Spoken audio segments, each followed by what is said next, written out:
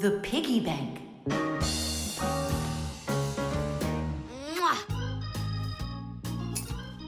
Tom Thomas, why are you throwing away your money? That's not what I'm doing. I'm storing it. This is a piggy bank. Oh, here's another coin. I don't like its snout. That's one very suspicious-looking pig. Are you positive your money's safe with her? Don't worry. Whatever I put into my bank here is not getting back out.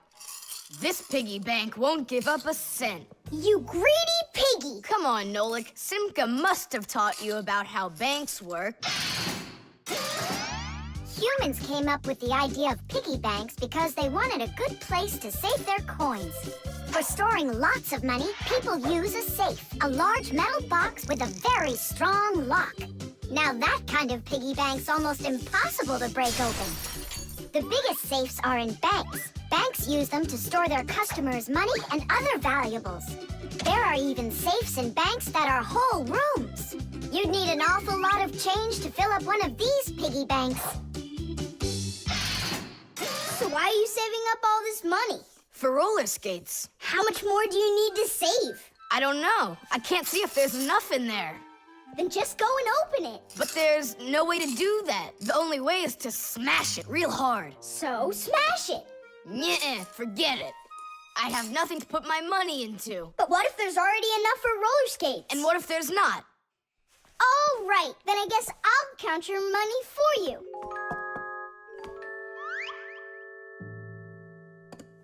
Tadish!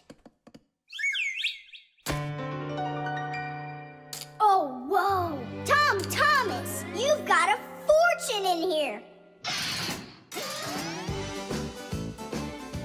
There are many different kinds of money, and they're not just coins either. Long ago, people paid each other with shells and squirrel skins and even parrot feathers. And of course, metal coins are more convenient than any of those things. And paper money is even more convenient than coins. One piece of paper can be worth as much as 100 coins, or even 1,000. All that needs to be done is to print more zeros on it, and that's all. Today, humans can pay for almost anything without paper money or coins whatsoever. If you have enough money in the bank, you can just walk into a store, give the cashier your bank card, and take your purchase home with you without handing over any money. The bank knows how much money you spend, and they pay the store for you later. It's so convenient. So, will you count them? Here we go. 1 coin and 2 coins. Wait, Nolik, what 1 coin, 2 coins? What are you counting? You have to add together all of the different numbers. Huh. You should have told me that before. I never learned how to. Yeah, that's what I figured. Come on out. Hut! Hut! Hut! What can I do? What if you try stacking the coins so they're like stairs? That's what I'm already doing. Ah! Why don't you try tilting the piggy bank over? Hang on. Stop! I'm getting buried! Put it back the way it was before! This is worse! Ah! Just put the pig down! Nolik, hang in there, please. I'll get some thread and lower it down to you. Ah! Eeh! I can't get a hold of it. It's too far away. Hey, Tom Thomas, smash the piggy bank. What? Just smash your piggy bank. But I like it. And what, you don't like me? Of course I like you. Well, who do you like more?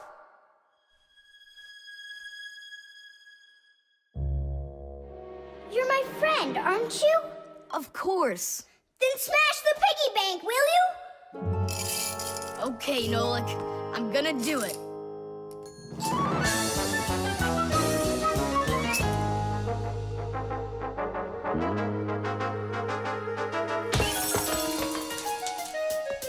Nolik, are you okay? I'm okay. Thank you, Tom Thomas. Thank you, my friend. No problem. At least now you can count up how much money you have. Nah, there's no reason to do it. There's no way it's enough for roller skates. You're sure? What a shame. this money here to buy a piggy bank that's totally brand new. The solar battery. Let's see, 3 times 648. He won't get it himself. Nope. Well, I bet he will. Tom Thomas is so smart. Yeah, smart, but lazy. I'll bet you a flick in the head. Then get ready. Huh? Shh. We promise. We can't bother him during homework time. I really wish I didn't have to write this out. Why write everything on paper when you got a calculator? I knew he'd say that. Without a calculator, he can't get it. It seems like the batteries are dead. Did you see that? The calculator won't turn on, so he's gonna have to solve it by himself. What's the problem? Come on. Where are the batteries here? Simka and Nolik, just come out already. I can hear that you're here. Hi, Tom Thomas. Well, you can't figure out where the batteries need to go? I don't get what's so funny. Because there are no batteries inside of this thing. What do you mean, no? Then where does the calculator, get a... Where does it get electricity? Uh-huh. There's a solar battery in there. The sun turns it on? A long time ago, it was discovered by scientists that some materials produce electricity when light hits them. Sheets that are made out of these materials are called photoelectric cells. By connecting a few of these photoelectric cells together, you can build a solar battery. A solar battery in a calculator sits behind a small clear window. And when light hits the solar battery, it produces the electricity that powers the calculator. I don't see a little window anywhere on here. That's because you covered up the window with a sticker for some reason. The reason is that it looks great. Good job. It looks really great, but it can't work now. Well, farewell, sticker. I can't get it off. Then just leave it alone. Go ahead and solve the problems without the calculator. Then I'll be the one flicking you. Flicking who? Did you forget? We're the Fixies, and we have to fix everything. Ah, Simka, that's a sneaky plan. It's not sneaky at all. You better find something to tear off the sticker with. Okay, how about them?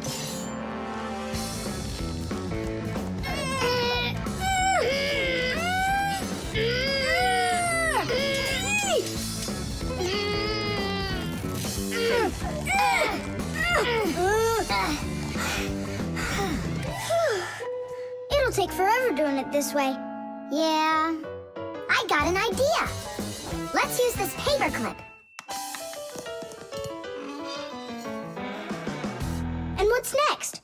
I'll just stick the end to the paper clip and then wrap it around. Tidish! With the help of solar batteries, we can produce electricity without burning any oil or coal. Unfortunately, these batteries aren't very powerful. A calculator can get enough energy from a small little battery. But in order to power a whole city with solar energy, you need to have power plants with huge fields full of solar batteries. And of course, it's best to build these plants where the sun shines bright and long, like out in the desert. By the way, in outer space, the sun shines very brightly, and it's never blocked by clouds. That's why all of the vehicles and satellites in space use solar energy for power, including the International Space Station, where astronauts from different countries work together. Tom Thomas! What, you guys all done? Uh-huh. Now you can go solve your problems on the calculator. But I already solved them on paper before you peeled off the sticker. Hooray! I'm the winner! Ow! That's totally unfair. If it wasn't for the sticker, you would have lost. What's going on? Nothing. Never mind. That's nothing to you? Well done, Tom Thomas. You got them all right. Now it's working. Look, a picture of our Nolik. Where? Right there on the calculator. Oh, I got it. 0 means null, Nolik.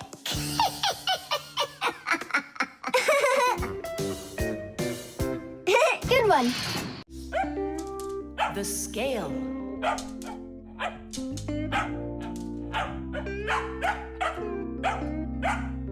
Chusaka, that's enough already. But what if it's something important? Come on, she's just a dog. They say that cats and dogs have a sixth sense that we don't have. What's that? Well, they feel all sorts of things that we humans don't. I better let her in.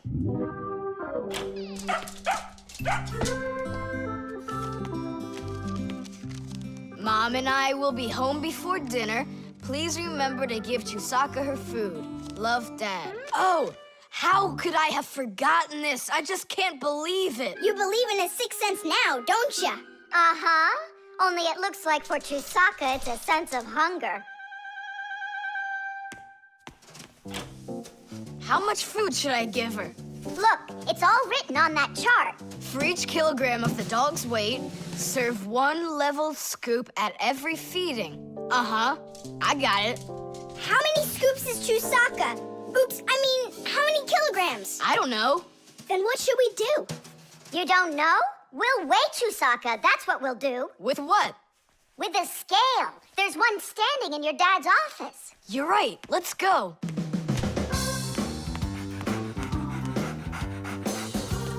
I was wondering, does it bother your mom that only your dad has his own office and not her? Nah, Mom says she's got her own office. It's called the kitchen. Hey, look, there's the scale. Did you know that humans have had scales like this for more than 7,000 years? If we want to find out how much something weighs, we need to compare it with something that we already know the weight of. Let's say you need to weigh a watermelon. You put it on the scales pan and it drops down. Now you keep adding weights to the other side until the two sides balance. Well, this one is too heavy, but this one is just right. Since the weight is 10 kilograms, it means that the watermelon weighs 10 kilos. And that's just how simply a scale works. Well, should we start? Chusaka! Right, like she's gonna come running. How are you gonna get her away from that bag? Huh, I know how to get her.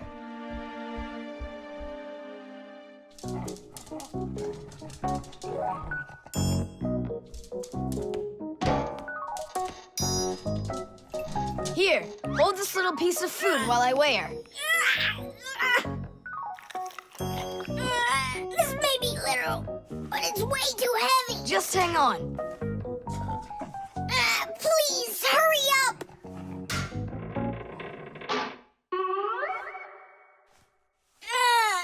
Come on! Hurry up! Done. Her weight is 2 kilograms.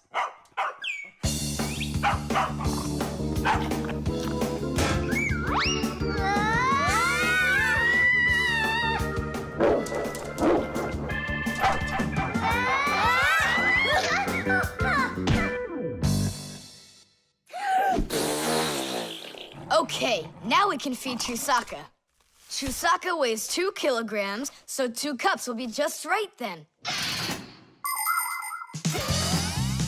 Do you think that you can feed your pets any kind of food at all? Oh, no!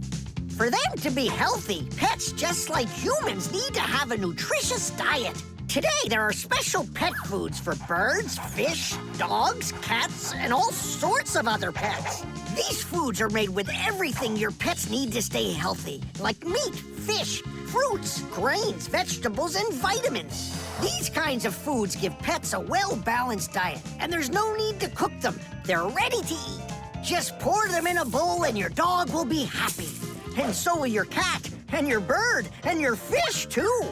Just be careful not to mix them up, because what's good for a fish isn't good for a dog. Each animal needs its own special food.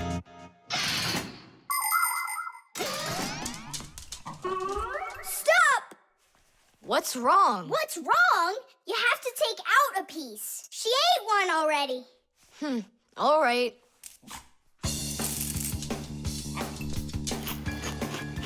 So, that's 6 cents. You still think it's true, right?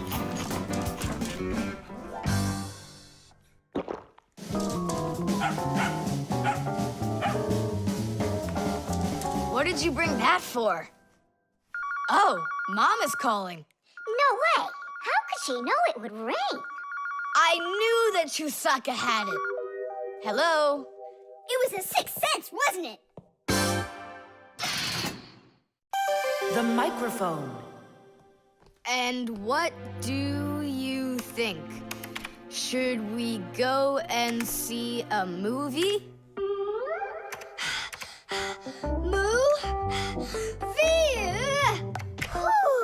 Hey, you didn't type everything that I said. You should listen more carefully. And you should try using less words. Nolik, hey. Alley-oop? What are you arguing about? Well, I was writing a letter to Johnny. I was, not you. I messed up my finger, and Nolik offered to help me. I had no idea that you're such a yapper. Oh, Now I see. Tom Thomas. Didn't you know that you can call Johnny straight from your computer? you sure? You see that picture of the phone? Just click on it.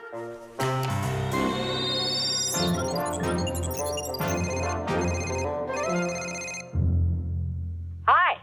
So what movie do you want to go see? Hey there. I don't care. Just not pirates and those robots. Hey, Tom Thomas. Why aren't you answering me? I am answering you. Hello? Hello? Talking to the microphone. I don't have a microphone. There you go. End of conversation. All right, then talk right into there. Simka, come on. You use headphones to listen. It's a joke. It's no joke. We talk into microphones and listen through headphones. But both of these devices use a special membrane to do their job. The membrane inside of a microphone is used to capture sound that is then sent through wires as an electrical signal. And inside a pair of headphones, a membrane helps turn that electrical signal back into sound. So it turns out that a microphone and headphones are built in a very similar way, even though they are used quite differently. And so I talk right into here? Johnny, hello? Just wait a second. First, we need to plug your headphones into the hole where the microphone gets plugged in. Ah, I get it. Go ahead! Now it's a microphone! Johnny, I'm here. Can you hear? Yeah, he can hear, but you can't. Nolik, switch it over to the headphone jack. I already saw a robot. And I already saw it. Nolik! I don't think there's anyone who didn't see it. You didn't see it? Then let's go see it. No, I don't wanna. I think the robots will be even more boring than the pirates. Do you want to see the pirates? Make up your mind. Do you want to see the pirates or the robots? I don't want to see either one. Nolik, what are you doing? What am I doing? It's 'cause you and Johnny don't listen to each other. I've got a good idea. You need to talk like police on their walkie-talkies. When they're done talking and they're ready for an answer, they say, over. Great idea. When we talk to someone using the telephone, there are two channels for the sound. We talk through the first channel and listen to the other person talking through the second one. But sometimes two people need to talk to each other using only one channel. For instance, sailors and taxi drivers use one-channel radio sets. When a radio set's turned on, you can hear the other person talking, but they can't hear you talk unless you push a special button down. Then they'll hear you, but you won't hear them. So that means you have to take turns talking, because if everybody tries talking at once, nobody will understand anything. So then, to let people know that you're done talking, and you're ready to listen to what they have to say over. Johnny, hello. Why don't we try talking like police on their walkie-talkies? Whenever you're done talking, say to me, over, over. All right. So are we going to the movies? Over. Nah, I don't feel like it. Why don't we go play ball instead? Over. Sounds good. Who were you talking to before? Over. I can't tell you that. It's classified. And we policemen, we follow the rules. Wow, that worked out great. You two are the best. Over. Oops. We try our best. Over. We do. Especially me. I'm completely over. The alarm clock. Ha! It didn't ring again. Nolik, let's go fix the alarm clock. Simka, wake Tom Thomas up. Tom Thomas, get up! Tom Thomas! Hey, you'll be late for school. Tom Thomas, get up already! This is really something. And where's the battery in here? No, this is an old mechanical alarm clock. It doesn't work with a battery. It uses a spring. How's that work? People wind up the spring tightly, and then as it slowly unwinds, it turns the gears, which turn the hands of the clock. Achoo! Oh! What? The alarm clock broke. Let's hurry and get you washed up. Tom Thomas, are you just getting up? Dad, the alarm clock didn't go off. It's broken. Here's the problem. It won't turn, because the feather's stuck in the gears. Nolik, help me.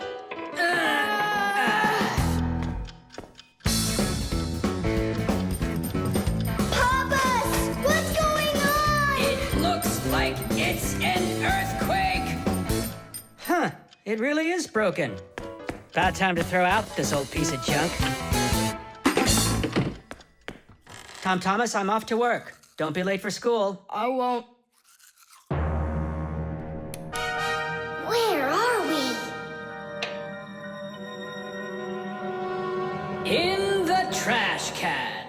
And what's gonna happen to us? Well, you see, Nolik.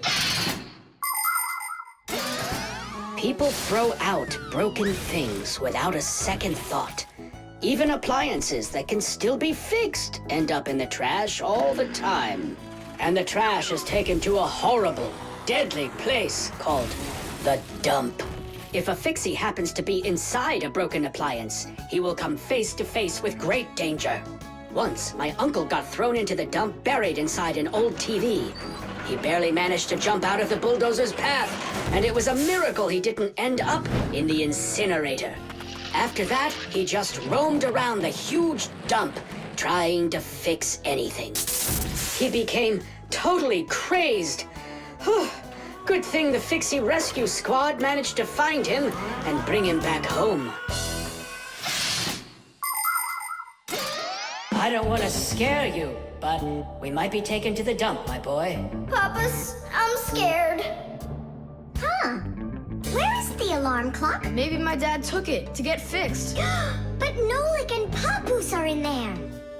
Now just a little bit further. I don't want to go to the dump. No tears. There's only one way out of here. We need to fix the clock and make it ring. But how? Inside the clock, there is the main spring, and there's also a second spring. The second spring is held still by a brake, and so it waits. When the little hand reaches the time the alarm was set to go off, the spring jumps off the brake, and the gears are free to start turning. That makes a little hammer beat the cup of a bell very, very quickly. And that's how an alarm clock rings. So this feather is stopping the gears and not letting the hammer strike the bell. Exactly. I'll start rocking the gear back and forth, and you tug it. And 1, and 2, and 3. Tadish!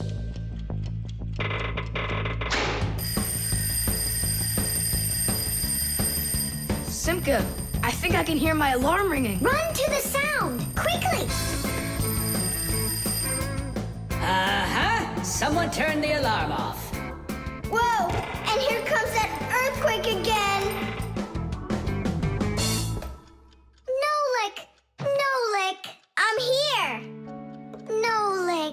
We fixed the alarm clock. So what was wrong with it? A feather got jammed in the gears. And how could a feather get in a clock? Oh, it's probably from when I put the alarm clock under my pillow, so it wouldn't wake me up. Huh, so you mean because somebody doesn't like to get up in the morning? We almost ended up at the dump? By the way, if that somebody doesn't hurry off to his school soon, he'll be late. Oh, you're right, huh? The toothbrush. Once I finish you, my top secret growth potion, I will create my own giant canine crew! And then I'll rule the... Whoa! Wow, this is super. You're better than a TV show. Oh yeah, it's fun, but it's gonna end badly. Tom Thomas, get ready for bed. I'm going, Dad. But first, my secret recipe. We start with a bit of carbonatorous. And now a little bit of bread and butterous. And finally, beard of foamerous. Chusaka. Don't be afraid. Drink, my baby. And you'll grow 10 times your size. What? It doesn't taste good? Oh, right. I forgot it needed stirring. This hypersonic mixer will do the trick. Tom Thomas, you shouldn't use what doesn't belong to you. That's your father's toothbrush. Ah! Hey, cut it out! You're acting crazy.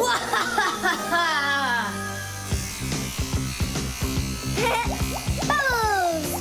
Hey, boom, boom, boom!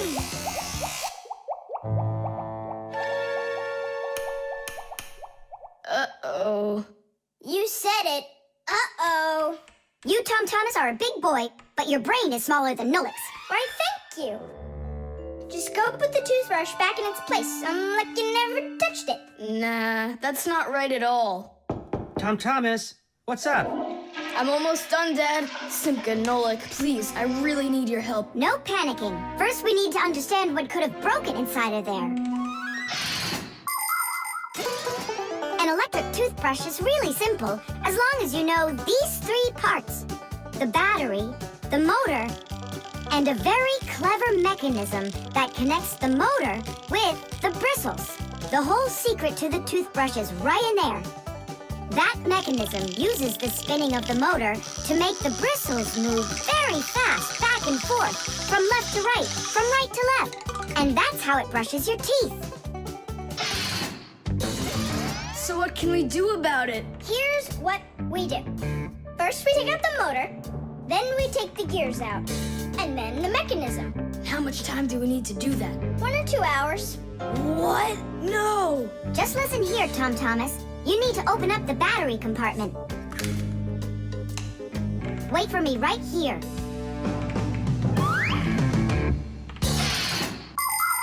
These are your teeth. Well, I mean, they're not your teeth, but you get what I'm saying. Nowadays, we use a toothbrush to clean our teeth, but it wasn't always that way. The ancient Egyptians used a chewed stick to scrape their teeth, while the ancient Greeks rubbed their teeth with a rag. And the Vikings, well, who knows what they used? And then, only 200 years ago, an Englishman named William Addis came up with something better. He drilled holes into a meat bone, inserted bunches of bristles into them, and there you go, the toothbrush. And here's what I need to tell you all as a fixie. That is, as a master repairman. You need to make sure to brush your teeth often, especially after eating, or you'll be getting them repaired often at the dentist. Well, is something wrong with the mechanism? No, it's fine. Is the motor burned out? No! Then what's wrong with it? You're not gonna believe it. But the battery died. That's all? I know what to do. I'll put in new ones.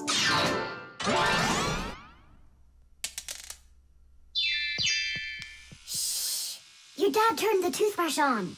Looks like everything's fine. It's working. Ooh, way to go. Excellent. Your dad'll never find out what kind of sloppy get mixed up with his brush. What slop? How dare you, Nolik? How dare you refer to my mighty potion like this? Tom Thomas, somehow soap got all over my toothbrush. Can you explain that? Ay, ay, ay. Well, you got caught. What do you say now?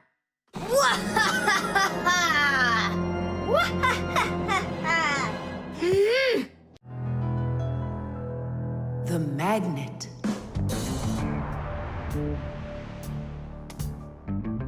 Well, it looks like we need a pack-a-mat.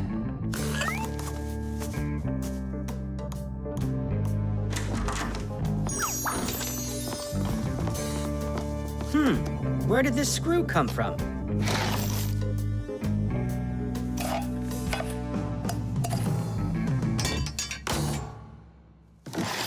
Ouch!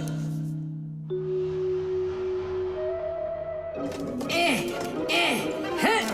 Ah!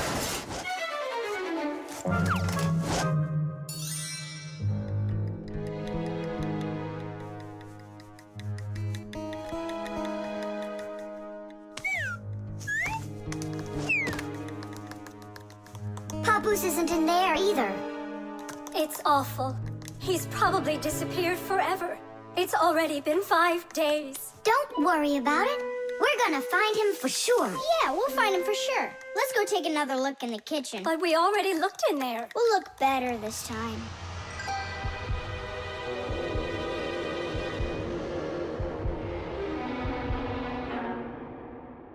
Let's go take a look in there. We looked so many times already. Simka, Nolik, what do you keep searching for in here? It's not a what, it's a who. Our Papoose is missing. We've been looking for him everywhere. Oh no! He's probably already turned into a screw, because he doesn't have enough energy. Maybe I could help. Surely. Let's start with you picking us up. We're just exhausted from running.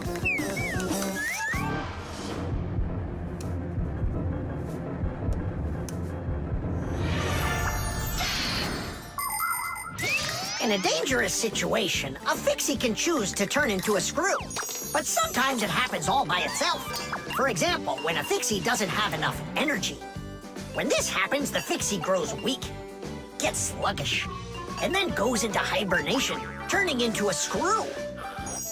This bad luck happens when a Fixie doesn't get charged up from being inside of a device. That's why Fixies always work inside of machines, so they can stay charged up with energy. Sometimes a Fixie that has grown weak and turned into a screw can get lucky.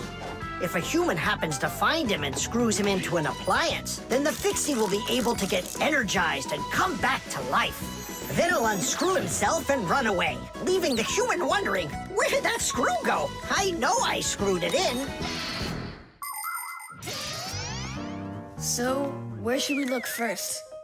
What are you looking for in here, Tom Thomas? Well, And what do you have there in your hand? just some screws of mine. Ah, I just found a screw not too long ago. Maybe it's one of yours. Probably. Where's it now? Here, take it, and don't leave them lying around. Should I turn myself around now so your Papoose can turn back into himself? He's been lying in there for a week already. He doesn't have the energy to turn back into himself. Then what's next? We have to screw him into some device, you know? So he will get his energy back. Okay. But which one's Papoose? All of these screws in here look like Papoose. We'll use a magnet. How come? All of the screws will just get lifted up together. First of all, not every kind of metal is attracted by a magnet. It's an easy thing to see for yourself. Just get a magnet. You probably have one in your house on the refrigerator. Try moving it close to different metal objects you have around the house, like a spoon or nails or coins. You'll notice that some of the metal objects are pulled very strongly by the magnet, while some of the metals are pulled a bit less. And then there will be some metal things that aren't attracted to the magnet at all. Got it. And the second thing? Well, the second thing, we Fixies aren't attracted to that magnet one bit when we turn into screws. Let's give it a try. Here, I found him. And now we'll screw him in. I wonder, are there any other Fixies in here? We're not enough for you or something? Not at all, I just wonder. Nothing. Oh, and the screw went away. How about that? He already got charged up and unscrewed himself. Why don't you take a little rest after such a big adventure? No thanks, I've had plenty of rest. Anyway, it's something I've wanted to do for a very long time already.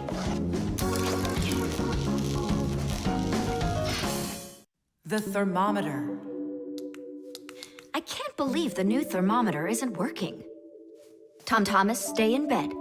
And I'll try and look for that old mercury thermometer.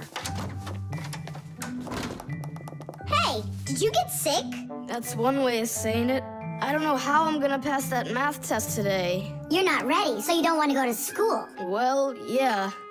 So if you pull a sickie, then you can trick your mom. No, that's not true. I'm just pretending a little bit. You think so? Well, you won't trick the thermometer. Simka, what's a mercury thermometer? Mercury is a type of liquid metal that's silver in color. There's no mercury inside of new thermometers. Now they're electronic.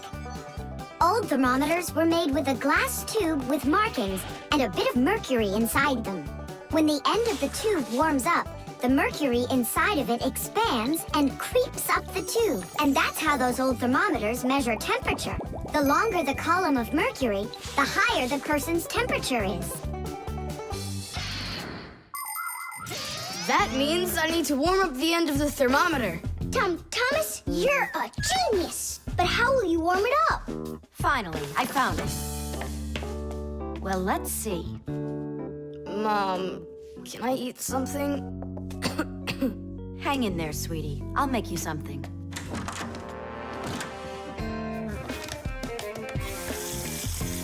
Ooh, that is hot. Now there's just no way it won't have a temperature. Hey, what are you doing in here? Well, how high did you get it? 108 is what it's showing. Oh no! With the temperature that high, they'll send you straight to the hospital, and you don't need that. You'd better shake that thermometer. Yeah, that's what I'll do. That'll get the temperature down a little.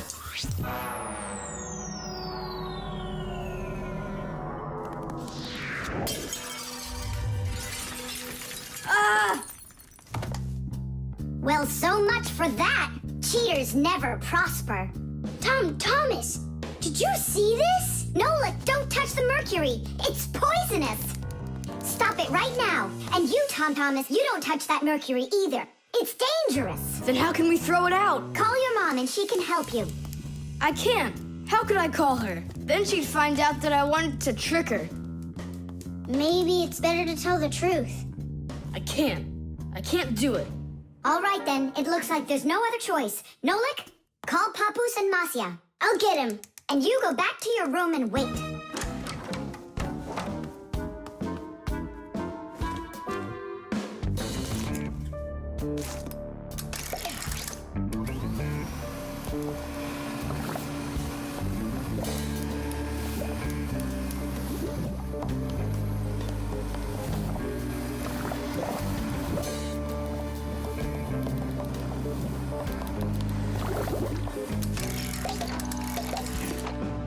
Looks like this whole job is done. Not yet. We still need to neutralize this mercury.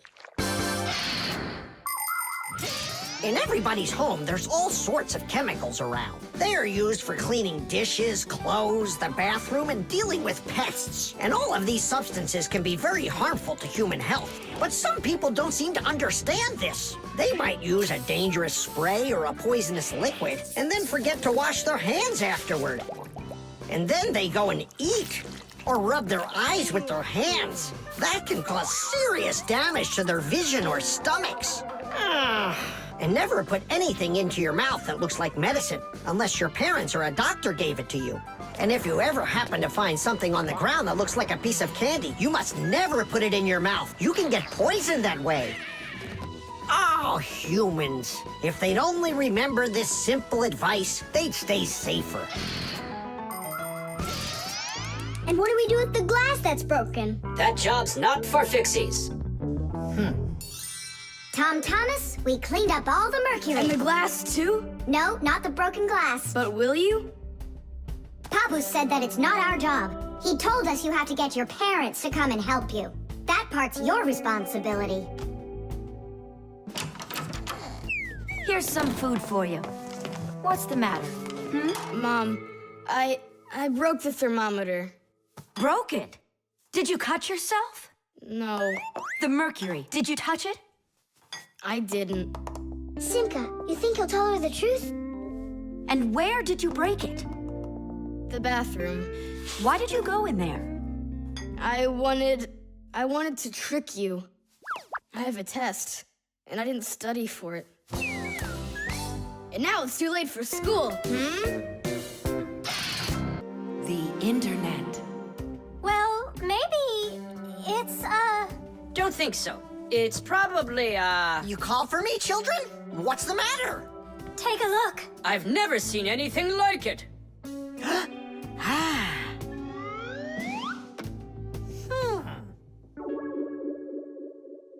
What in the world could it be? Hit! Maybe it's a bathroom scale? Or a clock with a digital display. Wait a sec. Are there instructions around here for this thing? I couldn't find them anywhere. That's a problem. Well, then let's try to figure it out. What are you trying to figure out up there? what a huge hockey puck! It's big enough for a monster! And the name is so silly. T-Robot. Why don't they just call it the Trollbot? Or I got it, the Trollboat! Please, stop the racket. So what could this thing do, huh? I have no idea. We could try finding it on the internet.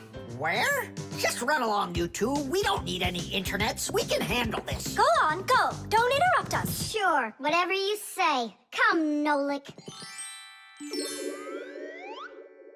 We'll find it out by ourselves. Yeah! How? So, you remember what it was called?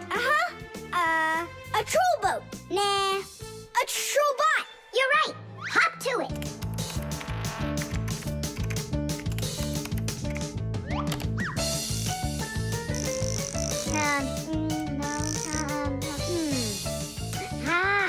That's not it. Oh, T-Robot. You're right. There it is. A robotic vacuum cleaner. You mean it vacuums by itself? It's a robot, so yeah. Class! There's just so much cool stuff in this computer. Nolik, this information is not on this computer. It's on the internet. From your computer, you can send a letter to another computer. You can also download a song or a photo from another computer. That's all possible because most of the computers in the world are connected to one another as part of a huge web. And this World Wide Web is what we call the Internet. Thanks to the Internet, we can take a peek at just about anywhere in the world and find information we need about anything.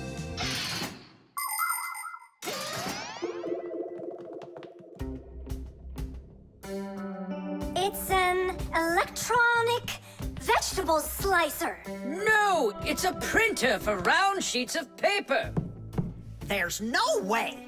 Grandpoos, we found out what they do with it. You're back again? You mustn't interrupt the adult. Just wait a second. Nolik, turn it on. Turn what on? Don't you turn on anything. Ready, set, jump!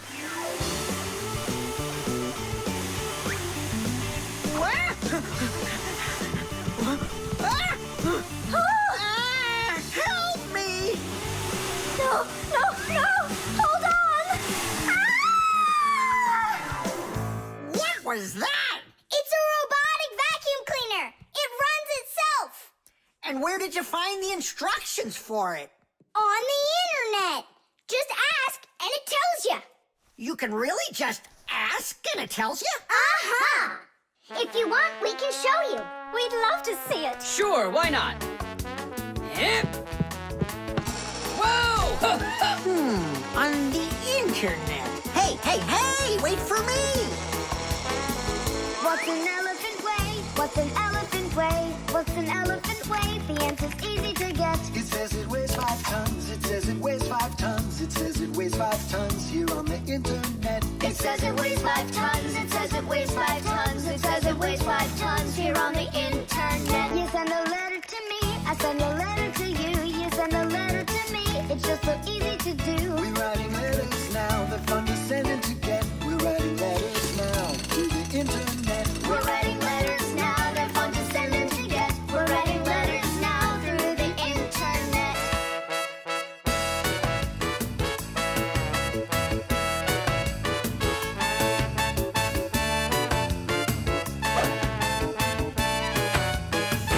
Who, what, where, and how. Who, what, where, and how.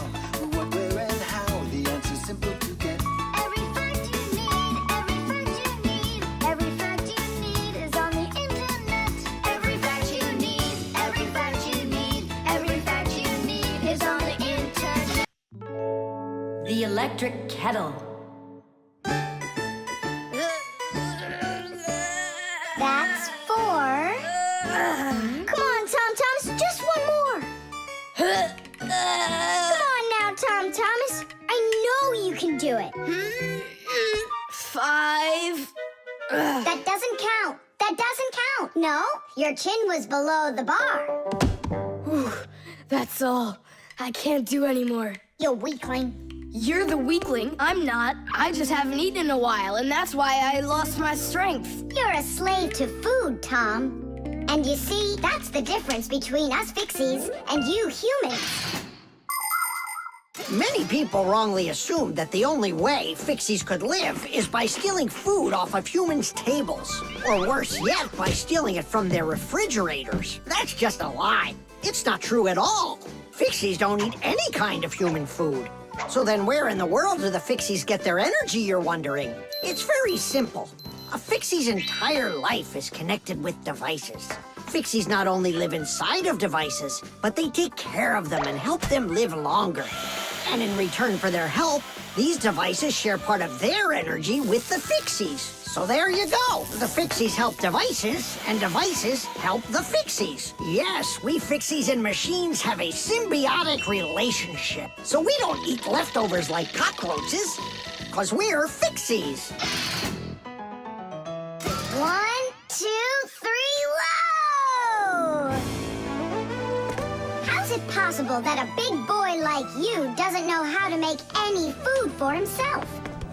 I'm able to cook, but I'm not allowed to turn on the stove. What can you make without it? Oh, yes. We have instant oatmeal. Look, Do you like oatmeal? you're joking. Only my folks say oats are healthy and make you stronger. Great. Well, then how do you cook it? It's not hard. All you gotta do is add hot water, and I'm allowed to turn on the kettle. Stop and check if there's water in there. If there's none, you can burn out the kettle. It's got enough. Then you can turn it on. Hey, tell me, how does the kettle turn off? I mean, how does it know when the water's hot enough? Inside of an electric kettle, there's a heater hidden underneath its bottom. When you turn on the kettle, the heater warms up the water until it boils. And the boiling water gives off steam that heats up a special metal plate at the top of the kettle. The heat causes the metal plate to bend, and that turns off the switch. So you could say that an electric kettle feels when the water's boiling.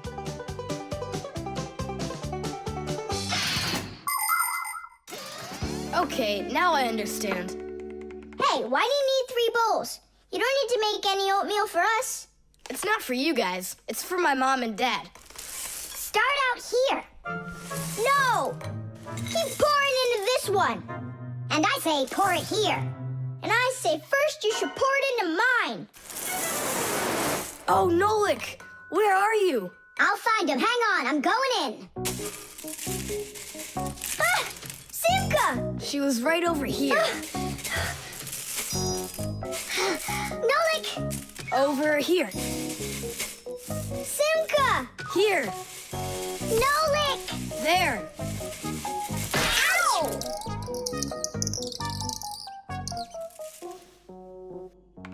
Hey, where is your other boot? It got lost. Up there in the oatmeal.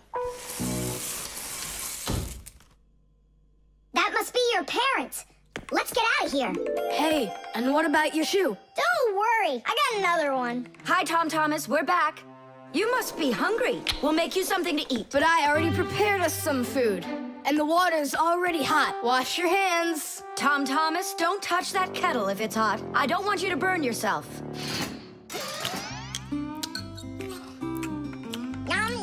So today we're eating oatmeal for dinner. Delicious.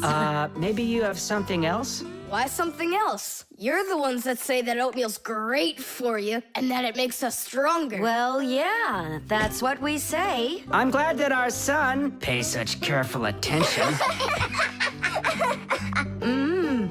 Isn't it delicious? Really? Huh. What's that? Oh, look, you found the boot, Dad. What? It's nothing. Just eat your food and don't get distracted. I'd like to see that oatmeal all gone, okay? And whoever doesn't finish won't get any candy. The Lie Detector. Simka! Shh, quiet. I'm on a stakeout here. Who are you staking out? Tom Thomas. We've got a bet that he won't be able to survive 3 days without any TV. Really? Can I be on the stakeout with you? Shh. Simka! Ha!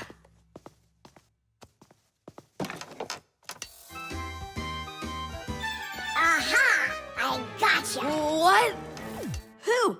You lost the bet, Tom Thomas. Just tell me you didn't. I didn't. Why didn't you? It's because I'm not Tom Thomas. What? I'm Tom's brother. That's totally not true. We know Tom Thomas doesn't have a brother. I meant his first cousin. Then how come you two look so much alike? It's 'cause our mothers are twins. So what should we call you? Who, me? John Johnson. And who are you, by the way? As if you don't know who we are. This room is beautiful. Sure is bigger than mine. I don't believe you. You're telling a lie. And what is your proof? Maybe he's not lying. There's a way to check it. How? Yeah, how? With a lie detector. You'll see. A lie detector is a device that is used to help figure out if someone is telling the truth or if they are lying. You see, when someone is lying, they always get a little bit nervous. Even though we might not see it, we know that a liar's heart beats a little faster, his breathing changes, and he sweats. A lie detector can pick up on all of these little things. And that's how a lie detector can be used to help find the truth. But you don't have a lie detector. But we know how a lie detector works, don't we? Or are you scared, Tom Thomas?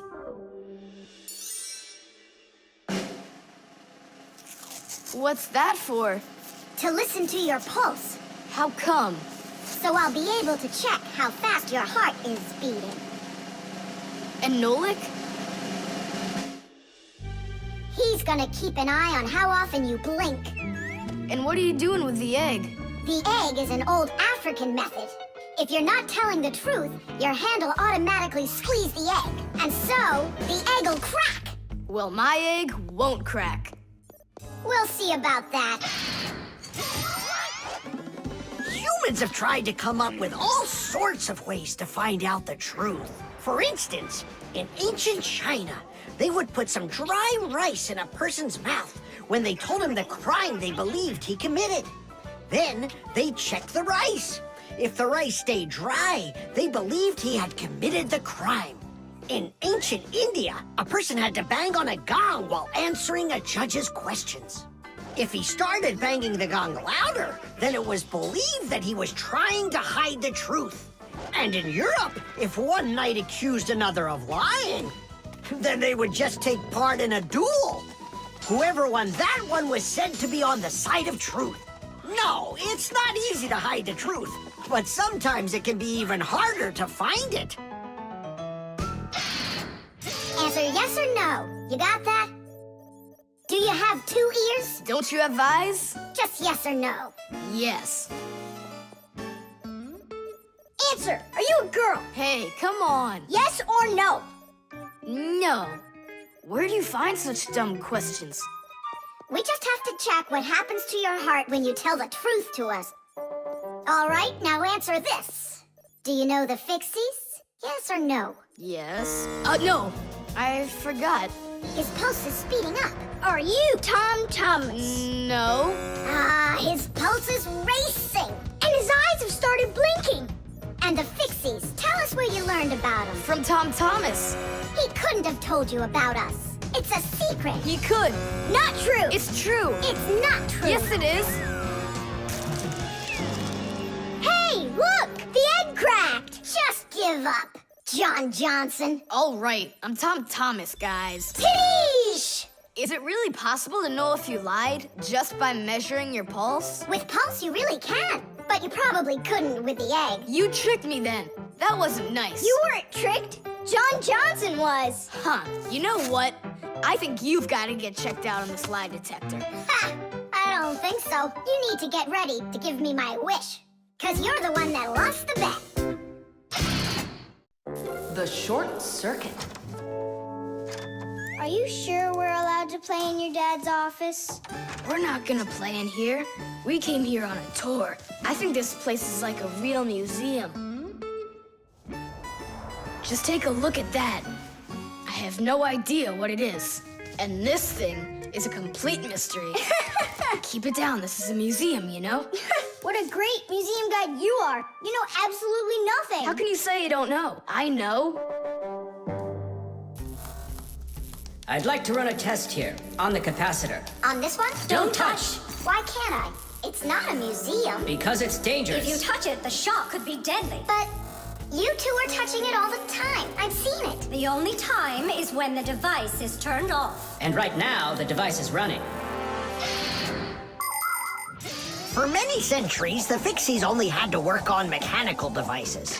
But after the discovery of electricity, the Fixies had to master electrical devices as well. At first, Fixies were getting terrible shocks, and they really, really hurt. Over time, the Fixies figured out that you can't fix appliances when they're turned on, and bare wires should never, ever be touched. And Fixies also learned that electricity can travel not just through wires, but through plain old water. So that's why if a broken wire ever ends up in a puddle of water, you must never get close to it, or you could get a terrible shock. Fixies learn all these important rules, and they hope humans understand that they need to learn them as well. Look. Now here's one I know about. It's an old radio my dad got from my grandpa. More than 60 years old. Can you believe it? Your grandpa? The old radio. That was a joke. Is it still working? I don't know. Let's check.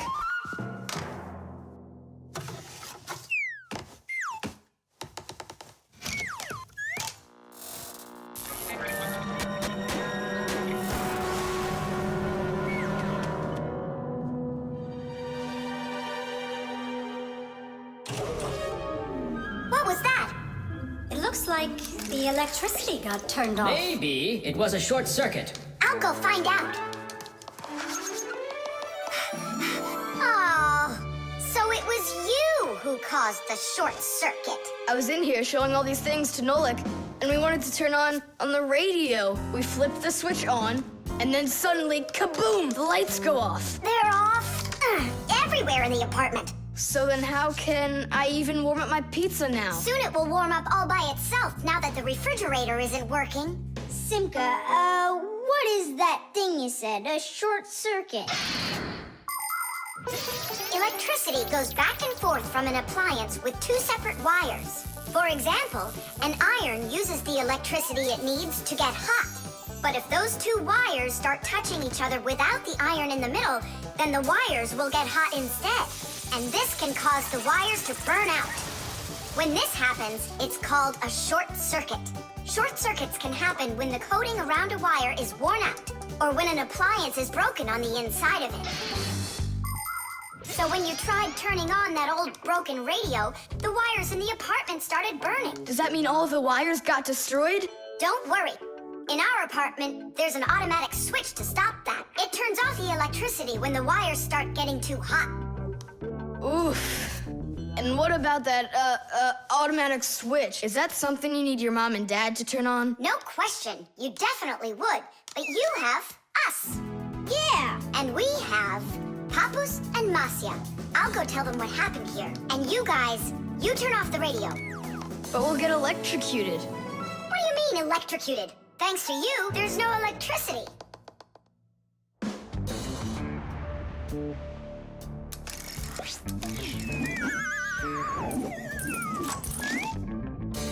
Are you ready?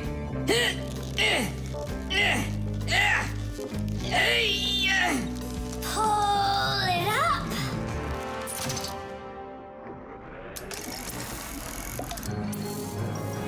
Hooray!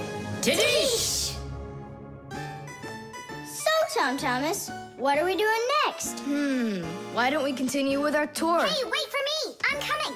Hey, wait, I thought you were fixing the television with Papus and Masya. They asked me to come here and stay with you on your awesome museum tour. That way there'll be less for them to fix in here later.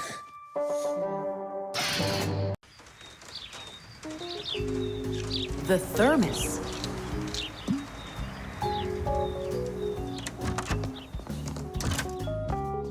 Where should I put it? Put what, Tom Thomas? Oh, it's you. My ice cream. Are you choking? Eat it! I can't. Tom Thomas, are you all right? I'm fine.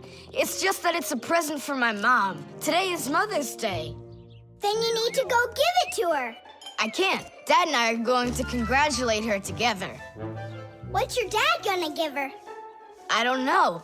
But when he gets back home, the ice cream will have melted. Then put it in the freezer. And what if Mom looks in there and finds it? The surprise will be ruined. So where won't she find it? I'll tell you where. Inside of your dad's office. I don't see any place to hide it here. There's no freezer or anything. Why don't you take a look inside the box?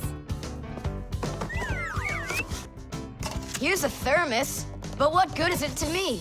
Thermoses are for keeping things hot. The ice cream will melt in there. It will not. A thermos is made by putting one bottle inside of another. Between the bottles is an empty space, and that's the secret of a thermos. That space stops heat from getting out or in. So if there's hot tea inside, the empty space doesn't let the heat from the tea get out. And if there's ice cream in the thermos, the space stops the heat that's outside from getting in. And that's how a thermos keeps hot things hot and cold things cold.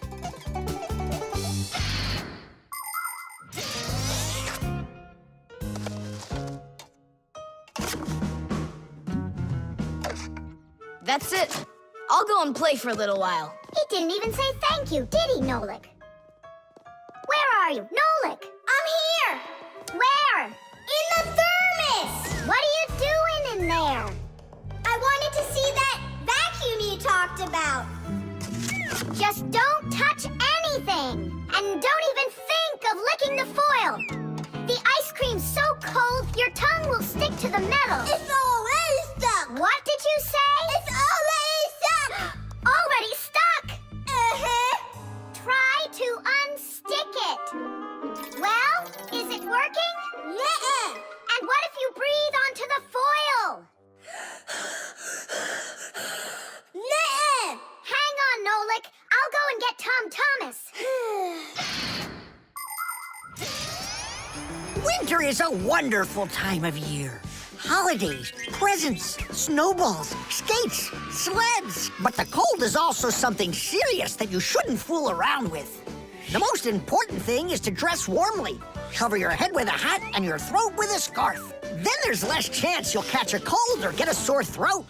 And to keep your hands from getting chapped, don't forget to wear gloves. And never walk around in wet shoes in the winter. That's a sure way to get yourself sick. And there's one more thing I want to tell you. It's great to have fun in the cold, but use your head.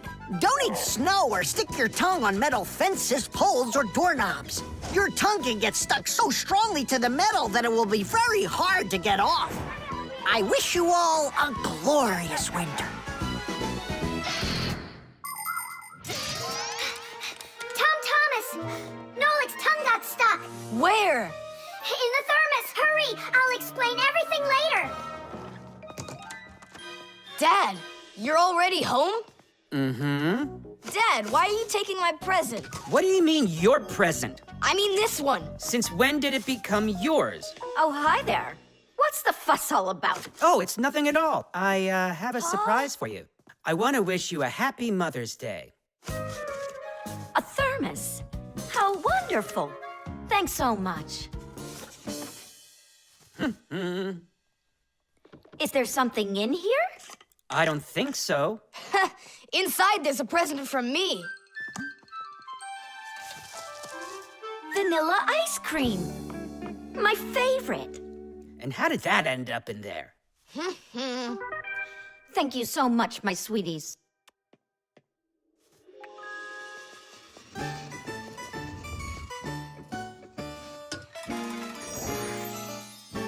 Nolik, you got me so scared. Thank goodness you thought of turning into a screw inside of there. Uh-huh. Does your tongue hurt? Uh-huh. Do you think you can talk again? I can talk. Oh, that's good. We better hurry. We still need to go and wish our mother a happy Mother's Day. And you should too. The electric train. Woo woo woo woo.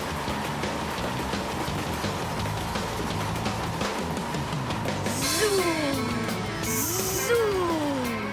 And suddenly the Earth is attacked by an alien spaceship.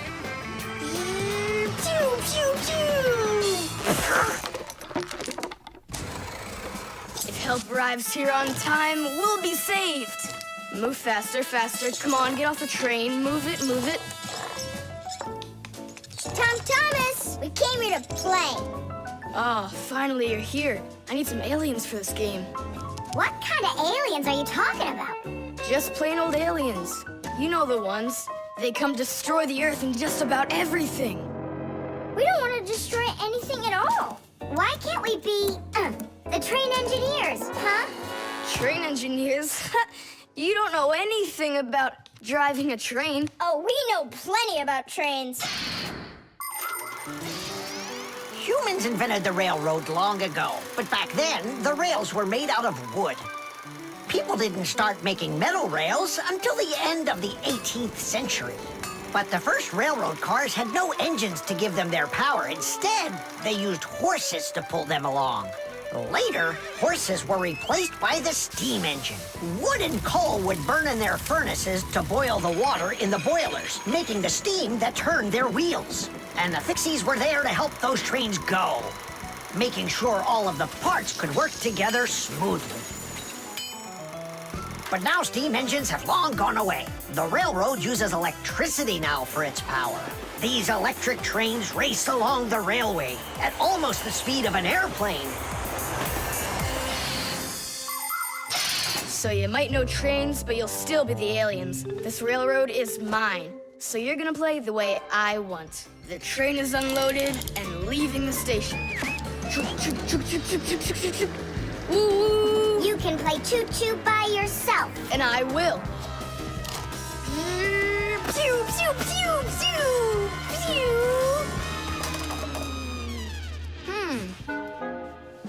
Hey, why did you stop?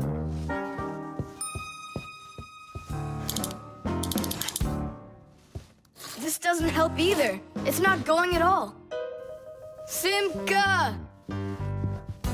Nolik! Where are you? Did I hurt your feelings or something? Mom, is Dad gonna be home soon? No, is something the matter? We've been attacked by evil aliens. The train has to be fixed right away, or we'll never escape them. You want some tea? I've got to think of something. Simka, Nolik, I know you're in there. Please forgive me if I hurt your feelings. I'm really sorry. There's nobody but you that can save the world from the evil aliens. All right, you talked us back into it. Well, let's go and check the rails. Nolik, follow me. I'm faster. Whoa! Well, so much for being faster. It looks like I found the brake. Tom Thomas, the rails are broken. I know, and so? You know, but that's why your train's not running. Just like a real train, model trains run on electricity. But there aren't any batteries inside the locomotive to pull the other cars. The engine gets its electricity from the rails. Each piece of the rail has a wire in it. If the rails come apart, the electricity can't flow through the track and get to the train. And without electricity, the train's engine just stops going. So reconnect the rails and your train will run again.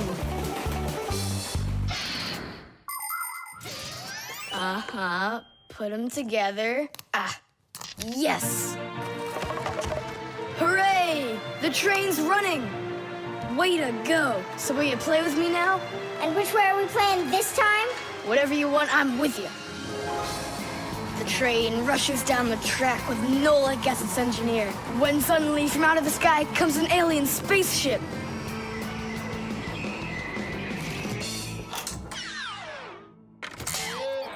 Greetings to you, O people of planet Earth. I come from far away, from another galaxy. Have you come to destroy everything? No, I've come to fix it all. Oh!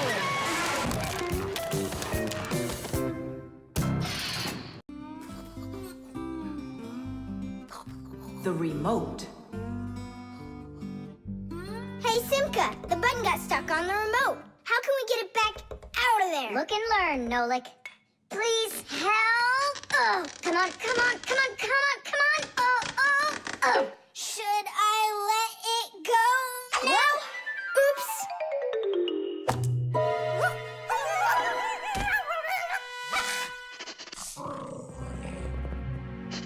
Nolik, hide somewhere.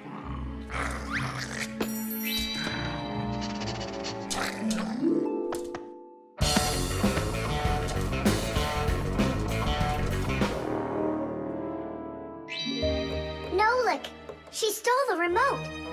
Nolik? Where are you hiding? Nolik! Hello there, Fixies! Hey, where are you? Hey, Tom Thomas, you got here just in time. Chusaka ran off with the TV remote. And so what? I can turn it on without it. And my favorite cartoon is just about to start. Forget about the cartoons, will ya? Nolik is missing! I'm afraid Nolik hid inside of the remote. And Chusaka took it. Oh no, Nolik's in big time trouble. Tom Thomas, there must be something you can do! Chusaka, Chusaka, come here. Where is that dog hiding? I'm gonna go look in the other rooms. Simka! Tom Thomas, here I am. I'm over here. For now, I'll wait here. Chusaka's not out there. Where are you? Hey, Simka. I ran to get a pack-a-mat. What are you gonna do with it? I'm gonna search for the infrared ray that comes out of the remote. That's so great! But what is it? I'll explain it to you. Inside of most remote controls, there's a special type of light bulb called a light-emitting diode, or LED for short. When we press a button, the LED sends an invisible infrared ray. And in the TV, there is a receiver for these invisible rays. The TV understands the command that comes from the remote control and carries it out, like changing the channel or the volume.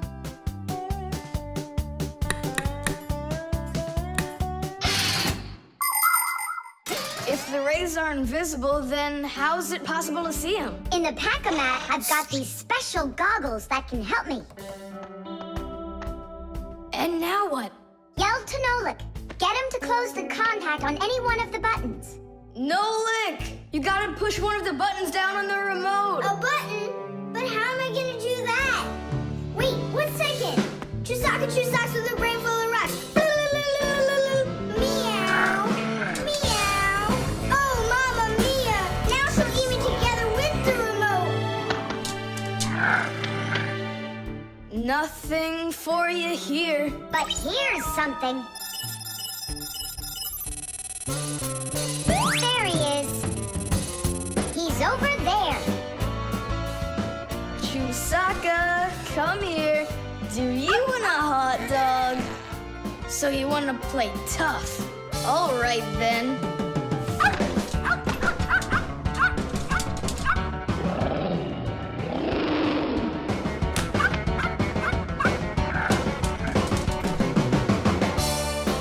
Hooray!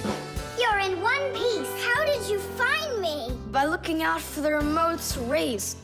It's just a shame it's impossible for me to see him. What are you saying? You can.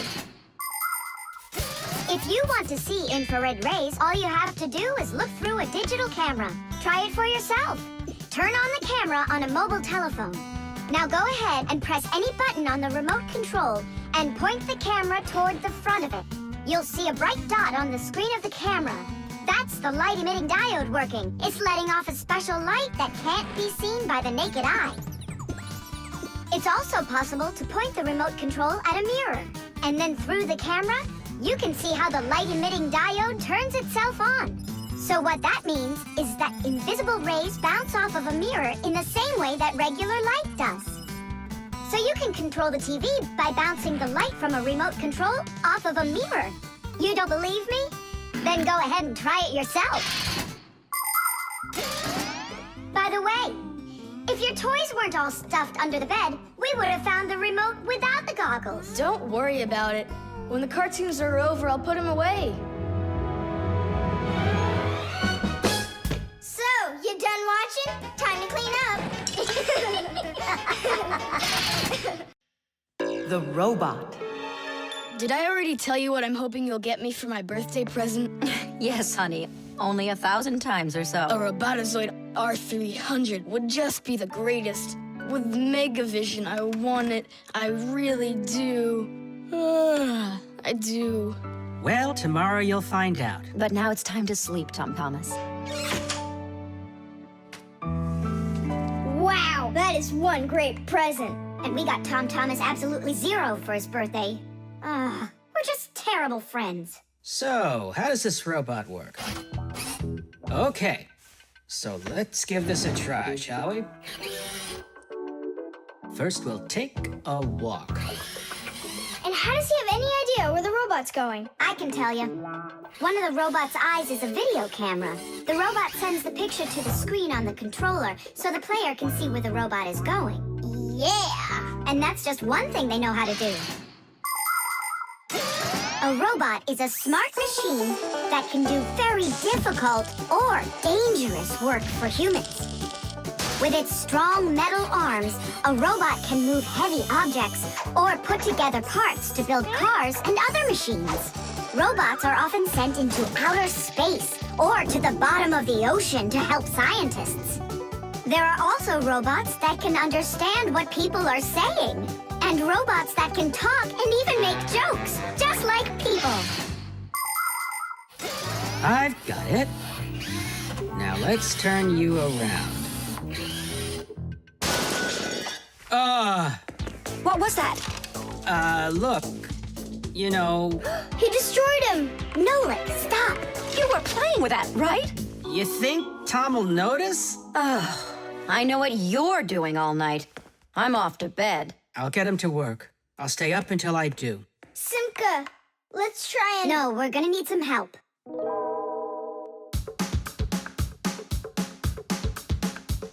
When your TV has broken, when your cell phone has croaked, your laptop's barely working, the kettle's had a stroke. Don't ask us where we're going, for it's known far and wide that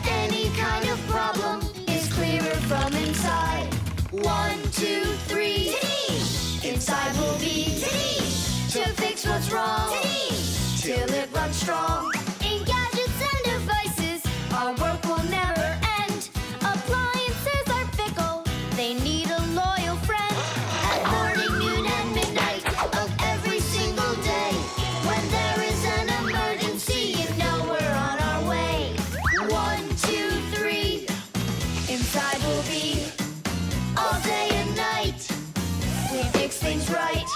1, 2, 3, inside we'll be all day and night. We fix things right. We live to keep on working, and work for us is fun. So we'll just keep on working, 'cause our work's never done. And deep inside of gadgets, if you look when it's dark, you might just see us race around like multicolored sparks. 1, 2, 3, inside we'll be to fix what's wrong, till it runs strong. 1, 2, 3, inside we'll be all day and night. We fix things right. 1, 2, 3, inside we'll be to fix what's wrong, till it runs strong. 1, 2, 3, inside we'll be all day and night. We fix things right. Wow, you got it! We need to hide. A robotizoided R300, I can't believe it!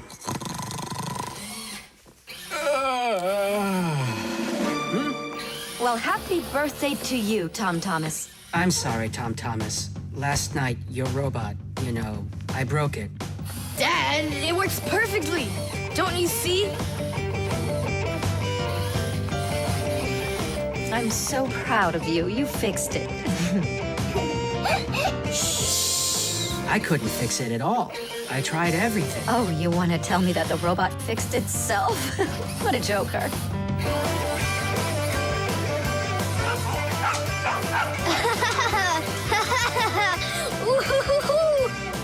Mom, Dad, thanks so much. I love it. And how about thanking us? I should have known it was you who fixed the robot. Happy birthday! Happy birthday! Yay! The mirror.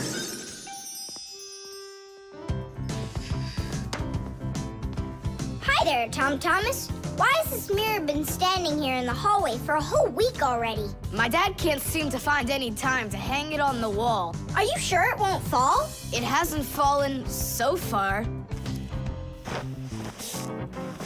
So, Nolik, do I look like Spider-Man? Ah! No, you don't look like him at all. Yeah! Hey! You can't climb on walls like Spider-Man. Yeah, I'm sure you can do it. I can do it. Just give your chewing gum to me.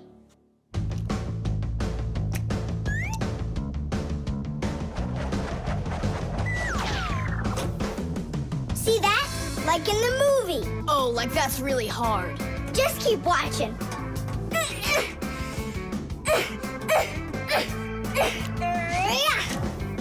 That's hard.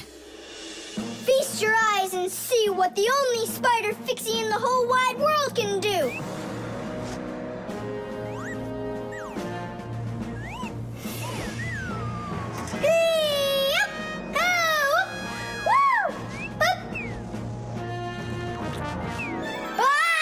Catch me! I gotcha! The mirror! Whoa!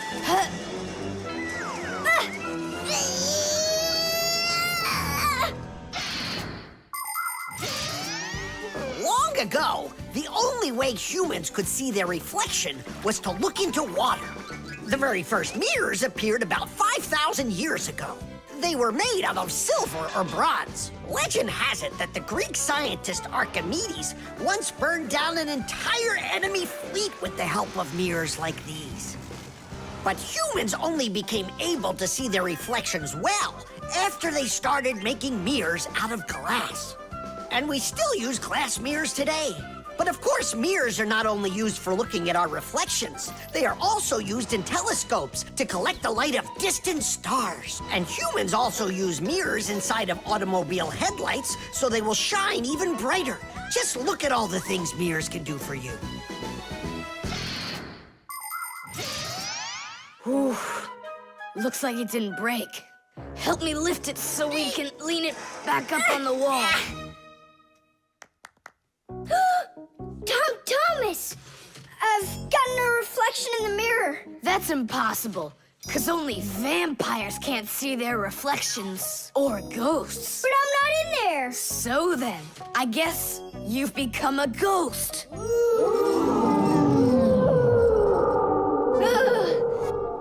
not a ghost. I don't like them. Hey, what's all the racket? Did you guys get yourself into trouble again? Simka!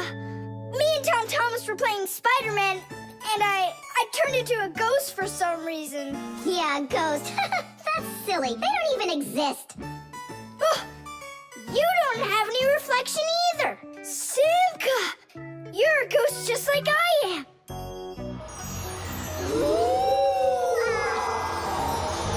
That's just goofy.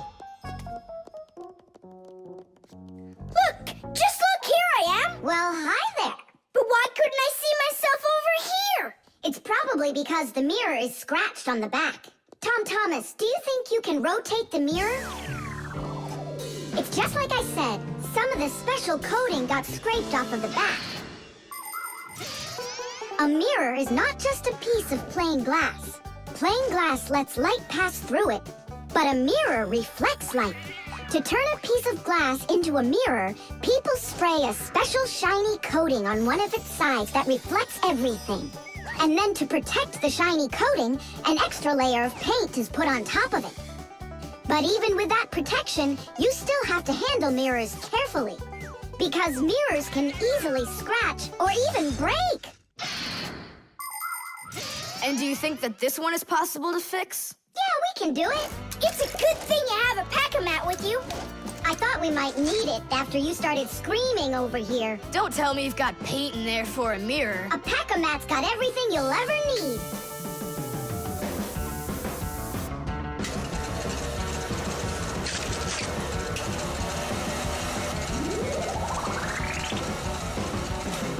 It's all ready. My dad's coming. Tom Thomas, what are you doing here? Checking if you hung it. Yeah, right. I'll definitely hang that mirror on the wall soon. Like tomorrow. Or next week. The mixer. Marcia, why are we going to the dishwasher again? We have a busy day ahead of us, and we all need to be charged up with energy. I don't like charging myself up in the dishwasher. Then how about the microwave, Nolik? Or the kettle? No thanks. I don't like it when we go inside anything at all in that kitchen. There's not one interesting thing in there. And where's it interesting, huh? In the computer. Marcia, will you let me get charged up in the computer? The energy there is sweeter. Our diet has to be nutritious, Nolik, not just delicious. People don't eat just candy, do they? Humans get energy from food, while the Fixies get their energy from appliances. Humans eat all sorts of foods, and so do Fixies. They need the energy that comes from different devices. Getting charged up in a car makes a Fixie faster. In a computer, smarter. And in a clock, more accurate. To get a balanced energy diet, Fixies mustn't stay inside of one place all the time like a television. It's healthier for us to move from one device to another.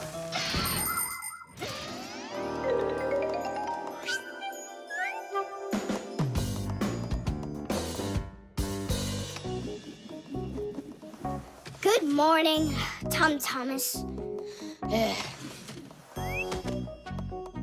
What's the matter? For breakfast, I got cereal with milk. Mom says that milk is so healthy, but I think it's just awful.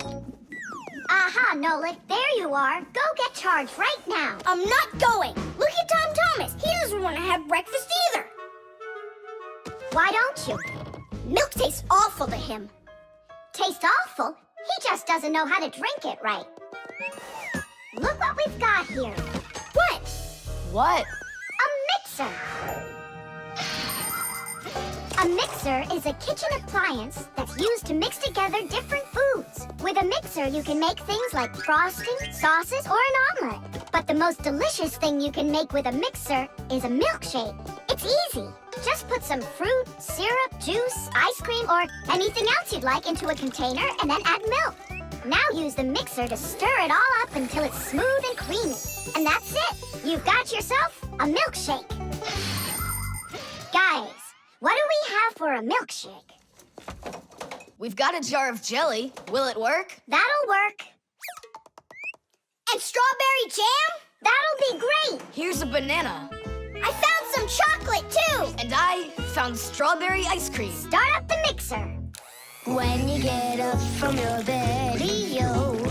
When you get up from your bed, open your favorite cereal. When your whole day is ahead, open your favorite cereal. When your whole day is ahead, there is still something you need, yo. There is still something you need. A little milk poured in that bowl, yo, will make it delicious indeed. A little milk poured in that bowl, yo, will make it delicious indeed.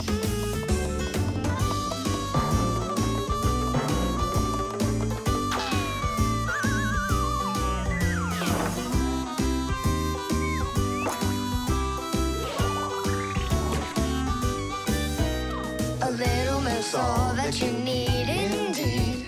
A little milk's all that you need. A little milk's all that you need indeed. A little milk's all that you need. A little milk's all that you need indeed. A little milk's all that you need. Wow, this mixer's cool, isn't it? You think we can make one more shake? Just one. They were good. Sure, if you want to. Oh, where did all the milk go? Way to go. Looks like you drank all of it. And I remember when you said how milk is awful. I didn't know how to drink it right.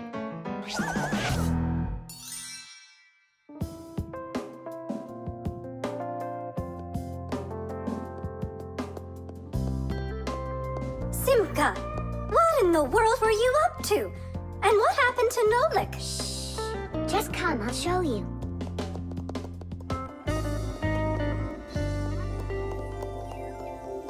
Nolik, here you are. Didn't you say that charging up in the kitchen is boring for you? The mixer's not boring. It gives you energy that's yummy, delicious, and nutritious. The hairdryer. Nolik, are you here? Yep, I'm here. I got a cool trick to show you. What? Oh, That was real magic, dude. Took long to learn it? no, that's not the trick. It's a trick with helium. Oh, what is helium? Well, helium's a very light gas they fill balloons with so they float in the air. That's not magic at all, you silly. Who's never watched a flying balloon? The trick's not about the balloon flying. I need to get its gas. Ugh. How can I get it down from there? Get a hairdryer. That's the way to do it. Yeah, what for? So I can show you a trick. All right. Mom, can I use a hairdryer for a minute? A hairdryer is a great, simple invention. Inside a hairdryer is a fan that sucks in the air from behind it and pushes it out the front to blow your hair around and make it dry. To heat up the air, there's an electric coil inside of there. When the coil heats up, it warms up the passing air. And the hot air helps your hair dry faster. Of course, you don't have to turn on the heat setting, but then you better like that cold wind.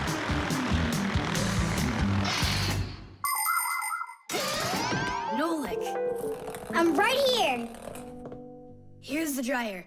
I want to see your trick. All right, flip the switch.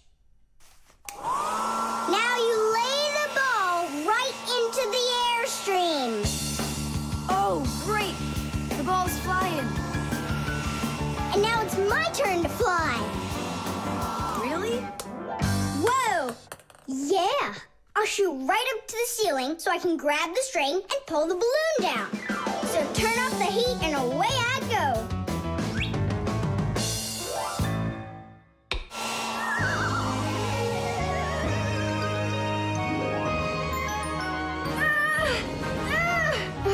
Switch it on to high. Got it. Give it to me. I can't get it down. It's probably because you're little and weigh like nothing. And what? Do I have to wait till I'm heavier and older to get down? I don't know. Then you'd better get my sister. She'll tell us what to do. Simka, come on out. Well, what's going on? Look. Hi there. How'd you end up on the ceiling? I was just showing off that funny hairdryer trick. I'm laughing out loud. Ha, ha, ha. I can try flipping on the hairdryer and lifting you up to Nolik. So both of us can get caught hanging up there? Well, thanks, but I don't need it. Then what do you need? Just a broom or a mop. You know how to do a trick with a mop? Uh-huh. Just make it fast. They can be quite ingenious creatures, those humans. Sometimes they figure out clever ways to use ordinary devices, like a hairdryer. Of course it can be used to dry hair, but it can also be used to dry a wet spot on clothes. And a hairdryer can even be used to remove a sticky price label. Now, suppose you buy yourself a new cup that has a terribly sticky sticker that just seems impossible to peel off. Well, try warming it up with a hairdryer. The glue will dry up a bit and the label will come off easier. There's no doubt that a hairdryer can be very useful in any household. But you need to be extremely careful with it, especially in the bathroom. If water gets inside a hairdryer, there's a real risk of getting a horrible electrical shock that can seriously hurt you and destroy the hairdryer as well.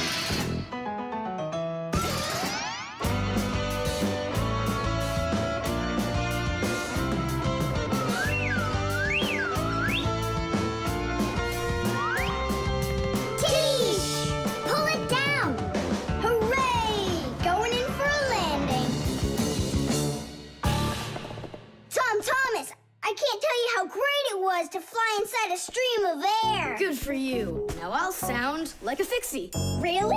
Uh-huh. Huh. Watch me. Hey, what are you doing? Just look. I'll breathe in one breath of helium. Isn't it bad for you? You can only breathe a little.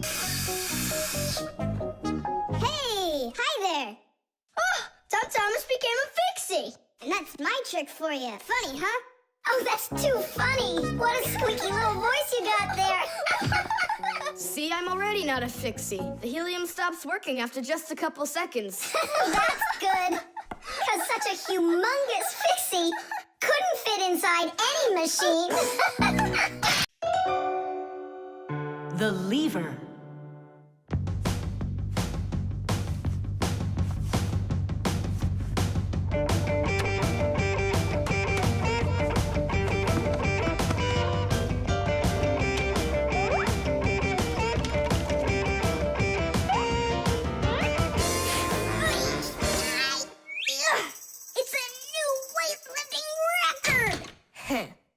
You're so strong.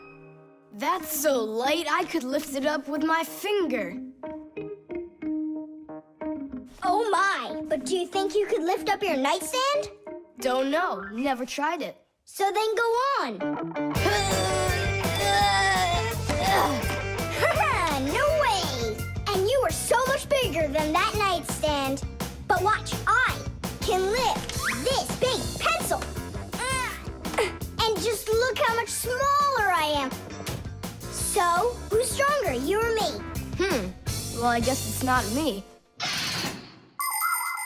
The Fixies may be very small, but they are actually much stronger than humans. Yes, it's true. What, you don't believe me? Well, who's stronger, an elephant or an ant? You think it's the elephant. Well, of course, it's so much bigger. But did you know that one ant can lift up 50 ants its own size? And an elephant? It can't even hold up one. So it turns out that for its size, an ant is much stronger than an elephant. And the same goes for Fixies. Fixies are incredibly strong for their size. They can lift things that are 100 times heavier than they are. And Fixies can jump 50 times higher than their own height. If humans were as strong as Fixies are, they'd be able to lift an automobile all by themselves. Yeah, Tom Thomas. It's time you built up your strength. Well, how? Start lifting dumbbells. Or if you want to, you can use my barbell. No thanks. I'll use the dumbbells my dad has. They're in his office, I think. Oh, there's one. And where's the other one? Aha, there you are. I'll get you out of there. Come on. I'm helping you here. It's stuck. All right. Move aside. I'll get it right out. What is this, glued to the floor or something? Hey, what's all the racket? Hi there, Simka. We can't get the dumbbell out from under there. Well, of course you can't. The sofa's pressing down on it. So that's what it is. And I was worried that I lost all my strength. Well, that means we have to lift up this sofa. We can't do that. It's too heavy for us. We can do it. Tom Thomas, get me your hockey stick from your room. We can't move a sofa with a hockey stick. Don't worry, you'll see. Here, I brought it. What is it for? We're gonna use it as a lever. A lever? Well, yeah. A lever works the same way that a seesaw does, with a board resting on top of a piece called the fulcrum. But with a lever, one side is longer than the other, and that's the secret to its power. With a lever's help, it's possible to lift any weight. All you need to do is get the short arm of the lever under the load and push down on the long arm. And the longer the arm, the more weight you can lift. And that's how a lever makes people stronger. Well, can we find a fulcrum in here?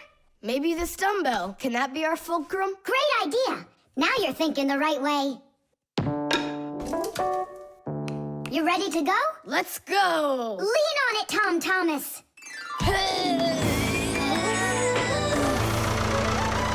Yay! It's working! Tadeish! I'm so strong, did you see? Now watch how I lift Dad's heavy weights for you. Look, I can do it.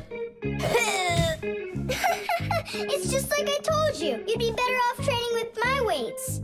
Didn't you just see me lift up the sofa? You didn't lift the sofa, the lever did. Did you ever hear the saying, knowledge is power? I've heard it. Although, some physical power won't hurt you either. So pick up your lever and go out and play some hockey. You know how built those hockey players are.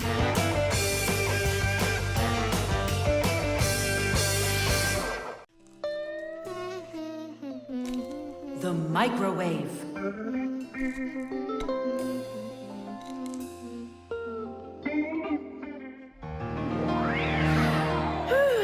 Okay, children, for today's lesson, we're going to learn about the microwave oven.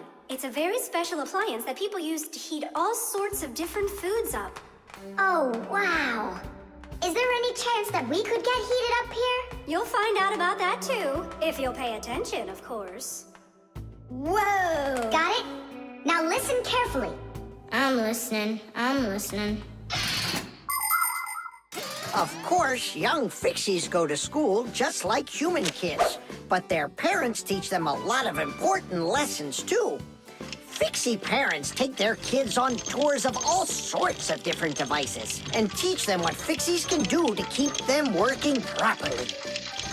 They like to show them how the computers or televisions or gaming systems work, or any one of the many appliances they take care of inside of the kitchen, like the stove. Every once in a while, a new device appears in the house, something that the Fixies have never dealt with before. To learn how this new thing works, the Fixies gather together and read the instructions that the humans keep printing up, but almost never seem to take the time to read for themselves. And so now it's time to look at the magnetron.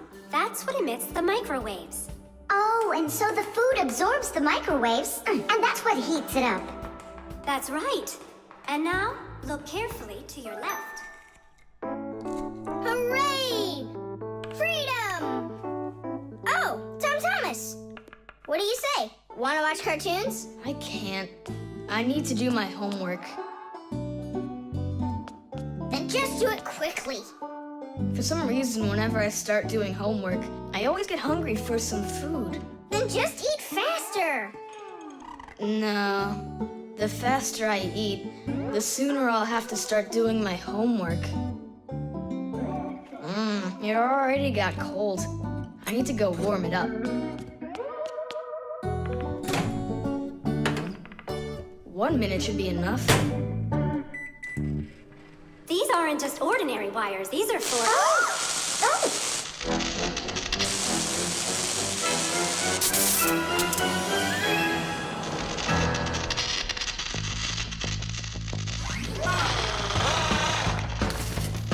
Marcia, what's going on? It looks like it might be an overload. The microwave might burn out. Then we better run out of here. What do you mean, run? We need to save this microwave.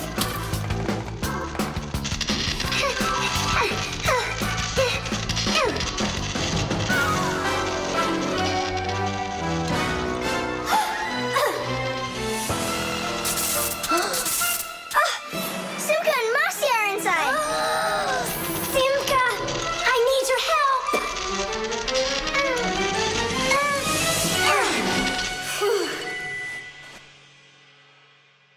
Tadish.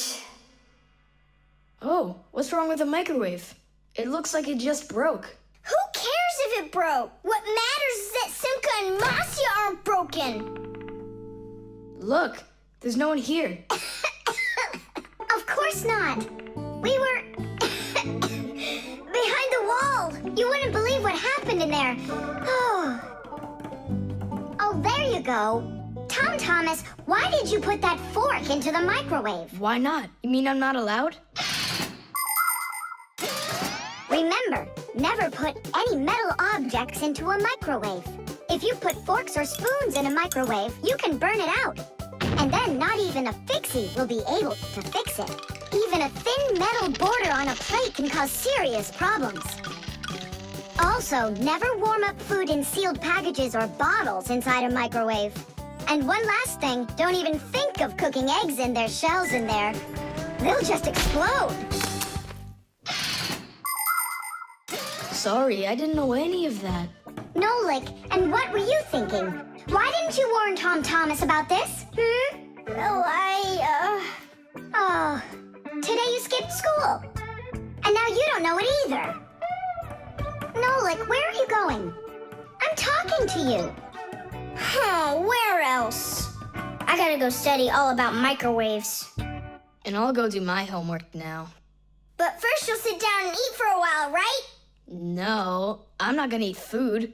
First I'll go and play some games for an hour or so. The keyboard. 5, 4, 3, 2, 1. Ready or not, here we come. And where is he hiding this time? Tom Thomas! Yoo-hoo! Tom Thomas, you didn't forget about your grandma's birthday, did you? No! Oops, I did.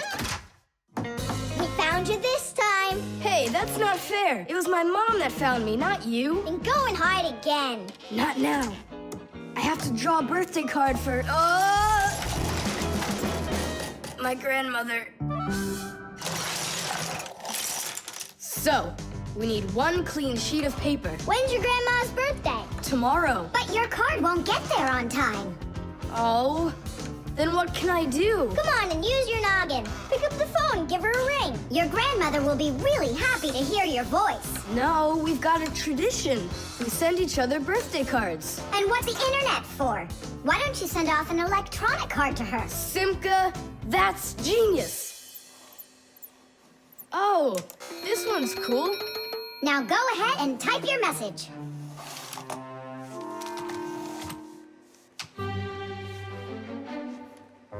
The letter D isn't working. How can I write Dear Grandma without D? Just let her be a plain old grandma without the dear. But the letter G isn't working either.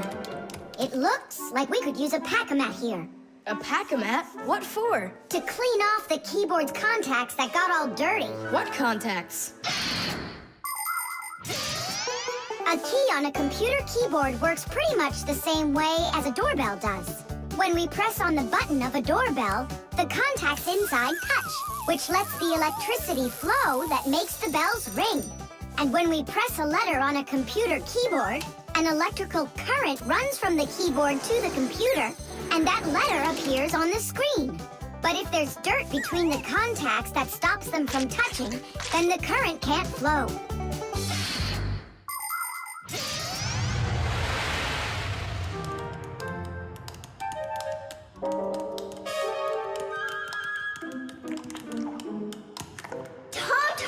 What did you drop in here that is so sticky?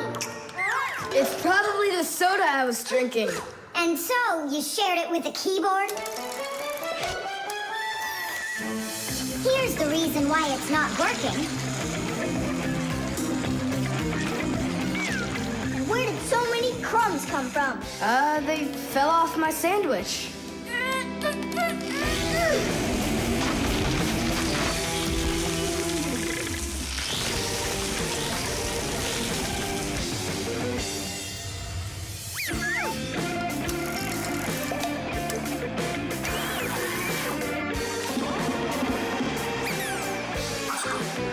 What in the world is this red stuff down here? That must be the sauce for my mushroom pizza. Oh, Nolik. Well, now it looks like we're gonna be out picking mushrooms. The Fixies are always ready to help people out. But there are some people we really don't feel like helping. I remember when I was working as a Fixie back in one house. It was a disaster. One day, the owner spilled coffee on the remote for the TV.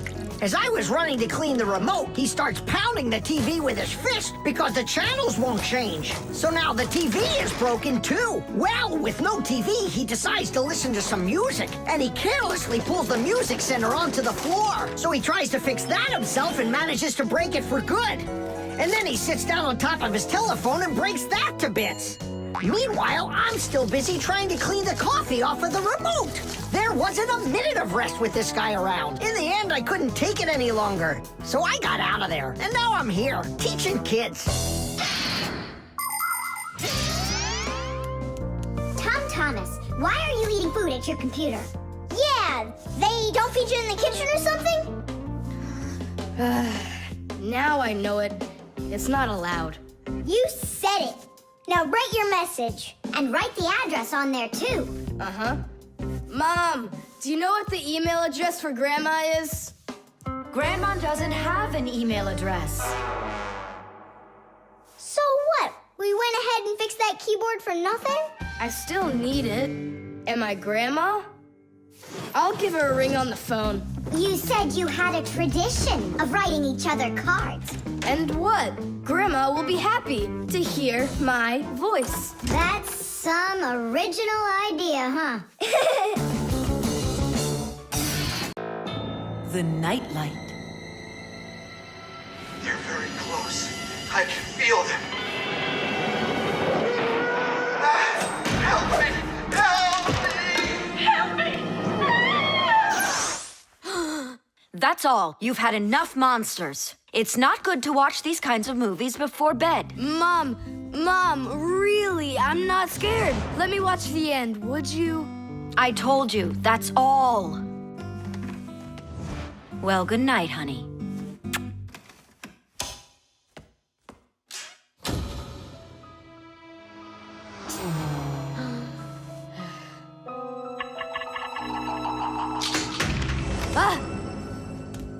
Who's there?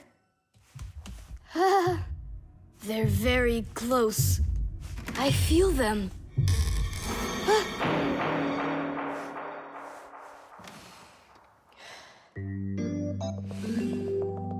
Can you believe it? He's sleeping, and he didn't turn the light off. Yeah, and so? And so, if every human went to sleep with a light on, there wouldn't be enough electricity to go around. Hup! Everyone can probably remember walking into an empty room with the lights turned on, or finding a TV on that nobody's watching. One little light or TV might not seem like much, but just imagine how many people are living on this earth. Well, if everybody forgot to turn off the lights or TV when they weren't being used, the amount of wasted electricity would equal the amount of energy produced by 100 power plants. And each of these power plants needs freight cars of coal or rivers of oil to keep running. And all that fuel has to be extracted and burned constantly. Now do you see how expensive burning a light bulb is for the Earth? So don't forget to turn off electrical appliances when you're not using them. It's so easy.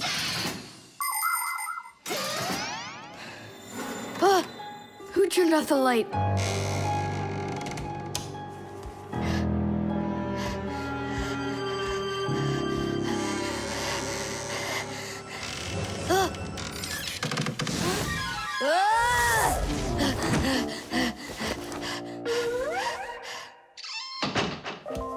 They're very close.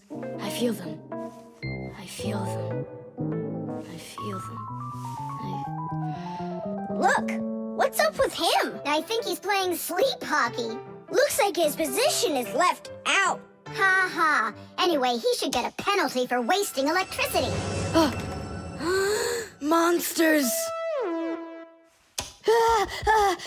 Hey, what do you think we are, hockey pucks? Nolik, Simka, forgive me. Who did you think we were? Monsters. Huh. Well, I see how you could mistake Simka for one, but obviously not me. Tom Thomas, what are you doing? Why are you sleeping with the light on? I was so dumb. I watched this monster movie on TV before bed. Now I'm scared to sleep without the light on. And that dumb old monster flick, why were you watching it? I felt like getting scared. Ah! You're great at getting scared. Keep quiet, or we'll wake up your mom and dad. How am I gonna fall asleep now? Here's a good idea. You can use a nightlight. A nightlight is a little light that humans who don't like to sleep in the dark use in their rooms. The nightlight has a dim glow. That's because it works with a special kind of light bulb that uses very little electricity. These kinds of light bulbs are called energy efficient. That's hard to say. And you can find nightlights that use such low energy bulbs that they can work off of a battery. But you know there isn't a nightlight here. How would you get by without us? Tonight, I'm here to help you. I'm gonna be your nightlight. Look, right there. There's our lampshade.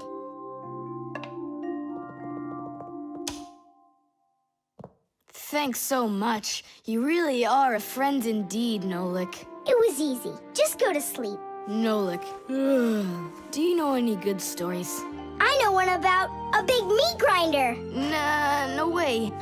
You'd better tell me a story about a nice, kind Fixie. Ah, I know a good one. And here's how it goes. Grandpoos was working inside of a very big clock. Actually, the clock wasn't that big.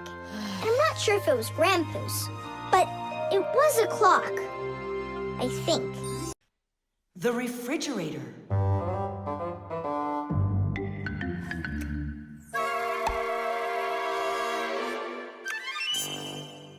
Good job. My homework is all done.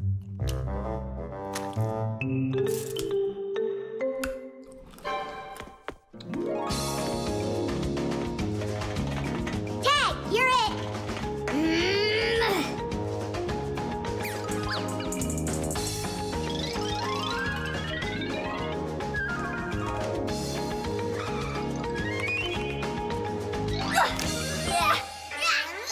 Haha, tag! Now you're it! Simka, I'm stuck. Help me. Just stay still. Oh, you're really stuck! Simka, we're not gonna leave me, right? We aren't. But I'm afraid, Nolik, you'll be stuck for a while. Thomas! Help me! What's going on? Look, this blob of white stuff grabbed onto Nolik and it won't let go of him. Oh, it's a piece of gum. It's my bubble gum. Oh, thanks a lot, Thomas. Now what's the plan to get me unstuck from here? Here's what we do. It's gotta be frozen. Once I sat on gum too, and my mom put my pants in the freezer. The gum froze up and it came right off. I don't want to go into the freezer. Don't worry, Nolik. I'll stay right here with you. Just hold on. It won't take long at all. Huh. Why do I need to hold on? The gum's already holding on to me. Simka, do you know why it's so cold in the freezer when outside it's warm? I'll explain it to you. A refrigerator has a pump that pushes a special liquid through a long tube. Inside the refrigerator, the liquid in the tube wants to turn into a gas. To do that, it takes the heat from everything inside, and that makes the refrigerator cool. Then the pump sucks in the gas and pushes it out as a hot liquid into the tubes on the back of the refrigerator. That lets all of the heat collected from the inside escape into the air outside.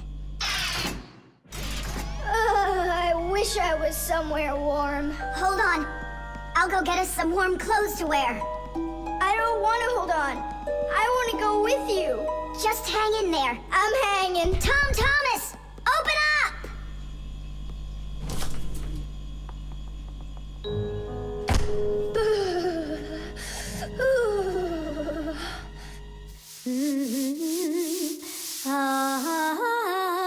Marcia, do we have any warm clothing to wear? Why in the world do you need it? I just do. Well, I need to know what is happening.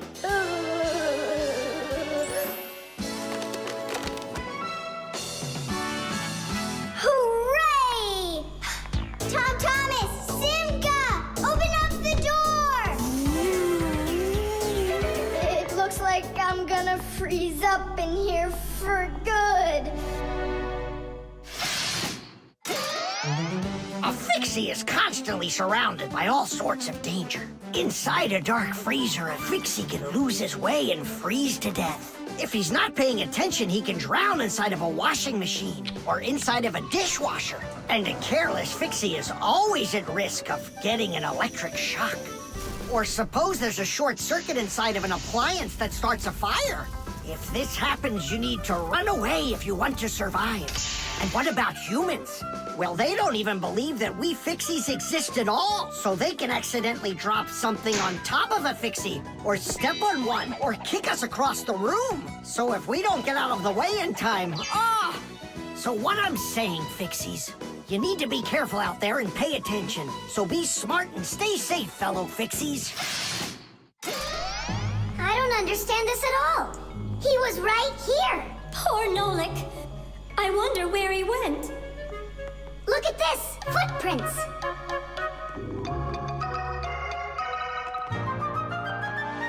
Nolik, you're alive.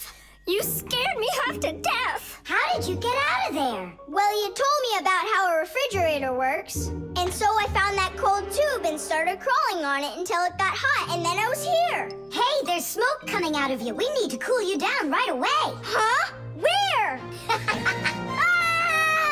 don't want to go into the refrigerator. Stop! I was joking. Look how it froze. I could break my teeth on it. You aren't gonna chew it anymore. I'd never do that, not after Nolik sat on it. Well, you didn't need to stick it where it doesn't belong. Hey, I apologize. I'll go and throw it away. Maybe you'll try the trash can? The spare part.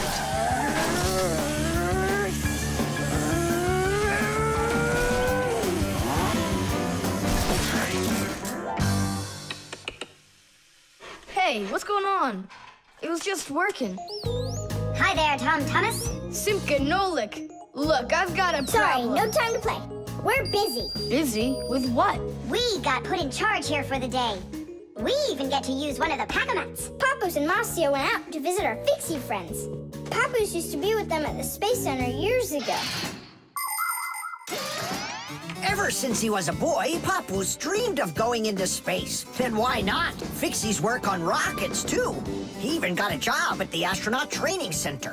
He was put in charge of the centrifuge, and he made sure it worked perfectly. The centrifuge is a sort of very fast carousel for training astronauts. And Papoose trained inside of it, too. Unfortunately, Papoose never knew the rocket was scheduled to fly on his day off. And when he found out, it was too late, and the rocket blasted off without him. Since then, Papoose hates his days off. But he still longs to fix something like that centrifuge. You know, something turning around like a washing machine. Too bad for Papoose that the one in his house seems to keep working perfectly fine. So that means today you fix everything? Uh-huh. Well then, it's your lucky day, because my car just broke down. Hooray! We've got work to do. Nolik, let's go!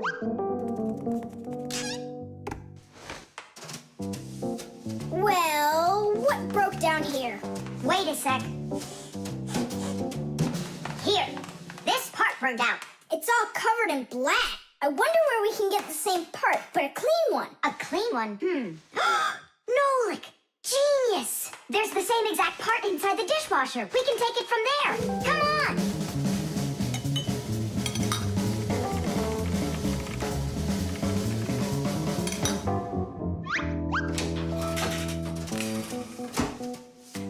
Do you have any idea how all these parts are connected to one another? With this thing right under you. It's a special part called a circuit board. A circuit board's made like this. First, the board gets covered with a thin layer of metal. Then, paths are laid onto the board where the electricity is going to flow.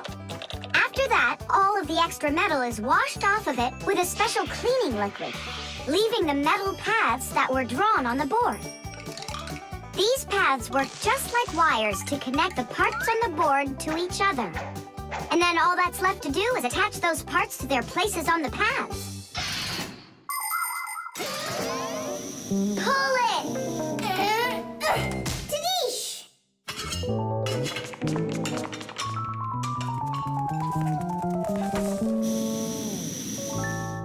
Tom Thomas, Tadish! Hooray! It works again. Tom Thomas, I'm about to start the dishwasher. Are there any dirty dishes in your room? Nah. Slow down! Slow what down? Slow down your mom. We took the new part out of the dishwasher, see? Mom, wait! Don't start it! You need to put in this one, dirty cup. Nolik, follow me. Inside the TV's the same part.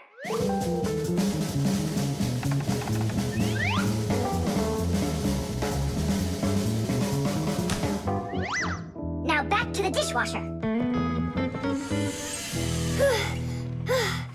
We barely made it. We grabbed the part from the TV in the living room. Not the TV, my mom's favorite program is about to start.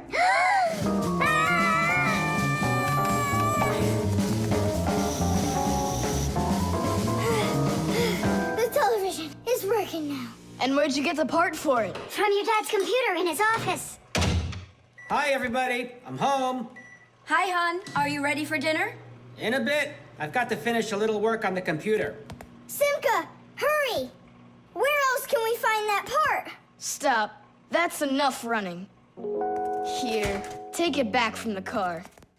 And then we put the part back into the computer and it started working again. Oh, that was really silly. Remember, you little experts, never repair any device at the cost of another one. I understand now. And I understand. If you were smart, you could have taken the part out of the old radio in the closet. Papoose, but you know the radio wouldn't work then. That old thing hasn't been working for years. Marcia and I have pulled out half those parts already.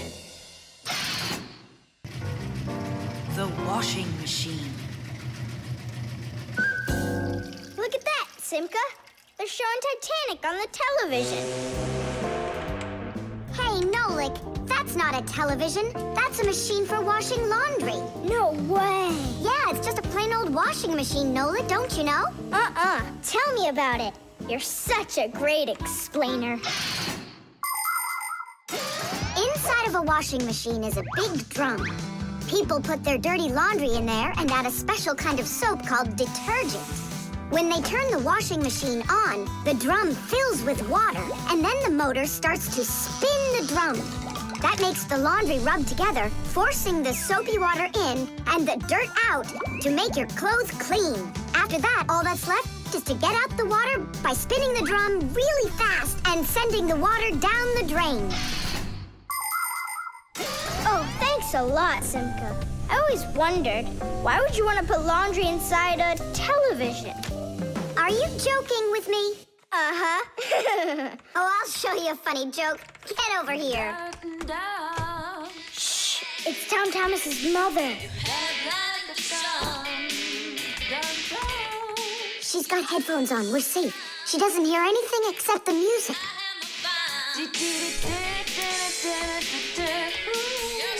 Now she'll come back, add the soap, turn on her television, and watch the second part of the movie. Again with the jokes. This time I'm really gonna let you have it. Whoa! Nolik, just do what I say.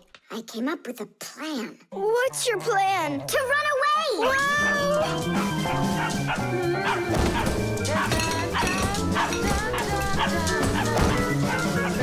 Who's here? Hello? Huh.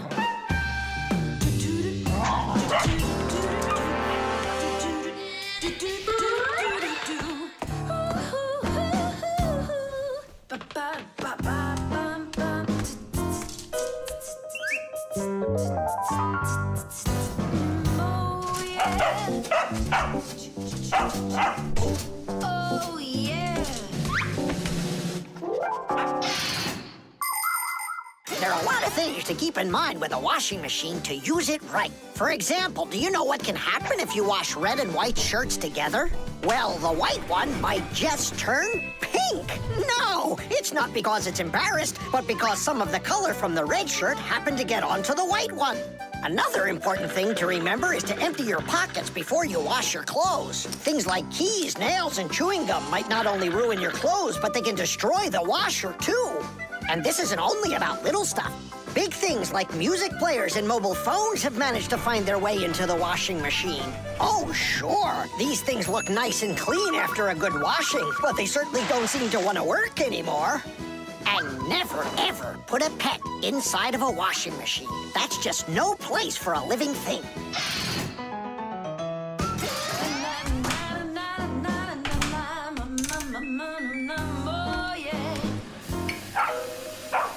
You know what, Simka? I've never been laundered in my entire life. We better get out of here, Nolik, right now.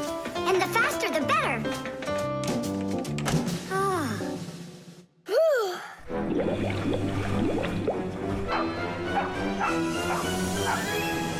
Come on, let's get going.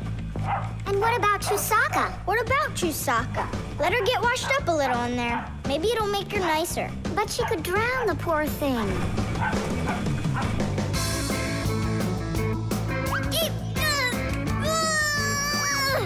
I don't think we can do this alone.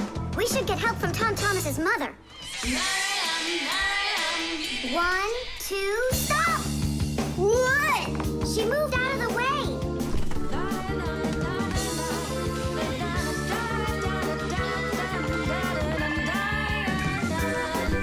And 3. Pull it! Huh? What is that? Oh, my goodness! Oh, my sweet little baby. How did you get in there? You wait right here in the tub and I'll go get you a towel. So, you wild little beast. Looks like we saved your life. We're friends now?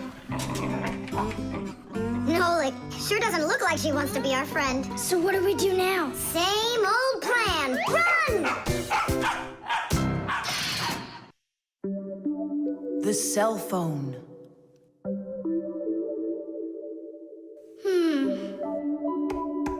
Hey, Nolik. Come on out and play. He's not allowed. He was punished. Can you tell me what you did? I grabbed a Pac-Man, and I forgot to ask. How long do you have to sit there? Until Marcia and Papoose come home from their boozness. What did you say? Business, a work trip. They're inside of your father's cell phone right now. They were busy doing repairs in there when he left the house for work. Do you know the reason why a mobile phone is also called a cell phone? Mobile phones are connected to other mobile phones with the help of special radio stations that are put on top of towers and building roofs. Each one of these stations sends signals to its own area below, and each area is called a cell. A mobile phone works anywhere it can find a nearby station that it can connect to. So as long as there is a station nearby, you can talk as much as you want. You can even move from one cell to another. And without you ever knowing it, your mobile phone will switch from one station to another one. So your conversation can keep on going, even if you're running after a bus or riding on it. Tom Thomas, hello. There you go. My dad came back home already. Hi, Dad. How are you? Can you believe it? It looks like I lost my phone. What do you mean you lost it? Where? I have no idea. So what? I'm gonna have to sit in here forever now? You? Our parents are missing. The phone stopped shaking a while now. We're probably already at home. Not home to me. How can we ever get home to our children? Where's my Marcia? Don't whine. We'll work something out. Don't worry. I got a phone. Let's give him a ring. They can't answer your call. But what if they answer us? Call them, Tom Thomas.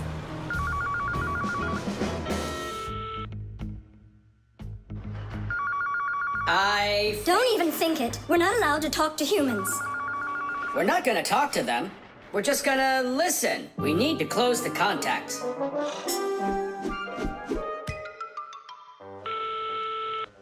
It's no use.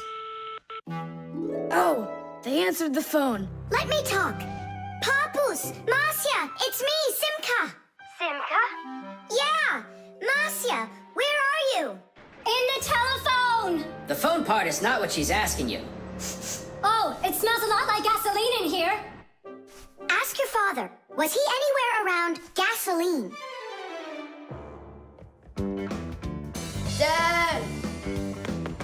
Dad, did you go anywhere today where it smells like gasoline? Gasoline? I had to go to the gas station. That's the place where your telephone disappeared. Are you sure? Yeah. Well, I've got... Intuition. Intuition? Intuition, huh? You know what? I'll go check.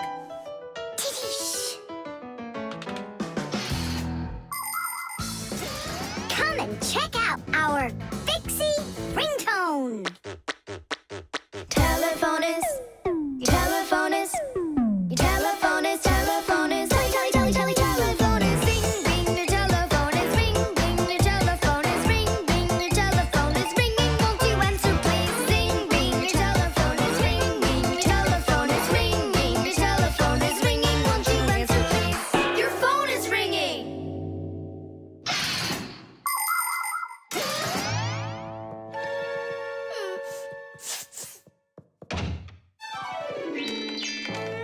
It's just incredible. You see?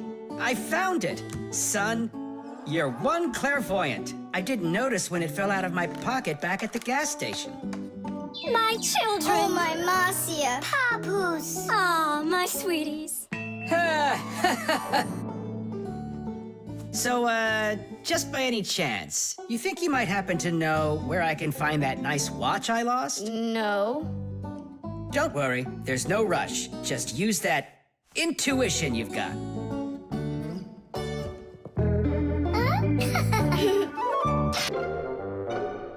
paper. Hey, Tom Thomas! You're watering plants? Not only, I'm writing an essay for school. I don't get it. I have to write an essay that's called How I Take Care of Nature. Only I have to write what's true, so I'm writing what's true. Watering my plants. Oh! Chusaka. Chusaka, come here, girl. Stop. Don't be scared. Why did you pick her up? I want to pet her a little so I can write about how well I take care of animals. Tom Thomas, I want to take care of nature too. That sounds good. And what should we be doing? We could try saving air by not breathing as often. Awesome idea! Way to go! Saving air! Let's go for it. And ready?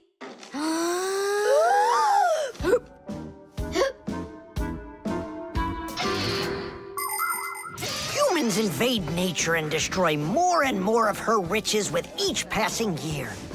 They extract her minerals and oil, cut down her trees, and pollute her air and water. They do all of this to produce food and all sorts of other things. It's a shame that people don't really need all these things that they produce. They often buy something and then just toss it away when it's still almost new. And then there's all the food that humans buy and just throw away. So if you want to help nature, try not to buy anything that you really don't need. And take good care of the things that you do buy.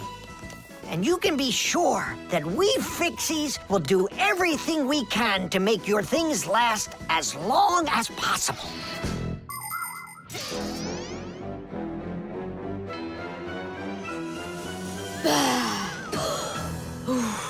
That's it. Now we can write it. Uh-huh, write this. I also do my duty by saving air. A whole 20 seconds worth. You got it? What's that noise?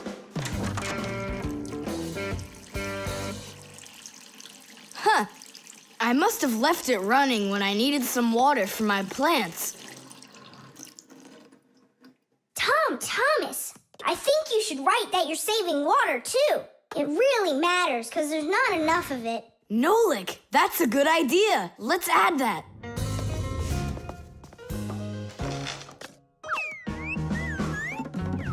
Hi there. What are you guys up to? We're writing about how Tom Thomas protects nature. It's a homework assignment for school. Uh-huh. I've already written how I'm watering the plants, I'm good to living creatures, how I'm saving air and water, and how I'm conserving carrots, too. I never want to eat them, especially in soup. Not eating your vegetables? No way. Doesn't count. You sure that? Mm-hmm.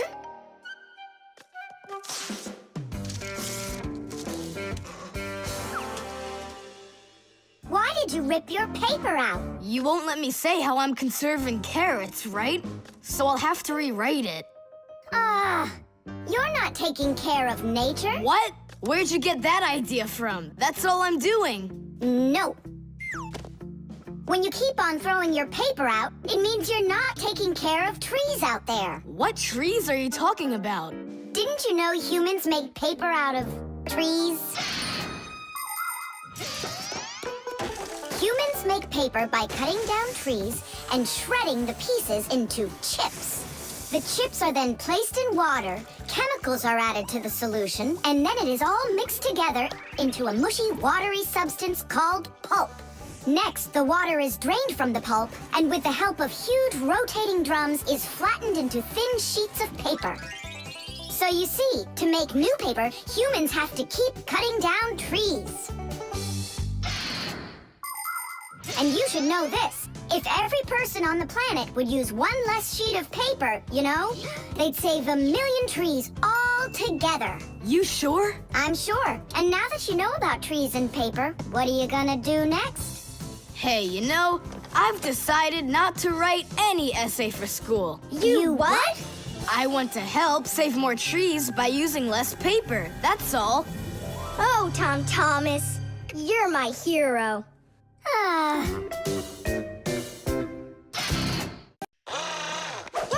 The ship in a bottle. Simka, Nolik, here, take a look at this. Oh, wow! Awesome! Where did you get this from? From one of the shelves in Dad's office. He's got lots of cool stuff in there. That's cool. I'll be the captain. This is like a totally real sailing ship with masts, cordage, and everything. And how can it all get in there through such a little hole? A ship in a bottle is a real miracle. Do you want me to tell you the secret of how it gets inside? It's like so. All of the ship's masts are collapsible. Before the boat is put into the bottle, the masts are folded down and pressed against the ship's body, so it's small enough to fit through the bottle's neck. And once the ship is inside the bottle, the masts and sails are opened back up by pulling on a thread. Hands on deck! There's a giant octopus starboard! I'm an octopus, huh? Oh, look out. Brave sailors like us, we're not afraid of storms. Tom Thomas, be careful! Hey! Oh, Did it break? no, it's all Tish. It's not close to Tadish. Take a look how this mast broke. Whoa! What have I done? Don't worry, we can fix it. Get some glue, okay?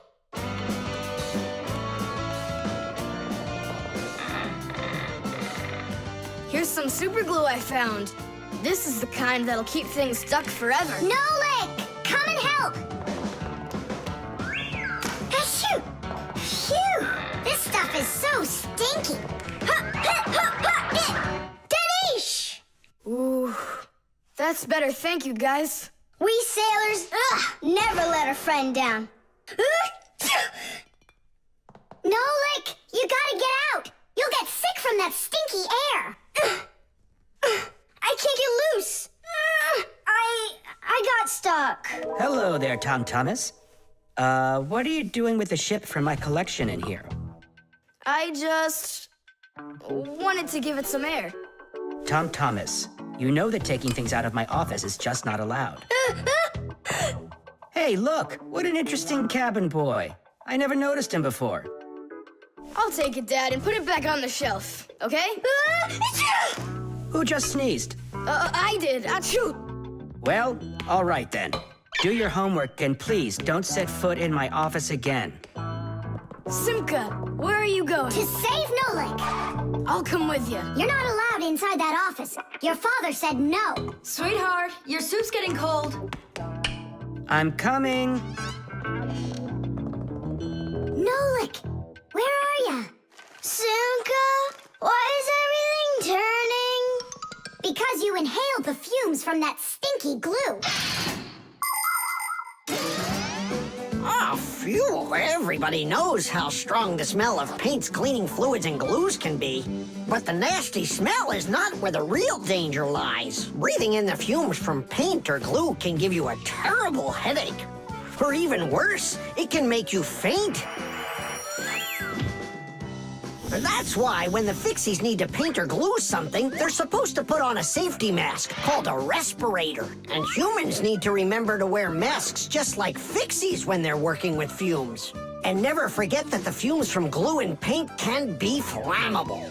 It only takes one spark and kaboom! There can be an explosion. So always remember to have plenty of clean air moving through any room where you are gluing or painting anything. Simka, hurry up. Hang in there, Nolik. I'll get you out of there.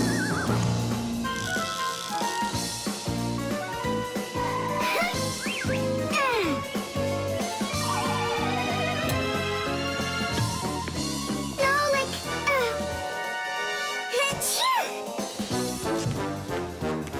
Oh no, is he okay? Nolik! Nolik!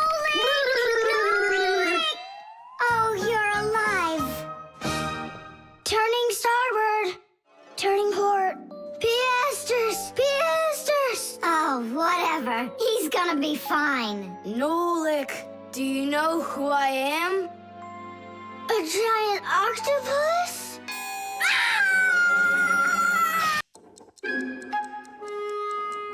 The combination lock.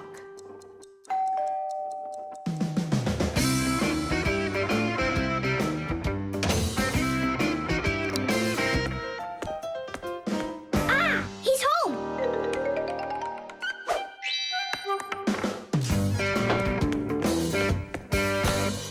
Nolik, are you here? Stop your hiding. I'll still find you.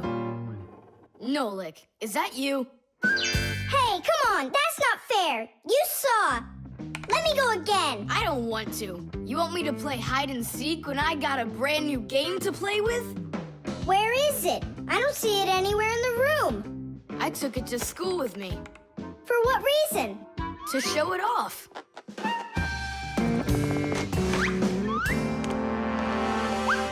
Wow! Awesome game! Tom Thomas! Can I play your game? Cause I'm not done playing with it yet. Now just try asking me to do some favor for you. Wait, was it a 3 or a 4? It could have been 5. I forgot. What about? I forgot the combination. And now I can't even do my homework. Everything I need to finish is inside of there. I'm not climbing in to find out your homework. Don't even ask me. Tom Thomas, why do you look so upset? The code for the lock. I don't remember it. Don't you worry. Ha! We'll open it. I know all about a code lock. A simple code lock is built with a few discs that have numbers on them. In the center of each disc is a hole with a notch. When all of the discs are turned so their notches line up in a straight row, the lock's pin can slide out freely.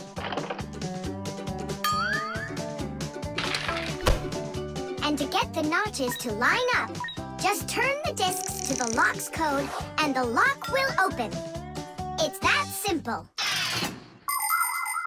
It looks like we gotta take a look inside the lock. Ah, I see. Nolik, where are you? There's work to do. I won't do it. I'm not gonna help such a greedy boy. Nolik, won't you help me out here? And I won't be so greedy anymore. All right, you broke me down. Only as soon as we're done, you're gonna let me play with the game, right? There's no room in here. Hang in there. We'll start turning the discs one at a time, and you yell stop when they're lined up. Stop! Turn the next one now. Stop! Stop! Now try. Yes! Alley-oop! Titties! Hooray! And your code was really simple. Way too simple. The secret numbers and letters that you use to lock something up are called the code or the password. And to make sure your password's a really good one, here are some things you should know. Never choose a password that's really simple for someone else to guess. Like one with numbers or letters that are all the same or are all in order. It's also a bad idea to make a password out of your birth date or name. It's better to think of a password that's a bit more complicated. And don't forget your password once you come up with it. Write down your password on a piece of paper and keep it in a safe place, but don't show it to anybody else. And then, if you happen to forget your code or password, you'll be able to remember it with the help of that piece of paper.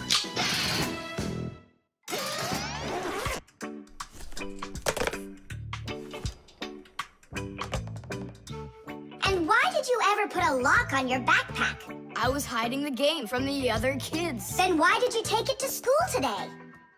I wanted to show it off to my class. And did you show it? No way. If they would have seen it, they'd be like, I want to use it. I want to play. And so you hid it and didn't show it to anybody? Not to anyone. Then why take it to school, silly? To show it off there. You're just some show-off. You're just some greedy... Oops, sorry. Once greedy boy. Will you let us play now? Play away.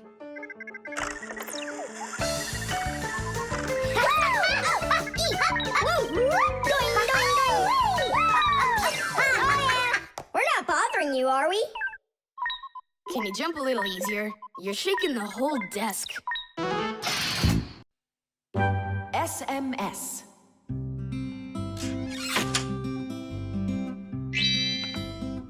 Hey. All clear. Oh, take a look. A mobile phone. You think they bought Tom Thomas a new one? Oh, wow. Nolik, stop. Awesome. Turn around. Oh. Tom Thomas, help us, please. We're trying to save your telephone. That's not mine. Oh! Katya left it behind. Katya! Katya! She's gone. It's too late. Oh, an SMS just came in. You won't read it, will you? Of course not. But what if it's something important? Tom Thomas, don't you even dare go and read her letters. Uh-huh, pretty interesting. Looky, there's just a ton of these messages. Now, Nolik, you go and distract him from the telephone. Uh-huh.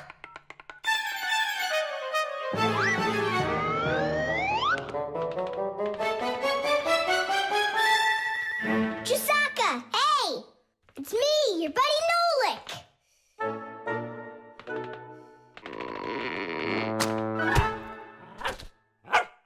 Hey there.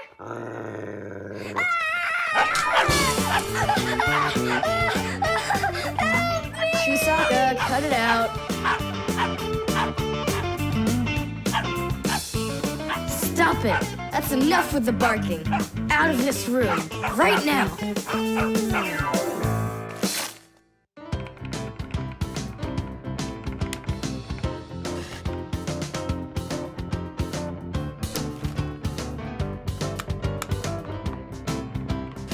Done. Well, power's off now. Huh. What's up? It stopped working all of a sudden. Oh, it looks like you've broken it. What? No way. You did too. Well, Tom Thomas, now you'll have to give Katya her phone back like this. I just don't get it. It happened because you were reading someone else's mail. It was just an SMS. An SMS is no different from a letter. It's only shorter. People send SMSs through their mobile phones. And that's why looking inside someone else's phone and reading their SMSs is just as rude as reading someone else's mail. And that's why when we Fixies work inside of a phone, we always put our headphones on when a call comes in, so we won't overhear people's private conversations by accident. It's just the polite thing to do. I promise I won't read anyone else's messages. But that's not gonna make the mobile work again. Now what? Tell them the truth? Don't you worry, Tom Thomas, because we turned the phone off. And now we'll turn it back on.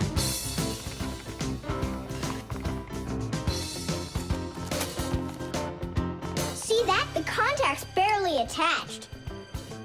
We just need to write a note to the Fixies who work over at Katya's. I'm sure they'll fix it.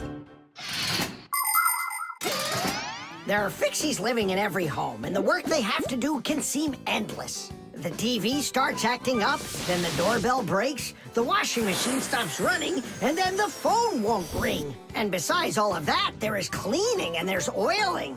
Like the appliances in the kitchen or kids' toys and all those other things. Modern houses are literally stuffed with all sorts of devices. And that is why the Fixies keep working day in and day out. Unfortunately, this can make Fixies get carried away by their jobs. And they can forget about their Fixie relatives and close friends that live in the neighboring houses and apartments. And that's not right. Just like humans, Fixies have to remember to go and visit each other more often and write each other letters, or at least send their regards. That's all. It's working again. You're the best. Now I can give a call to Katya and tell her she left her phone over here. Thomas! Is that you calling? Yeah, And to who? Katya. And her phone is where?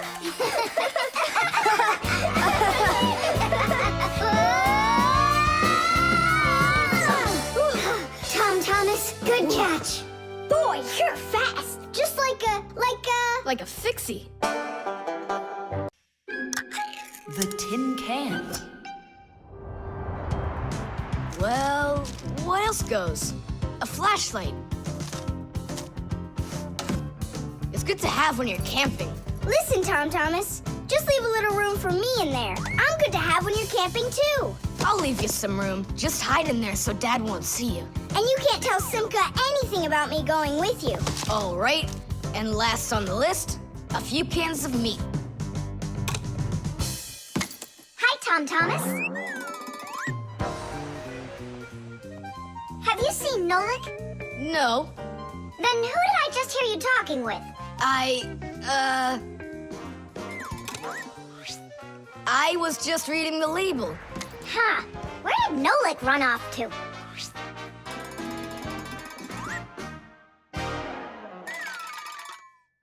Simka, do you know, how come these cans have no way to open them so you can taste what's inside? What do you mean? Don't you know what makes canned food special? It comes in a can. The thing that's special about canned food is that it can get stored a long time without spoiling. You see, meat and vegetables spoil when harmful bacteria start multiplying inside of them. So, if you can get rid of the bad bacteria or stop them from getting into the food will last a long time. That's why jars and cans are sealed very tightly. This stops harmful bacteria and air from getting inside and spoiling the food. So you're telling me that Nolik's not here, right?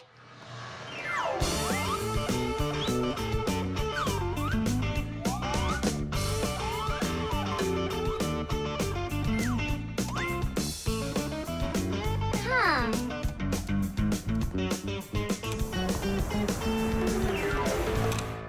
So it looks like he's really not here.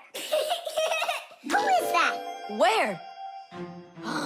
All right, now I remember. There's another can I should take with me. There's something fishy happening here. Hey, guys. My mom threw this can out a long time ago, but I hid it for later. I knew I'd use it someday. And who were you talking to when you said guys? Moi? You're here and I'm here, and that's two of us. Look at this great can I got. There's nothing great about it. Put it down on the floor. You see? What? Oh, it's crooked, and so what? So what? It's all swollen.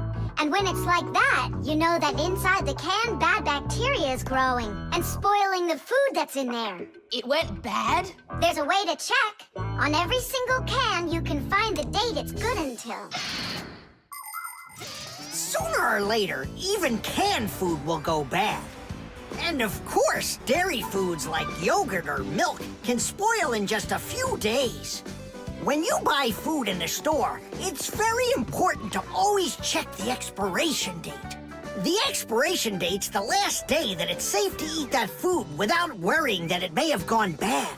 You can find the expiration date on each box, jar, or can of food, so pay attention. And be very careful not to buy or eat any food after its expiration date has passed. And if you see that a can is swollen, throw it away immediately. If you eat it, your belly can swell up too.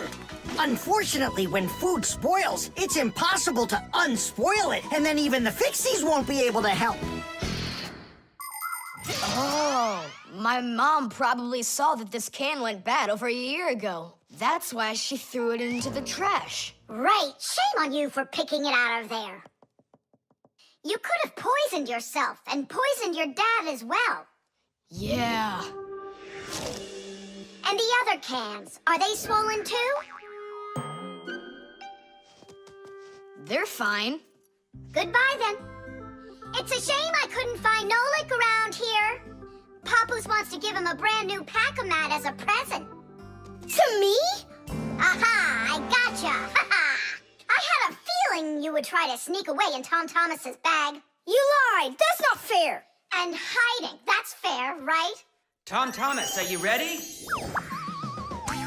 I'm ready. Great, then let's get going. Hooray! We're going camping. I wanted to go camping, too. Don't worry, I'll go camping with you. Really? Really, really, really. To that house outside our window. See how huge it is? The magnifying glass. Case number 1. Let's begin. Well, well. I see evidence of the criminal. The criminal's fingerprints, to be exact. He won't get away with it.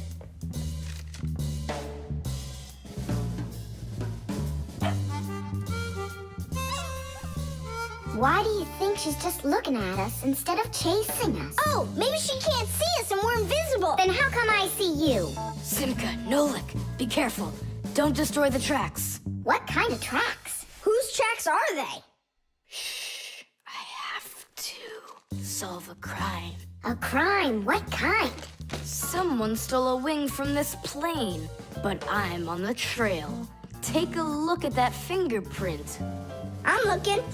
Well, and so? Each fingerprint is unique, so if you can find fingerprints, that means you have a good chance to find out who left them. Class! It's been known for quite a long time that all humans have their own unique fingerprints. It's true. No two people have the exact same fingerprints, and this fact helps the police catch criminals. It starts by finding fingerprints at the scene of the crime. Then the police compare those fingerprints with the fingerprints of someone who may have committed the crime. If they match, they found the criminal. This method is called dactyloscopy. Besides catching criminals, fingerprints can also be used to replace ordinary keys. When you press your finger against a special electronic lock, the lock recognizes your fingerprint, and then it's please come on in. By the way, unlike humans, we Fixies don't leave fingerprints anywhere, and that's why even the police can't find us. Now we'll put a dog on the scent of the criminal. Chusaka, sniff. Pick up the trail. Now go find. Hey, what's wrong? Chusaka's broken. We've got to fix her then. How? She's not a vacuum cleaner. She's a real live dog. Fixies know how to fix it all. Not true. Almost all. The first thing we have to do is a thorough inspection. Let's see now. Her eyes are looking quite healthy. Good. Tails in one piece. Ears are clean. Yeah. Tongue, rosy pink. Tom Thomas, stand her up on all 4 feet. No, paws, I mean. Uh-huh. Chusaka, go on, you're fine. Now I understand. Here's what's out of order. It's her right paw. But I can't see what's wrong. I wonder if something's broken on the inside. Wait. Maybe something really small is stuck in her paw there. Tom Thomas, we need your lens. Here. In order to examine a small object, you need a lens. A magnifying lens is a special piece of glass that is thicker in the middle than on the sides. It bends the light that passes through it. And that is why if you put this kind of lens between your eyes and something small, it looks like the thing got bigger. If you put 2 lenses in a frame, you get a pair of glasses. And if you add a handle to the lens, you get a magnifying glass.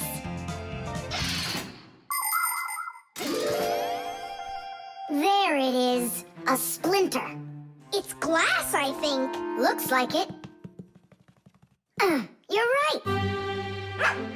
It's possible it's from the lamp in the hallway. It broke yesterday, and I guess not every little piece got swept up. Chusaka, hey there! You're all better now. Looks like we fixed her. Tadeish! She's all repaired and working. Maybe we shouldn't have cured her. Ungrateful dog. Simka, Nolik, here it is. The wing that was lost. Yeah, that's great, only you still have to figure out who hid it underneath the bed there. Yeah, you still need to match the fingerprints. The fingerprints on the wing are the same as on the plane. But whose are they? And did you check your fingerprints out? Huh, all the fingerprints are mine. So I guess it was really my own fault. I just lost it somehow. So it turns out that you were the criminal? Hooray! The crime's been solved! And you, Tom Thomas, are the criminal! The music box.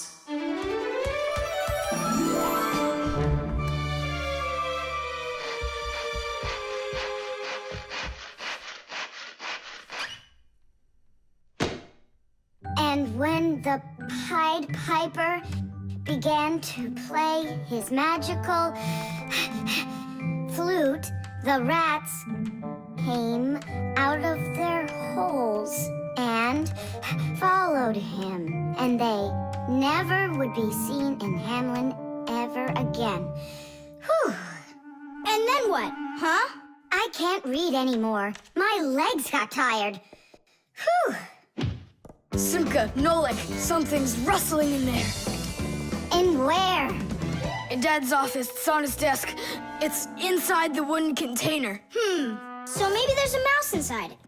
Tom Thomas, sit right here while Nolik and I go and check. And if there's a mouse in there for real, then how are we gonna get it out? Those rodents are really so big. And why was I reading that book to you, huh? Just grab a flute, give it a toot, and the mice will scoot. And where are the flutes gonna come from? We'll make them. Toot, toot, toot, toot, toot, toot. You got it? Sure I did. Wait a second. Let's get a little closer.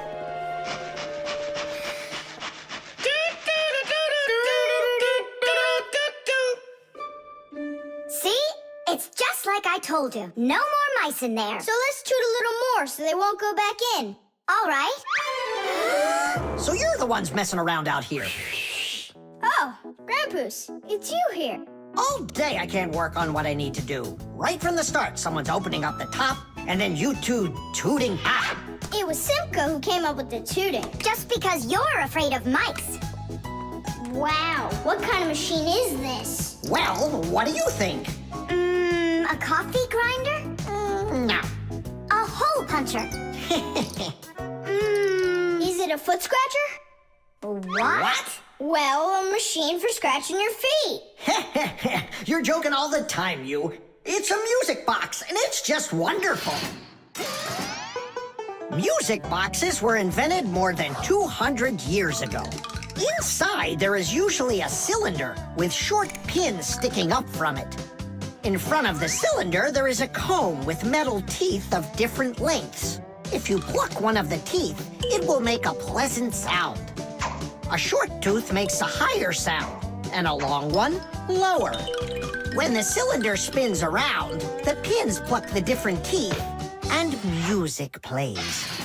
Awesome! So what's broken in here? The spring slipped off. It has to be pushed back into the right place.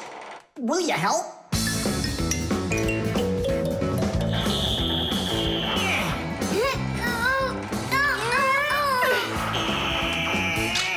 There we go. That's better. How come the music's not playing? First, you have to wind up the spring with the key. Tidish! I know who can wind up the spring.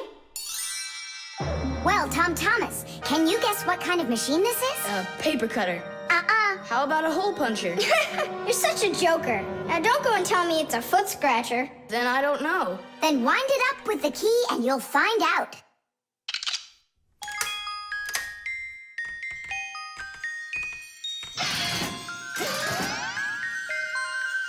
Do you want to know how the higher and lower sounds come out? Put a regular ruler over the edge of a table. Hold down one end of the ruler and pluck on the other. The shorter you make the end hanging off the table, the higher the sound will be. The teeth inside of a music box work the same way, and bells work the same way too. The smaller the bell, the higher it rings. The sound of a violin or a guitar depends on how thick the strings are. Fat strings make a lower sound, and thin strings a higher one. How tight the string is also makes a difference. Take a piece of string or a rubber band. Tie one end to a doorknob and pull on the other end. With your free hand, pluck the string. The tighter the string gets stretched out, the higher the sound. If you want, you can even play a tune. I think I got it now. It's an old player for music. That's close, but not it. A music box is what they call it. I just said that. So, what was it in there, Just a broken spring. It's not the thing I'm dying to know. Who was moving around there? All I'll say is we, Tom Thomas, won't let that secret out. Shh. The stapler. Tom Thomas gets the ball. He makes an incredible move. He's wide open.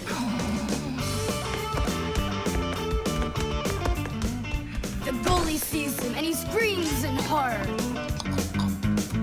He shoots and score! Yay! Tom Thomas, stop kicking that ball. Your school concert starts in 30 minutes, and I don't want to iron your pants again. All right, Mom. Just one more time, huh?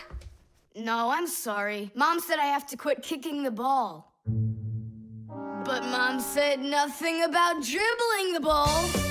Go, you can do it. You can do it. Yeah.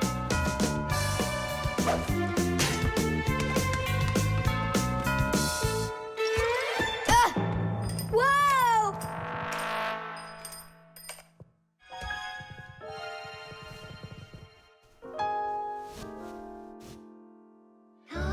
Tom Thomas, your pants. This can't be. These are my special concert pants. Ugh. Yeah, how will you go now? Well, your mom does have enough time to sew them.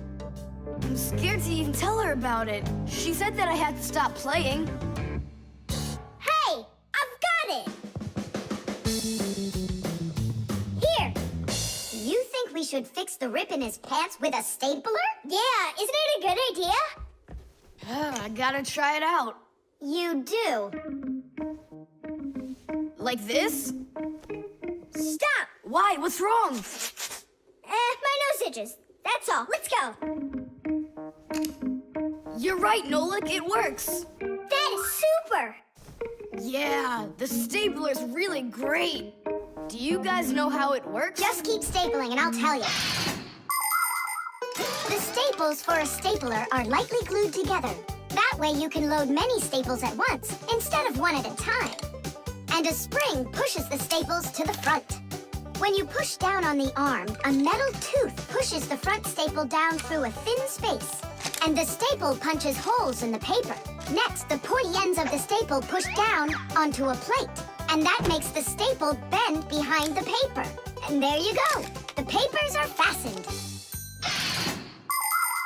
So you could say that we're sewing, but using a stapler instead of a needle.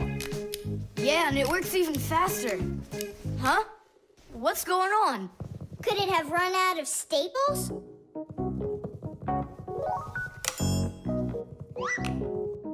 There's still a lot more staples, but one of them got jammed here in the slot. Tom Thomas, we're leaving in 5 minutes. Okay, Mom. So, did you get it? No. Why don't we get Papa's to help us? Because he's really strong and he's got a pack-a-mat. We can do this ourselves. Tom Thomas, find something we can use to push that staple out.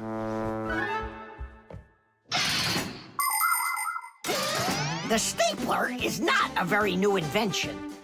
It's been said that the French king, King Louis XV, had a stapler made out of gold and precious gems. Unfortunately, it could only hold one staple at a time. Modern staplers are much more convenient, and people have come up with so many kinds for paper, for plywood, and even for skin. Yes, surgeons often use them during operations. Then there's the staple gun that's used to upholster furniture. And its older brother, the nail gun, can even be used to hold together the walls of a building. And here's an invention almost as important as a stapler. It's the staple remover. With its help, it's possible to remove the staples put in by a stapler. How about the screwdriver? That'll work. Look, the screwdriver fits perfectly into the slot. Ah, that's great. Now push that staple through, only keep your fingers out of the way, or you won't finish sewing. Tadish! It's still not Tadish. You haven't fixed your pants yet. That's it, they're done. Now we can say, Tadish! Tom Thomas, are you ready? Of course. My idea with the stapler was smart, wasn't it? And Tom Thomas's mother won't notice a thing. Will too. Just wait till she washes them. Candy.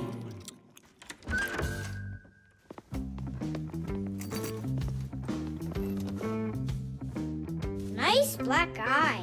Tom Thomas, did you fall? How did you hurt your eye? I had a big fight with Johnny. Oh, wow! How could you? What was the fight about? We argued over who's cooler, a racer or a boxer.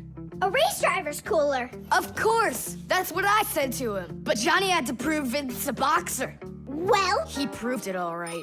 Can't you see? you don't prove anything at all by fighting. What a profession, a boxer. Yeah, now your dad, he's got an amazing profession, a journalist. He gets to travel to different countries and brings back all sorts of funny stuff. They even show him on TV. No. What do you mean? Boxers are cooler. Everyone's really afraid of them. Don't be gloomy, Tom Thomas. Have a candy. I've got a good idea. How about a taste tester? That's the best job. And what is he testing? A taste tester is someone who tests the tastes of drinks and food. Yeah, how come? They want to find out if the food is delicious and what all the flavors are in it. Super! What a great profession. But a taste tester's not a job just anyone can do. I can do it. Then let's check. So open your mouth and then close your eyes.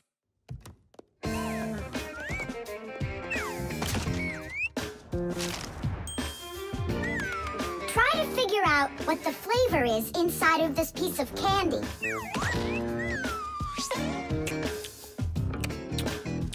Strawberry. That's right. Good job, Tom Thomas. And this?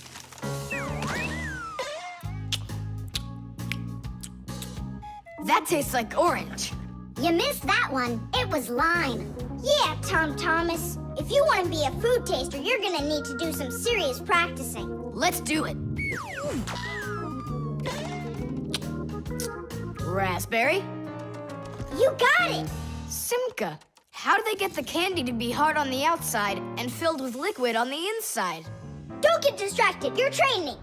Yeah! Hard candy is made like this. First, a sweet syrup is cooked until it is thick and stretchy. Then the mixture is pulled into long, hollow tubes that are like noodles. As the tubes cool down, they start getting harder. And it's right then that the tubes are filled with the soft, fruity center and then cut into pieces. It all has to be done quickly before the tubes have a chance to get totally hard. And that's how candy is made that is hard on the outside and soft on the inside.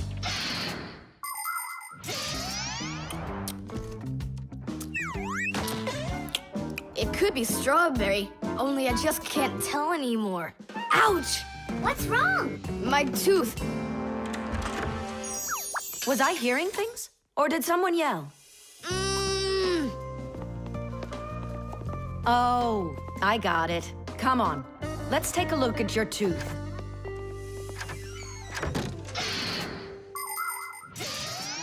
taste tester has to be the most delicious profession in the world. They taste all sorts of things like cheeses and chocolates and decide which ones taste better. Everything is tested for taste, even water, because different waters taste differently. There are also testers who don't test food and drinks, but rather they test the smells of things like deodorants or perfumes. Not everybody can become a really great tester. First, you have to be able to tell apart all the different tastes and smells. You also need to know when it's time to stop, or you can make yourself sick and lose your ability to tell things apart. That's the reason why taste testers only take very small bites of food and very, very little sips. If you're gonna have a bad tooth, it's good to have a mom who's a dentist. That's true. She's a good dentist. She'll fix it in no time. She'll pull that tooth right out.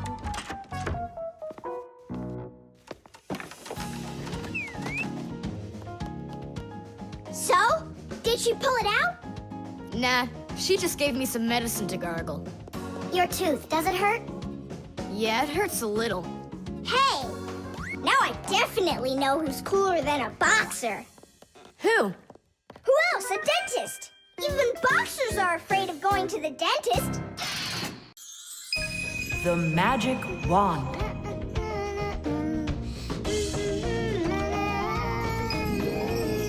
Oh, Tom Thomas, how did you get here? It was a piece of cake. I just got this cool magic wand as a gift, see?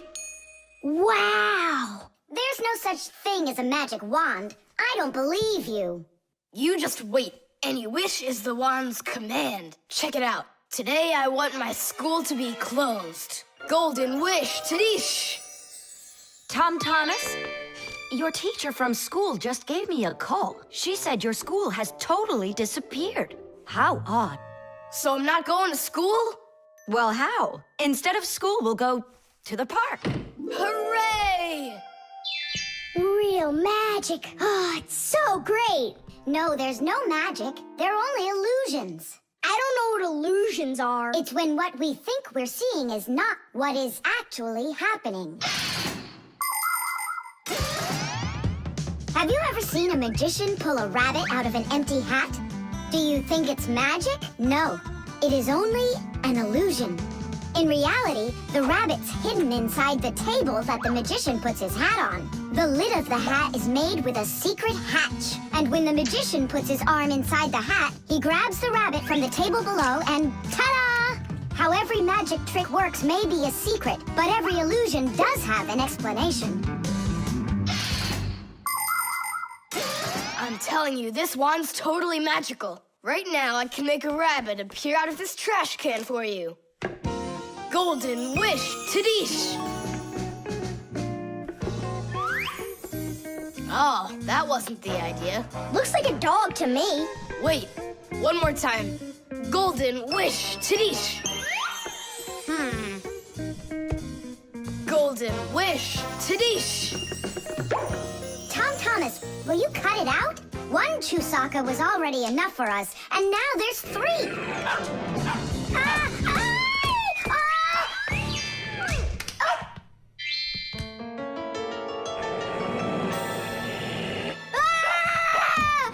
Hey, Tom Thomas, please tell your rabbits that they can stop barking so loudly. Shame on you for attacking helpless little kids. Wait, I'll make you bigger now. Golden wish, Tadish!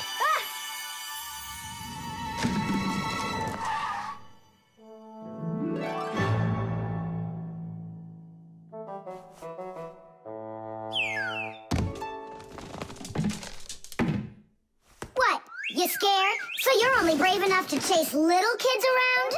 Wow, I'm huge. I'm as huge as Tom Thomas. I'm huge! Oh, Nolik, be careful!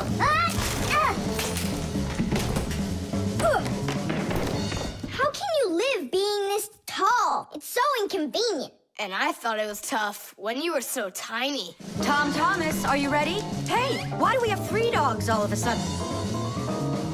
Oh, my word.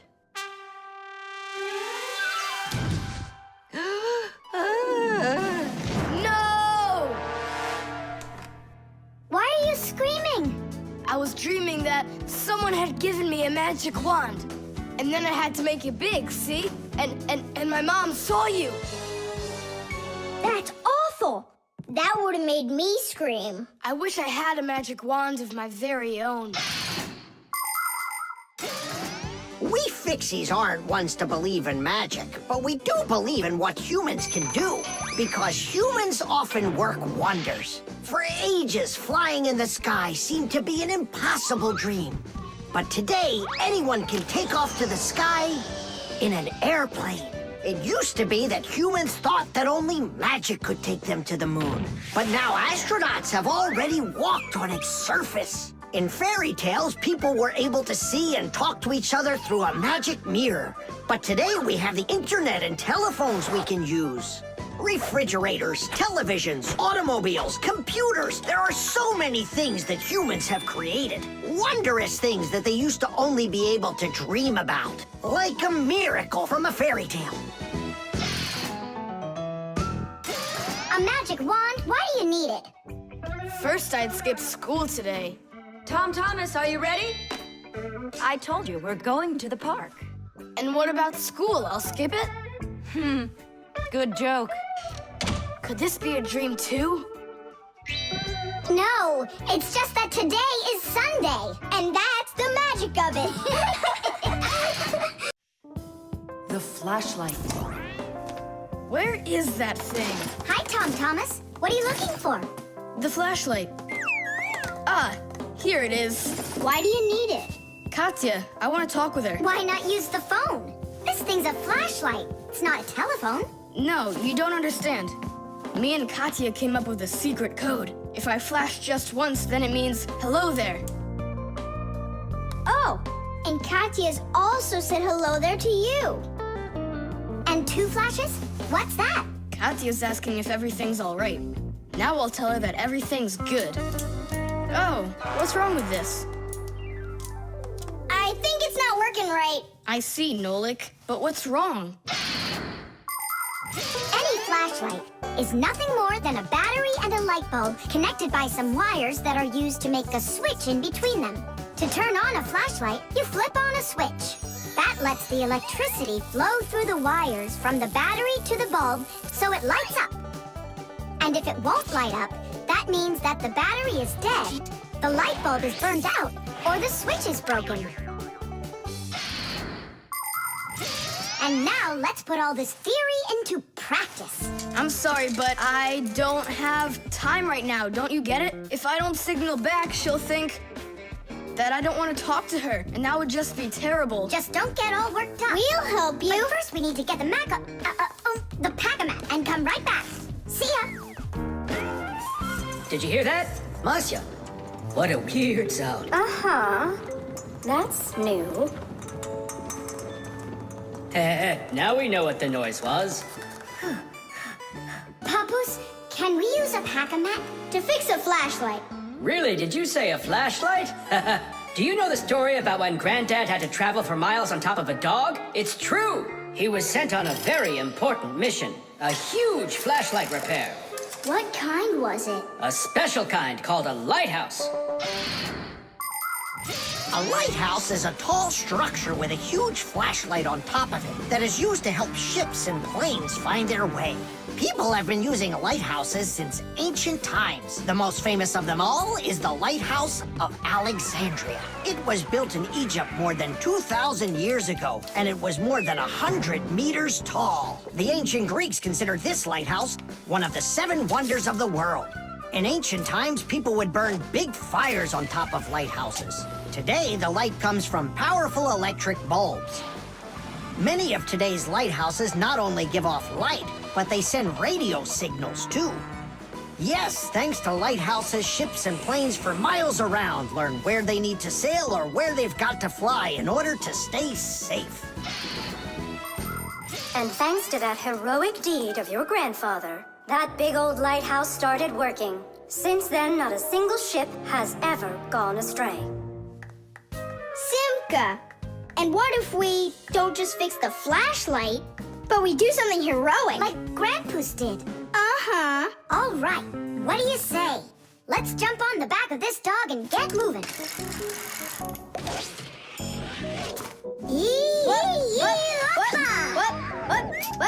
What? Stop ducking. Grab hold of my hand.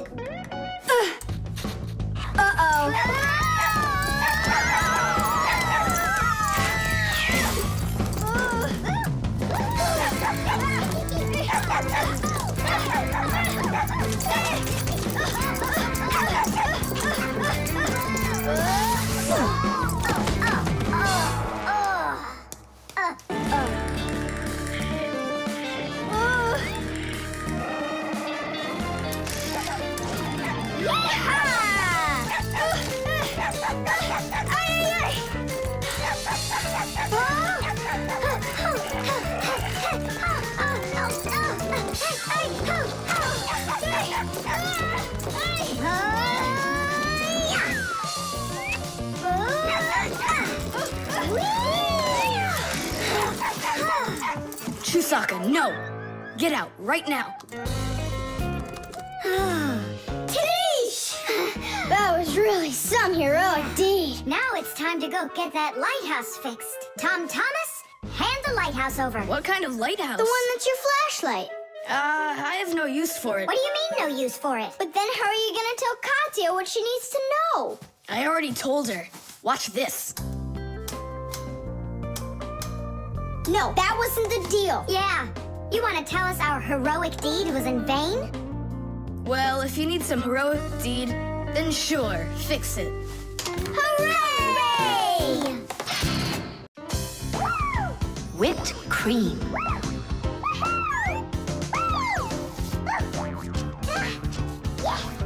Nolik, please stop your jumping. Your head's gonna fall off. Don't worry, it won't fall off. That sounds good. Okay, I'll see you in a bit. Are you going somewhere, Tom Thomas? Me? Nowhere. Katya's coming over, so we can do our homework. I need some strawberries. Is she gonna bring the strawberries with her? You got it. And my job's to supply the whipped cream. They're so good together. Whipped cream, do you have any? I'll go and check. Wait, for me! Ugh. Simka, what do they make cream from? It's made from milk, and the milk you can get from a cow. And what about whipped cream? The cow jumps up and down like you, so the cream can get whipped up. Really? I'm joking, Nolik. I looked everywhere. We've got regular cream, but there isn't whipped cream. No problem. We can whip some up right now. Cream is thick milk with a lot of fat. If you want to make whipped cream, you need to cool down the cream, add some sugar, and then beat this mixture very well. This adds tiny air bubbles that turn the cream into a delicious, white, fluffy foam. But it's important not to overdo it. Or instead of getting fluffy, the cream will start getting thicker and thicker until it turns into rich, creamy butter.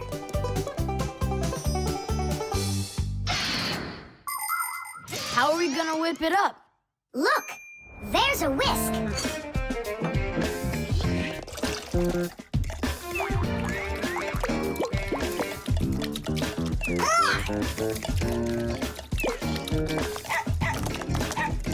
No! Hold on! How's that? It's not working. Maybe we need to use a different bowl or something. Do you think that a bottle would work? That's a really good idea. Now I don't have to worry about spilling this cream anymore.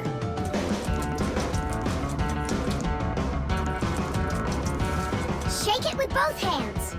Come on! Come on! Come on! Come on! Come on! Come on! Come on! Shake it harder, Tom Thomas! That's all. I'm just too tired. The cream looks exactly the same as when you started. You didn't try hard enough. Oh, really? Then try whipping it yourself. I got it. That's who's gonna help us. Chusaka? Yeah, awesome. Bring it down. A little more. Perfect. Open it up. Chusaka, Chusaka, the break the rocks.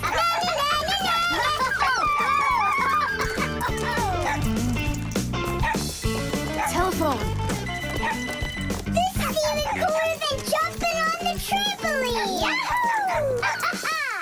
Yeah? But why can't you? What a shame. It's fine. Come on over anyway. You can't reach us. You can't reach us. Whew. Whew, I'm so tired. Whew. I'm sure that at least we got the cream whipped up. Oh, see that, Simka? There's no cream left. Just some yellow stuff. It's butter, I'm sure.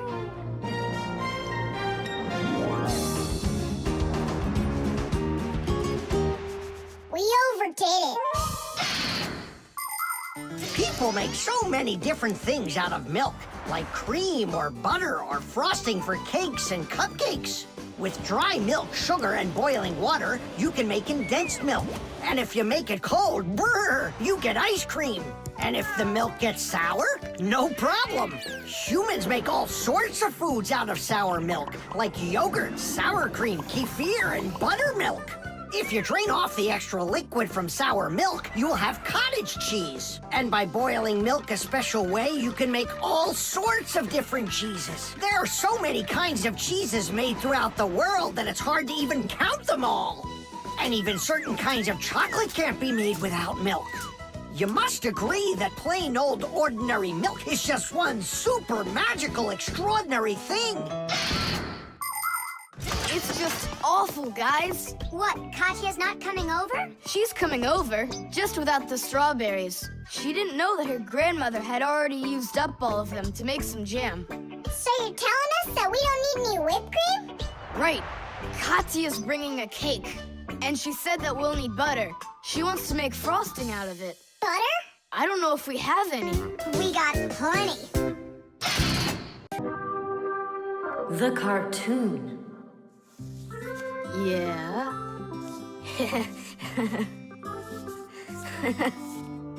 Like that. Yeah. Tom Thomas, aren't you done yet? Yeah, show us your surprise and quit drawing. But this is the surprise. So, make yourselves comfortable. Quiet on the set, and action.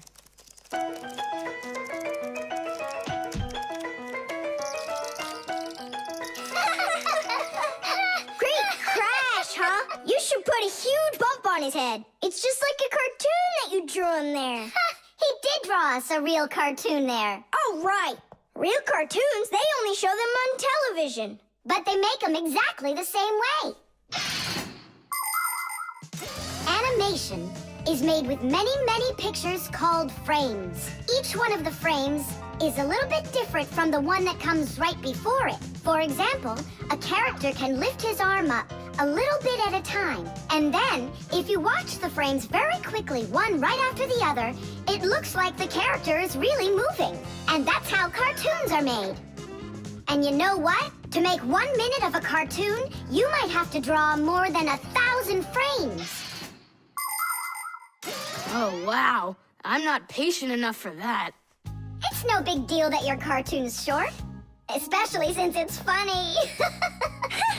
Yeah, it's so funny. Tom Thomas, who's this kooky guy you drew here? You're just joking, Nolik. You don't recognize yourself? So this is supposed to be me on here?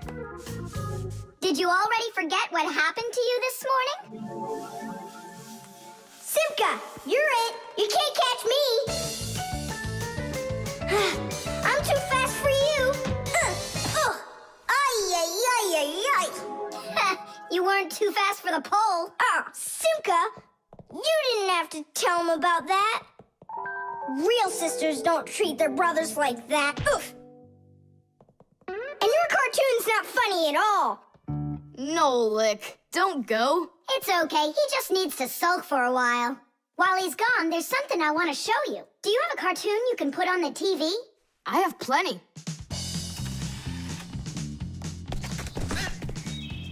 What should I do?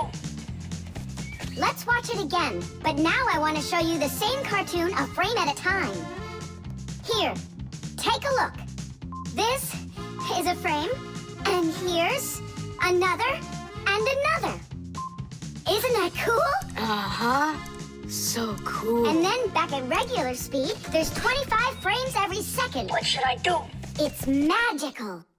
Simka, you know, I feel awful for Nolik. Yeah, I feel awful too. There are many different ways of making animation. Hand-drawn animation is, of course, drawn by hand, and stop motion is made like this. The animators pose the model and take a picture of it. Then they move the model a little bit and take another picture. And they do it again and again and again until there are enough frames to make the characters look like they're moving very smoothly across the screen. Another popular style of animation is clay animation. In these films, everything is built and rebuilt out of modeling clay. But today, most of the cartoons are made on a computer. At first, they make a computer model of a character, a sort of digital puppet. After the models are built, they are colored and animated to move. This is the kind of animation that's used in the Fixie cartoons.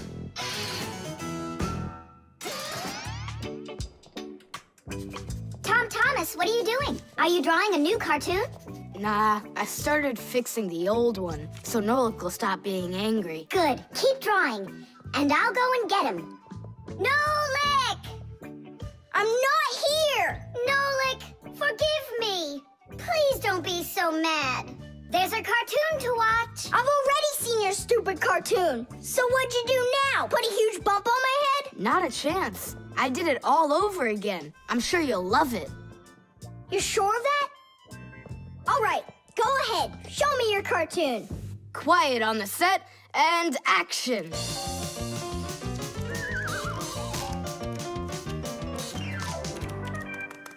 There you go.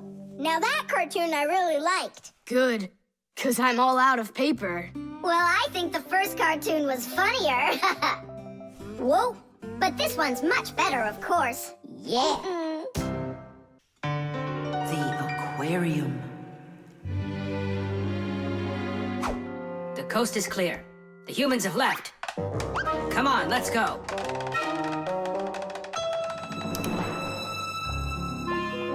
Marcia, why are the fish looking so tired? 'Cause they're not getting enough air in there. The water in the aquarium is dirty and it needs air, but the filter isn't working. The filter? Yes, that device over there. These fish need our help, and if we don't do something right now, they could die. Right. First, I'll fix that light, while you and Marcia go over there and see what is wrong with the filter. But I want to go and look at the filter, too. You're too small for this. Oh, whoa, whoa, whoa. And you're a giant. I mean, you're like 6 feet tall, huh? That's enough arguing. Nolik, let's go.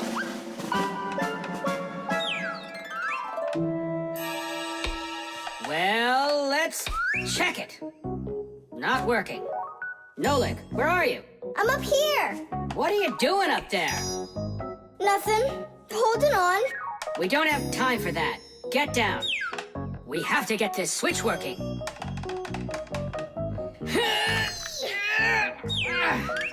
Marcia, what's the matter with the filter?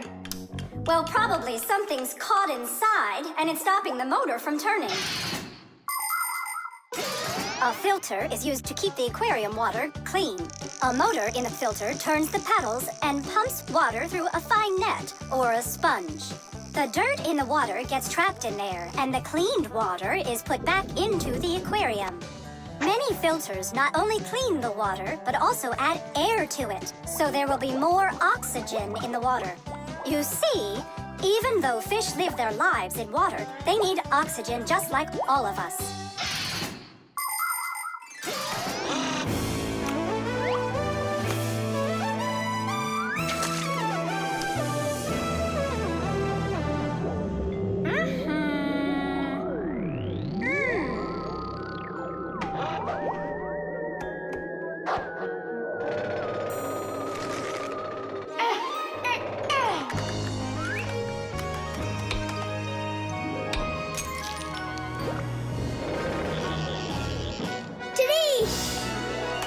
Way to go there!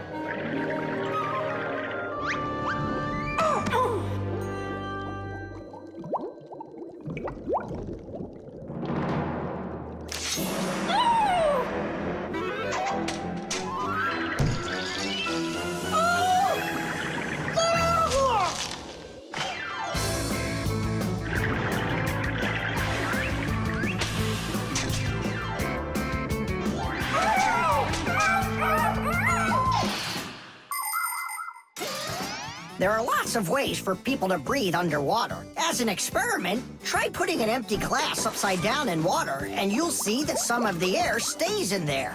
That's the idea behind the ancient diving bell. An empty bell was lowered under the water, and some of the air remained in there for the diver to breathe. And about 200 years ago, the first diving suits were invented. The diver got air from a hose that started above the water. This let the diver spend a long time under the water and even walk around on the bottom, but just not too far. Later on, people learned to squeeze a lot of air inside of metal tanks, and that's when scuba diving started. Scuba divers breathe the air stored in these tanks so they can swim freely and even dive deep down below the water. Our work is done. The light is on, and the filter is working. And the fish look so excited! As if they're not fish, but monsters. Thank goodness they're behind glass. Papoose! Just hang on. We'll be right there to save you. But I don't even have my pack-a-mat. Ooh, look how they're chopping their teeth. They must be so hungry. You're right. They're hungry. Nolik, come on.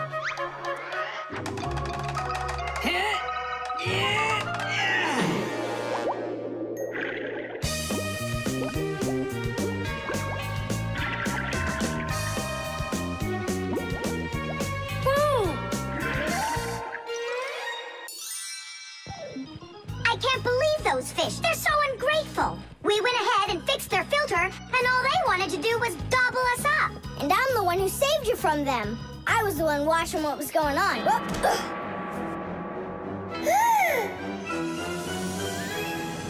Oh, gee. Hold it. Do you think giving her some food will help? As long as you're not thinking that food is me. The balloon. No way. You'll miss for sure. No problem.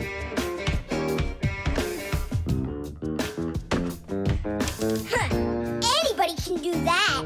But I bet you can't do it if you tried bouncing the ball off the floor first. Just look. Oh, what are my parents gonna do to me? Maybe we should call Simka. Simka! And what's Simka gonna do to us when she sees this? So, got yourself in trouble, huh? You shouldn't be playing with a ball inside. And now we have your lamp to fix. But how? Only my dad can reach all the way up there. Why just your dad? You have a hot air balloon over there. That doesn't fly. It's just a toy, see? Well, it might be just a toy to you, but for us Fixies, it's absolutely real. If an object is lighter than water, it floats up to the surface. And in the same way, if something is lighter than air, it floats upward. Did you know that hot air is lighter than cold air? Well, it is. And that means if you warm up the air in a balloon, it will float up. Hot air balloons use special gas burners to heat up the air inside of them so they will get lighter. And the bigger the balloon, the more people it can take up into the air. I know what you're saying, but where do we get a burner? You think Fixies don't have their own burners? Huh! Sure we've got them. Bring it down here, and I'll go talk to our parents. No, no, and no. The human child must never see us. Listen now, Simka. We already don't approve of him seeing you and Nolik. He won't look. Papas, please. You're the one who told us how you dreamed of flying since you trained to go into space. Yeah. For 2 years I waited on standby, but I never went up. And you've never flown in a hot air balloon either, honey. So let's call it a deal. I talked them into it. There's just one condition. You can't watch. Okay. You can come in now.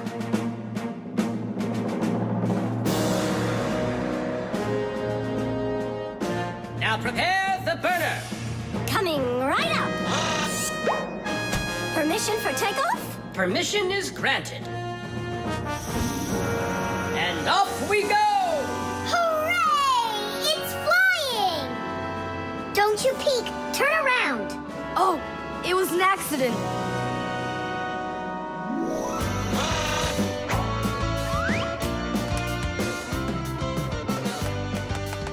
I'm going to evaluate the damage. Maintaining proper altitude.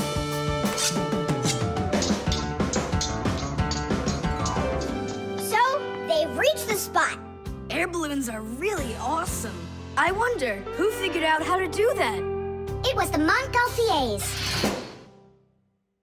The hot air balloon was invented in the 18th century by the Montgolfier brothers from France.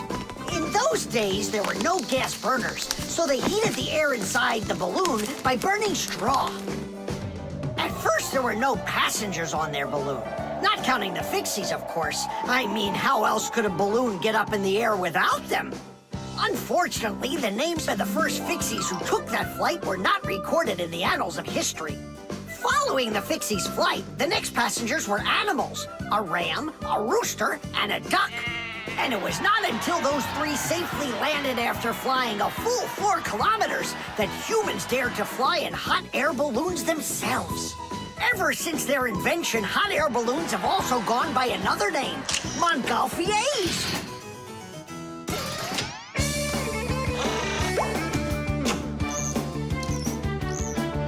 Hooray! Tadish! Didish! All right. Simka, please let your parents know that I'm so very thankful. Okay, by the way, now you can turn around. You know, Simka, let's fly the balloon just like them. There's no way, Nolik. We would need to use the burner, and kids aren't allowed to play with fire. I'll give you a ride. Look, I still need to put it back up on the shelf, so climb in and let's do it.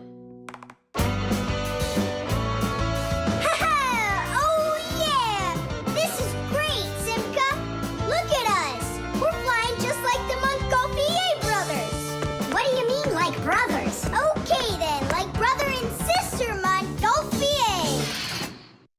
The compass.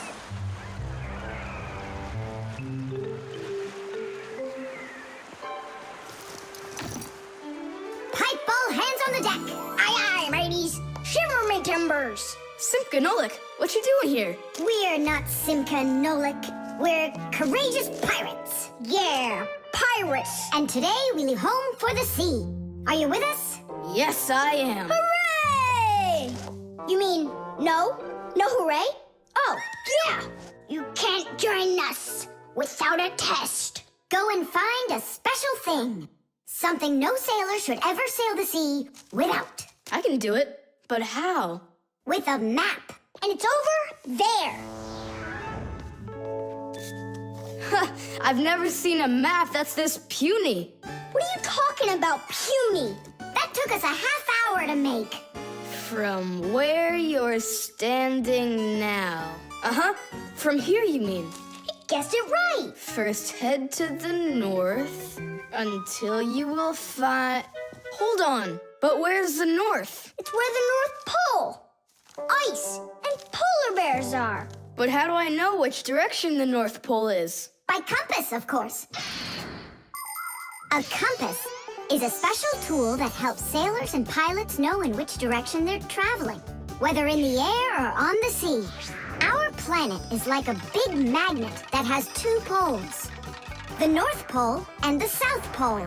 These magnetic poles help the needle in the compass find its way. The needle is magnetized, so one of its ends will be attracted to the North Magnetic Pole and point at it, while the other end will always point towards the south. That I know, but there's no compass around here. Then let's make one by ourselves.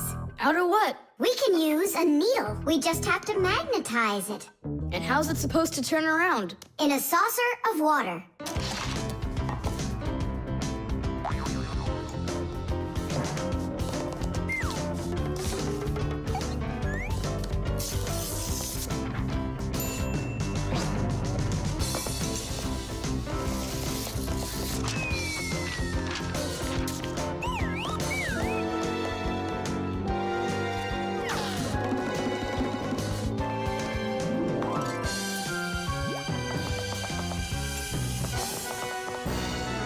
Well, there you go.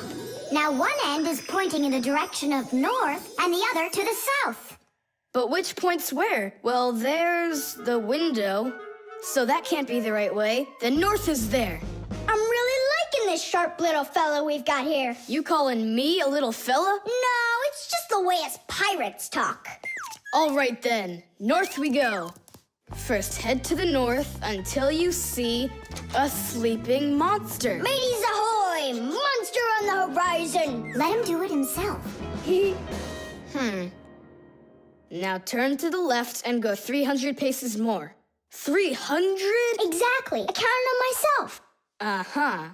Okay, then that means I'll go 1, 2, 3. Now straight ahead until you get right up to the giant tree. You call that a tree? Wow, amazing! I can't believe my eyes. It's a real ship compass. It's also called a marine compass. The first compass was invented more than 1,000 years ago in ancient China. With its help, the Chinese were able to travel across the desert. And about 200 years later, the compass appeared in Europe. Whether the Europeans came up with the idea for the compass themselves or took it from the Chinese isn't clear. But one thing's for sure, we Fixies remember how those early compasses were built. The first compasses were made with a magnetized needle on top of a floater inside a bowl of water. Later, the needle was put on top of a pin that let it spin freely, and it started to look like the ones we use today. Since the needle of a compass always points to the north, a sailor can easily figure out which direction he needs to turn his ship. If he wants to go north, he follows the needle north. If he wants to go south, he goes in the opposite direction. Your dad brought it home with him late last night from his work. You were asleep. Hold on. I want to check something. What's up?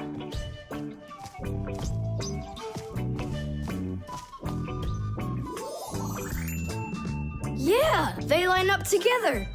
Of course they line up. If not, how else would you have gotten here? We're done with the needle. It has to go back. First head south 600 paces. 6 for you, matey. The zipper. Hey, Nolik, look. Why did Tom Thomas go to sleep like that? Maybe it was some kind of homework for one of his classes. Uh-huh, gym class homework.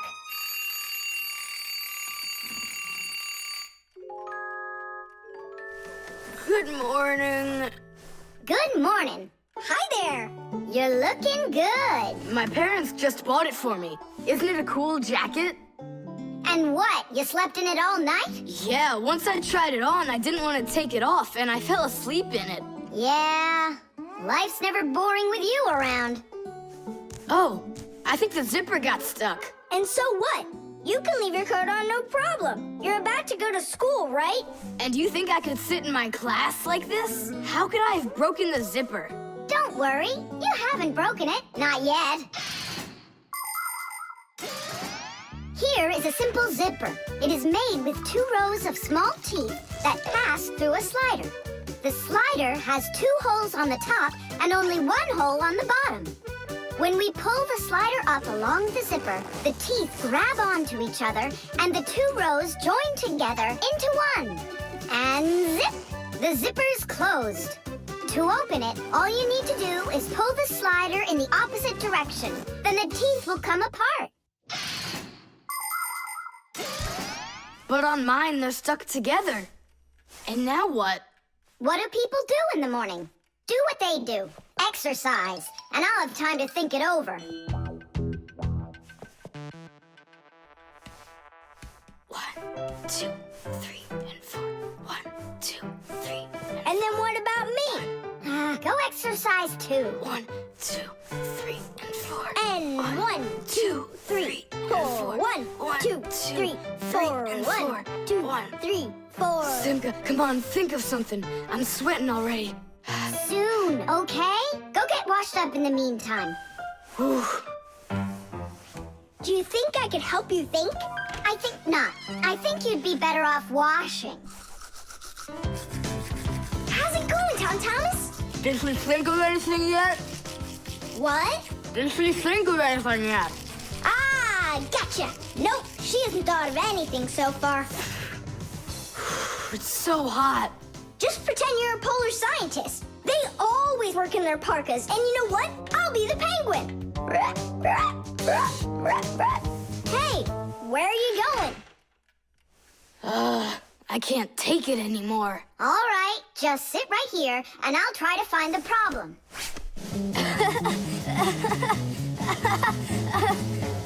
You see? That polar scientist game's funny, huh? That's not it. It's Simka. Oh, she's tickling so hard. Stop squirming. And you stop tickling me.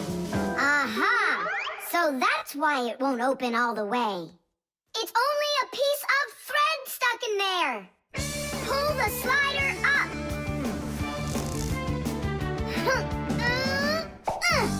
Titties! You can unzip it now. Thanks so much.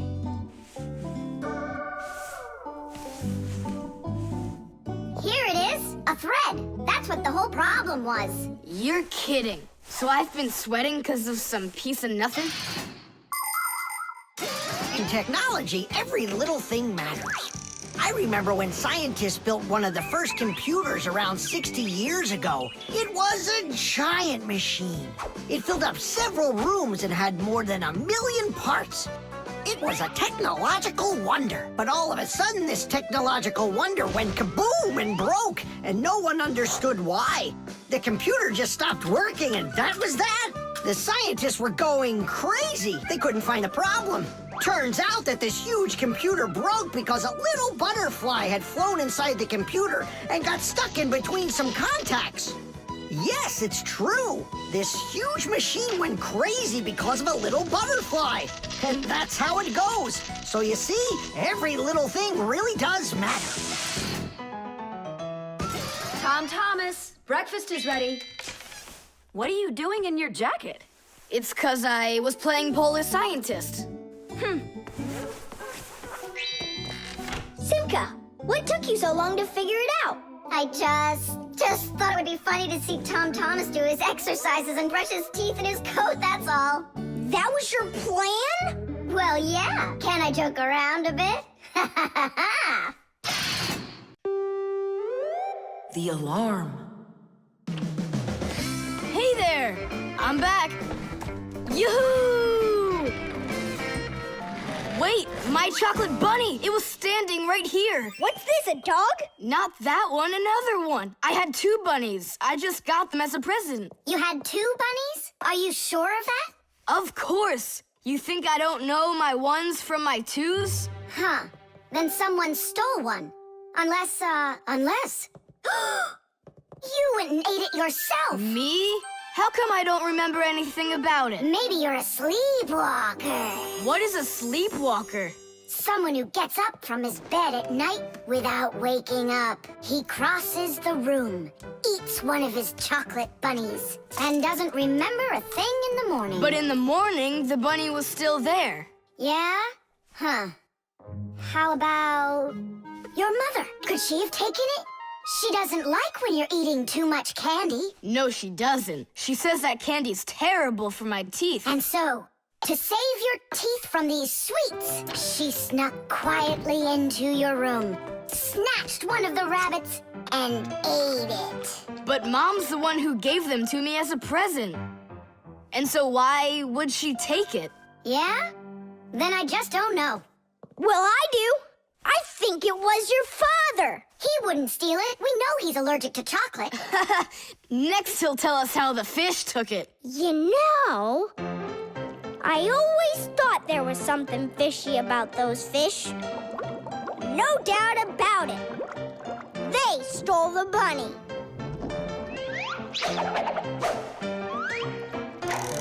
Uh-huh. And then they hid it in their aquarium. Oh, Nolik, that's funny. You know what, Tom Thomas? You need to protect that other chocolate hair. Exactly. It has to be eaten right away. Now, before it disappears. Just wait a little. You don't have to eat it. Let's think of something else. Of course, we need a security alarm. Need what? The alarm was invented to keep houses, cars, and other valuable things safe and secure. The simplest alarm is a siren or light bulb that is connected by wires to a door or window. When someone tries to open the door that has an alarm on it, the alarm goes off, making the siren howl and the light flash. Alarms can also be set up to call the police if they go off. Super! But where can we get ourselves a security alarm? You have an electronic construction kit, remember? You're right. Then bring it over here.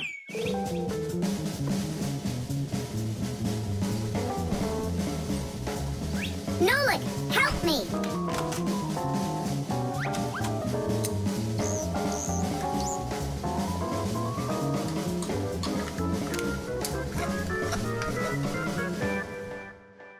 Tidish!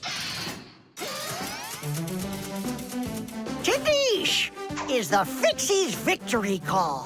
When a job is well done and we Fixies are proud of our work, we exclaim, Tidish! And raise up our hand with our thumb and first two fingers sticking out. You want to know what it means? It's very simple. Fixies love solving problems and fixing things that are broken. And do you know what you need to do to solve a problem? First, you need to find out what's broken. Second, understand why it broke. And third, repair what's broken so it works again. So do what the Fixies do and first, find it. Second, understand it. And third, fix it. Tidish! It really is a great word, and it sounds funny, but we Fixies surely like it a lot. Well, Tom Thomas, turn on the alarm. You sure the alarm will work? I'm sure, without a doubt.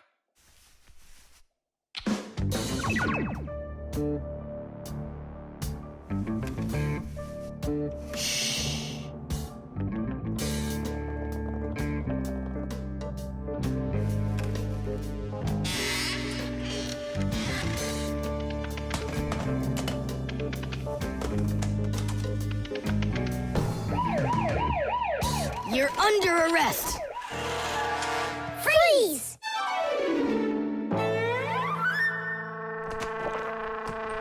Chusaka? Why are you stealing my chocolate? The screws. Hey, Tom Thomas, what you thinking about? Huh? For school, I have to write an essay. My very best friend. I don't know. Who should I write about? What do you mean, who? Aren't I your closest friend? Of course. How could I forget to write about you? And you can keep forgetting. That's our secret, right?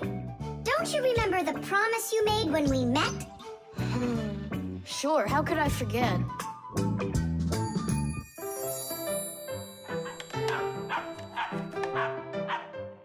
What's wrong with Chusaka today?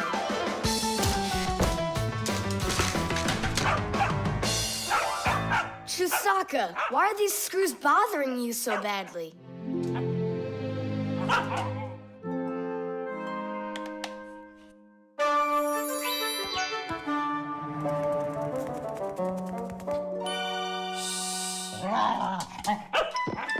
What's with you? Leave them alone already. Will you just calm down? You're gonna destroy my plane.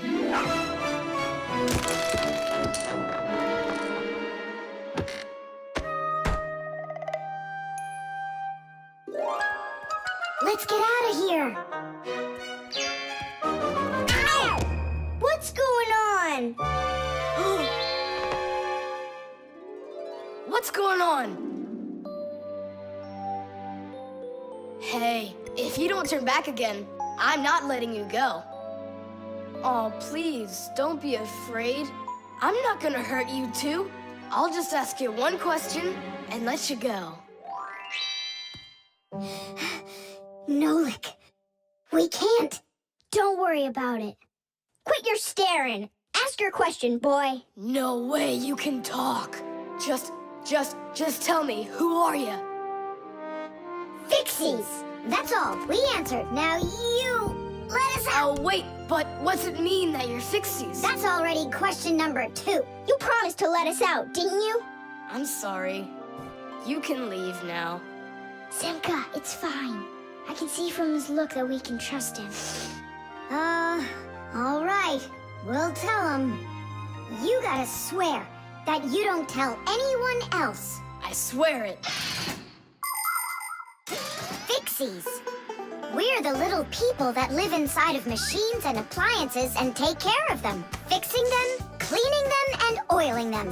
Humans never suspect us. They think that if something breaks and then suddenly starts working again, that it happened all by itself. Well, nothing happens by itself. It happens because we, the Fixies, are living inside. Yes, without the Fixies, humans would have so many more problems with their machines.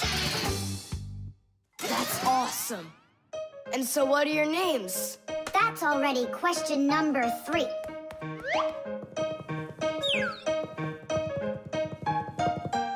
You can call me Nolik, and her name is Simka. And my name's Tom Thomas. Will you come back over? Oh, well. I was this close to becoming the first kid in the whole world who made friends with the Fixies. I thought you guys would never come back over.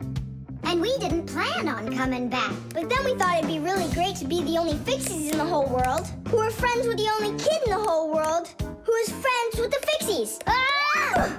And who has told no one about us.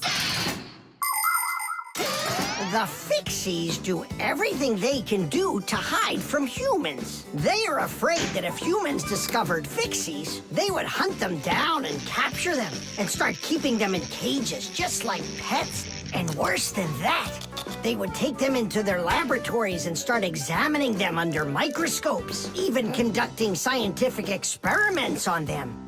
Or suppose that humans thought we'd do all their work for them, and so they decided that they didn't have to take care of their appliances any longer. Well then, let me tell you this. If humans decided that they didn't have to clean or fix their own appliances, then not even the Fixies will be able to stop them from breaking no matter what they do. That's why the Fixies are very smart to hide from humans. Okay, then, I'll write about someone else. I have the very best friend ever. Period. When something's broken, he repairs it. He's the one and only the one and only Nolan. The fan. Pass him on the left. Step on it. Now pass him on the right. Look out for the wall. Hit the brakes. Why didn't you hit the brakes? He was just too scared. What do you mean too scared? Something got into my eyes. Those were your hands. My turn. Let me show you how it's really done. Oh, what's wrong with the computer? Oh, it's been really acting up for a while. It turns off by itself. It's no big deal. I just turn it back on. I don't like this at all. Come on, Nolik. Let's go inside and take a look. Just like people, machines can get sick too. They can get a very high temperature and even start coughing and sneezing. And if a machine or an appliance gets seriously sick, sometimes it can be too late to fix them at all. So wouldn't it be better if we could keep them from getting sick in the first place? Everybody knows that people who look after their health get sick less often and live longer. And the same goes for machines. Machines break less often and live longer if they're properly taken care of. That's why machines need to be checked from time to time and cleaned and oiled. And that's what's called preventive maintenance. And preventive maintenance is something that always should be kept in mind by humans and by Fixies.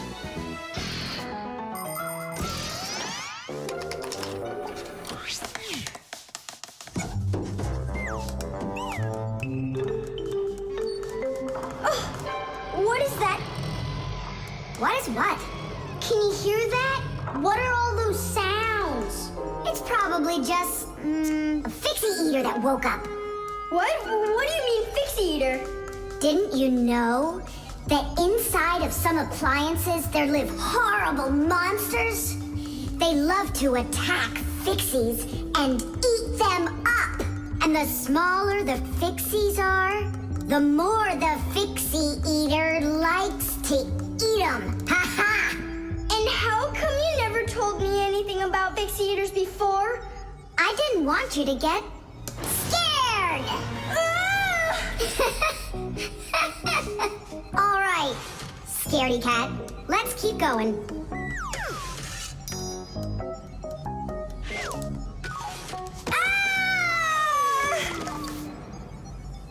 Simka, where are you?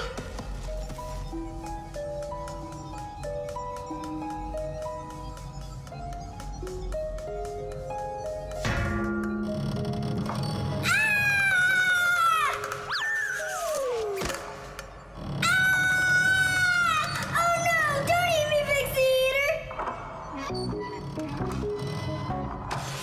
Oh, Simka!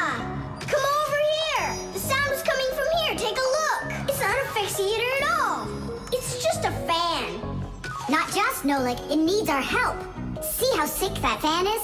Let's go and get it working, right now. A computer can only run when all of its parts are working. And even though a fan looks like nothing more than a simple little engine with a propeller, the computer couldn't work without it. It has the very important job of keeping all of those other parts cool when they start heating up. It cools down the inside of a computer by blowing a stream of air. But if the fan gets dirty and starts working poorly, the computer might get overheated and turn off. Or it can simply break. You have to turn off your computer. How come? I'll tell you later.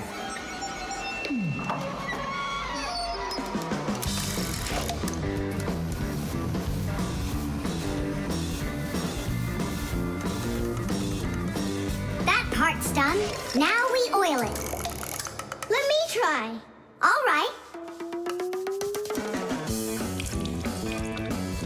It's oiled up. Just like your nose. Tom Thomas! Turn it on!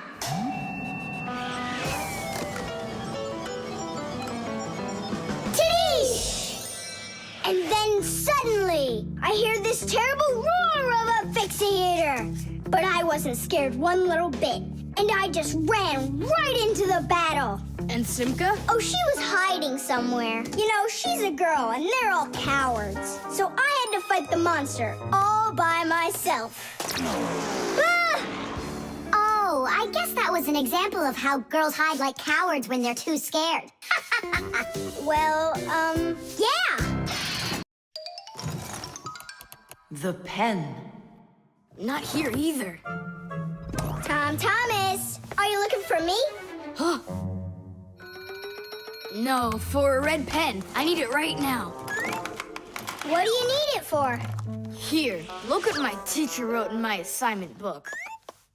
Bad behavior during the lesson, fidgeting, and talking.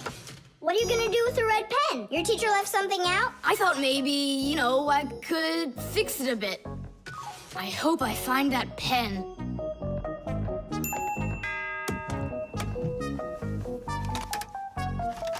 Oh, whoop. Oh, whoop. Oh. Oh, wow. Good catch. So, what do you want to fix on it?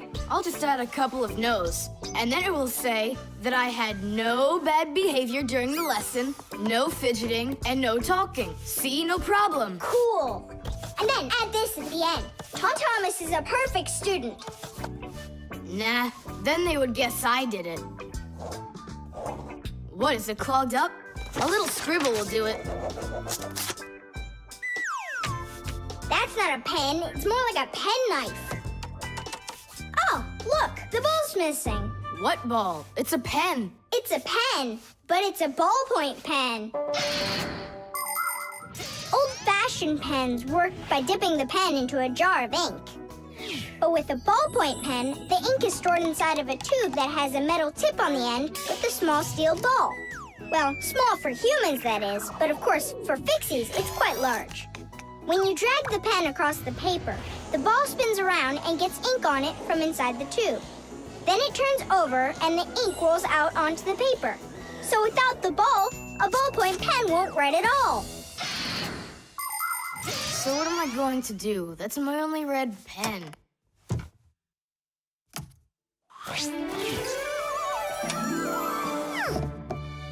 Hi, everybody. Why do you look so sad? We lost the ball from the tip of this pen. Where? It's here somewhere. Then you're in luck, boys. In the pack-a-mat, there's a metal detector. You can use it to find different kinds of metal objects.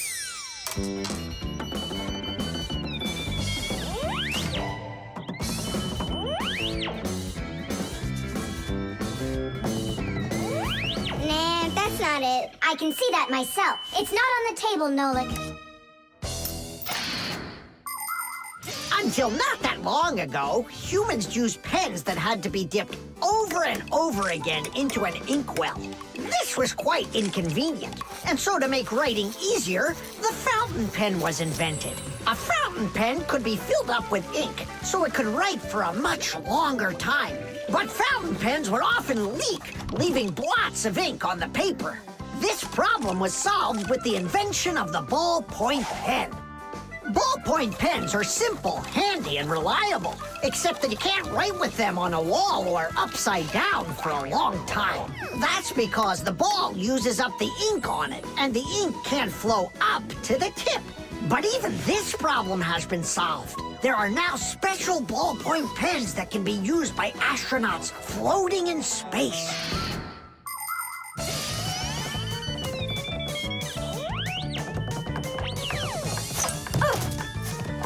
Is this the one? You're right. That's it. Don't you just see how awesome my metal detector is? Is that what you're calling me now?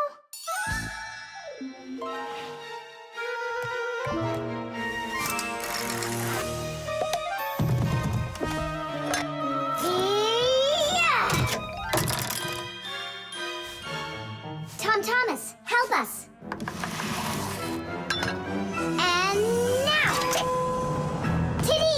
Cool. By the way, what do you need the red pen for? Well, Tom Thomas and I needed to fix something in his assignment book. What? If I knew that, I wouldn't have helped you out.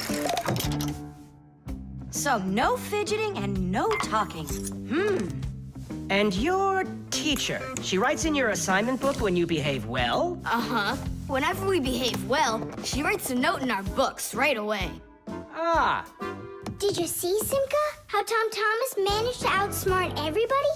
Since I see nothing else here from your teacher, does that mean you behaved badly the other days? Uh-huh. What?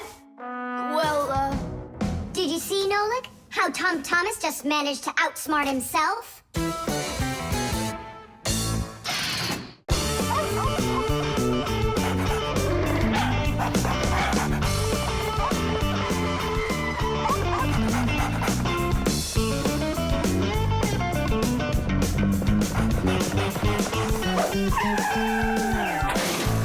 Chusaka! Get away from here!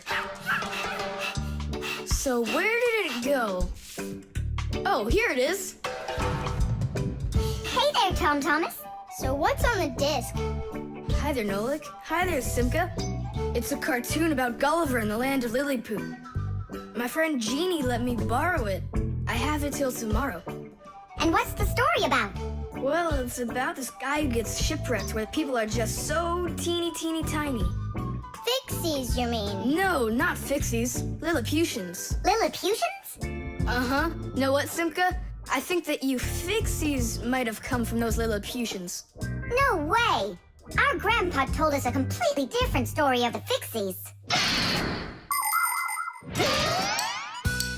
When something is very well made, then the saying goes that it was made with just a little bit of soul. In old times, craftsmen made things to last, and in each appliance, they would leave just a little piece of their soul. Those little pieces of their soul would turn into tiny craftsmen called Fixies, who would then make the appliance their home and take care of it every day. And that's how the very first Fixies came about. But as the years have passed, fewer things are being made by hand, and more things are getting made by machines in factories. That means there are less and less new Fixies coming from human souls. Luckily, Fixies can fall in love with each other and have their own family, raising their children and teaching them well, so they'll grow up to become skillful and honest Master Fixie repairmen. So you're mistaken. We're not Lilliputians at all. We're Fixies. Yeah, Fixies. Listen, Tom Thomas, why don't you show us the movie? Yeah, I want to learn about Lilliputians too. Really, I do. Sure, I'll show you.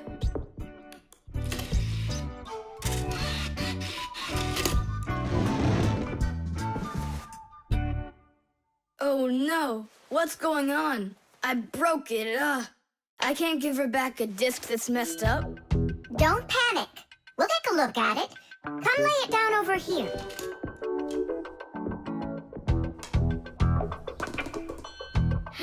Tom Thomas, why is this disc all covered in jelly? Because I was touching it with my fingers. I mean, what else? It's obvious you don't know how a disc works at all. And you know how it works? Yeah, I know. Yeah? If we take a look at a digital disc through a powerful microscope, we can see rows of tiny valleys of different lengths. These valleys are actually a code for the cartoons, games, or music recorded onto the disc. Inside a disc player, a laser beam reads the code and helps turn it back into pictures and sounds. But if you scratch the disc or smudge the disc with dirty fingers, the laser can't read it and the disc won't play. That's why you need to keep discs clean and stored in cases. So that's why you should only hold discs along the edges. And when you're done watching them, you have to put them back inside their boxes. And what about this one? Do we have to get rid of it? Not so fast. Nolik, this calls for a major cleaning. Let's get the brooms.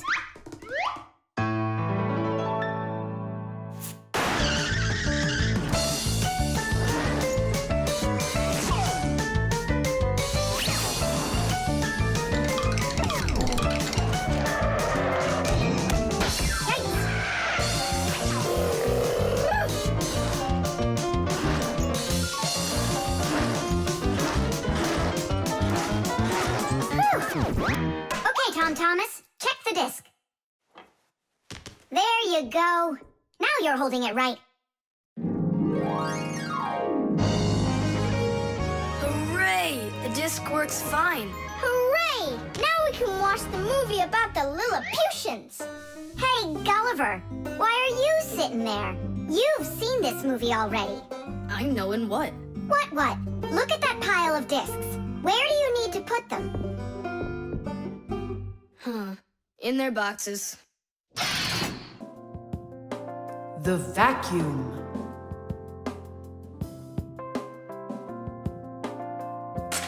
What's the point of cleaning up toys? You're just gonna go take them out again later. You said it.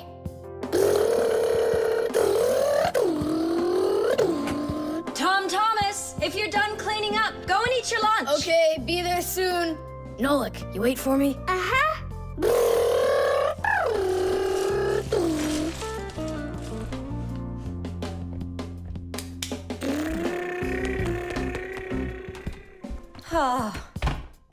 He calls this cleaning up.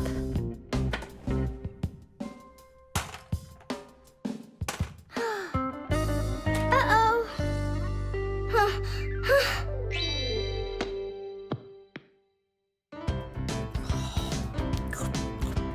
As we say, bon appetit. Thank you. You're not gonna eat me up, are you? How? Fixies, I don't eat them. Well, that's my mom. She started vacuuming.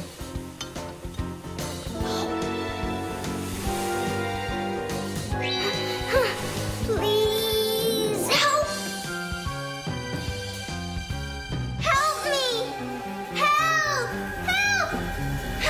Please! It really is weird. How's it possible a vacuum cleaner can take all that dust in, and none of it gets back out? Oh, come on. It's simple. They taught us about it way back in 3rd grade of Fixie school. You can think of a vacuum cleaner as nothing more than a fan with a net. The fan spins backwards, so it sucks in air with dust and dirt. If you put a net in front of the fan, the net will catch everything that is in the air and let the air pass through. Then all you need to do is add a pipe and you've got yourself a vacuum cleaner. But instead of a net, vacuum cleaners use special bags to collect the dust and dirt. It's as simple as that. Oh, whoa, Simka. Nolik, could he get sucked into the vacuum? Oh no! Did he stay back there? Tom Thomas, what's the matter? Mom, I can finish vacuuming you. I mean for you. All right, I'll go clean the dishes. Nolik! Nolik! Nolik! Nolik! Nolik! We better go and get help right away. Marcia! Marcia! Nolik got sucked up inside the vacuum. It's impossible. He can't fit in here. No, not in this vacuum. Into the big one, the human. It's just terrible. Nolik, my Nolik, he could suffocate in there. Come on, quickly. Yuck! This stuff is just awful. And it's awfully bad for you, too. Dust is a tiny enemy. It's so small and unnoticeable. But if dust gets inside machines and appliances, it's a disaster just waiting to happen. It can keep gears from turning properly. Dust can make appliances overheat. And if dust gets onto electric contacts, it can create a short circuit that can even cause a fire. That's why we Fixies have to constantly clean the insides of appliances from dust, even though a lot of us are allergic to it. Ha-choo! If only people would just dust a little more often than they do right now. Ha-choo! At least people could dust more on the outside. That would make our work so much easier, and their equipment would break a whole lot less often.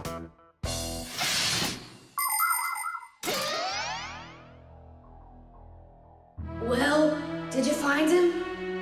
No! It's all my fault. My mom asked me to clean up my toys, and I didn't just do it like she asked.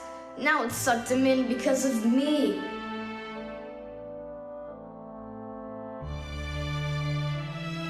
Nolik!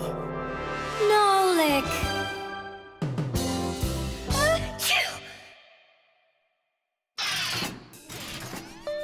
So what do you say, Tom Thomas? What? I already apologized, and I already promised to clean up my toys. And why are you sneezing? To keep you company. So you'd feel a little better. The string lights. We're almost all done. Yeah. Now Santa Claus is gonna come over. He'll say, 1, 2, 3, lights light up the tree. Then we'll get our presents. The real Santa Claus? Yeah, for sure. The real Santa Claus will come to you? You'll see for yourself. He comes to me every year. Okay, so let's practice. 1, 2, 3, lights light up the tree. Huh? Oh, the string light's burned out. And we don't have another one. Tom Thomas, Santa Claus is almost here. Is the tree ready? No, not quite yet. Oh no, what are we gonna do? I'll be right back. Tom Thomas, what do you think? Will Santa Claus give you any presents if there aren't any lights on the tree? No way, it's not right without the light. It just wouldn't be magical. Papus, Marcia, Santa Claus is about to come to Tom Thomas, but the string lights on the tree, they all burned out. They all burned out? Really? The bulbs in a string light are connected together like a chain with a piece of wire between each bulb. When you turn on a string light, electricity flows through the wire, lighting up each of the bulbs along its way. But if any of the bulbs gets burned out, the circuit will be broken, and the electricity will stop flowing. That means one bad bulb will make all of the lights go out. So if you want to fix a string light with a bad bulb, the answer is really simple. Just find the bad one and put a new one in. So, do we have a spare bulb around here? I'll get it for you. I know where it is. Tom Thomas, hold up Santa Claus for a while. We need a little time to find and replace that bad light for you. I'll try to. Tom Thomas, Santa Claus is already here. Ho, ho, ho! I got one thing to do. So, let's find the bad bulb. Okay, Papoose, let's go. This one's working. Maybe this one burned out. Nope. And that? It lights fine. Santa Claus is getting very hot out here. Hold on. Simka, what's up? We checked all the bulbs, but couldn't find a bad one. I guess this year won't be magical. Okay, Mom, just come on in. Ho, ho, ho! Hello there, Tom Thomas. So tell me now, have you been good all year? Huh, why aren't the lights on the tree burning? So then let's say it together. 1, 2, 3. Ow! Papoose, I found one more bulb. Here's the one that's not working. 1, 2, 3. Light up the tree. Huh! Now we need to replace this bulb with a new one. So where's Marcia? Show your light, O tree. Hooray! Ho, ho, ho, ho, ho. Whew, that was really hard. I see you already got it shining. But where did you manage to find a new bulb? We got Papoose to act as the bulb. Tidish! Tidish! Ah, what a hero. Pull me up so we can put this bulb in. On Christmas Eve, on Christmas Eve, on Christmas Eve, our spirits light up. Whoa! And on the tree, Yeah! on Christmas Eve, Nice box. the lights burn brighter. Every year when no one is expecting, from some place that no one could conceive, appears a little miracle before us. Every year on Christmas Eve, on Christmas Eve, on Christmas Eve, on Christmas Eve, on Christmas Eve, the clock it seems on Christmas Eve is ticking slower. Then suddenly on Christmas Eve, a miracle on Christmas Eve, no one believes on Christmas Eve comes out of nowhere. Every year when no one is expecting, from some place that no one could conceive. Yeah, a little miracle before us. Every year on Christmas Eve, on Christmas Eve, the clock ticks slower. The drain. Hey, Nolik, come help me. The fan in the computer needs dusting. Not right now. Me and Tom Thomas are painting a card for his parents' anniversary. Oh, look, poor you. You must be so tired. Hi, Simka. It's really great you're here. I have a question. 12th anniversary, is it spelled with an F or is it with a V? You know what? First put down the number 12, and then put a dash on there, and then a TH. Oh, right. But first I'll change the water. I'll be right back.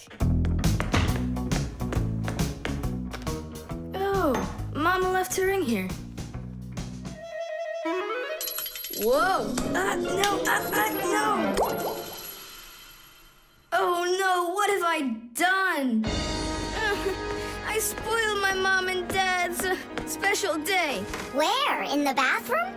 My mom's ring was lying there, and I dropped it into the sink, and now it's washed away. There goes the day. It didn't wash anywhere. Don't you know anything about how a drain trap works? About a what? A drain trap's a special curved pipe under the sink basin. Water flows out of the faucet and flows down into the drain trap, and after that it goes down to the sewer. But when you turn off the water, not all of it washes away. Some of it stays down in the drain trap. It's made that way so the smell from the sewer won't get back into the house. A ring is much heavier than water, so if you happen to drop it down the drain, it won't wash away. It will stay at the bottom of the drain trap. Well, that means we still got a chance. Yeah, but how in the world can we get it out of that trap? Who knows? I don't know how to swim. Don't worry, it's all under control. Do you have any thread? Plenty of it. Go get it, and I'll be back in a flash. I can't fix it like this. I need my welder. Papoose, I need to borrow your pack-a-mat for a little while. Now that's a coincidence. I need to use it too. Marcia, then I need to use your pack-a-mat. What? I'll bring it right back. Hey, where are you going? Just watch what you're doing, dear.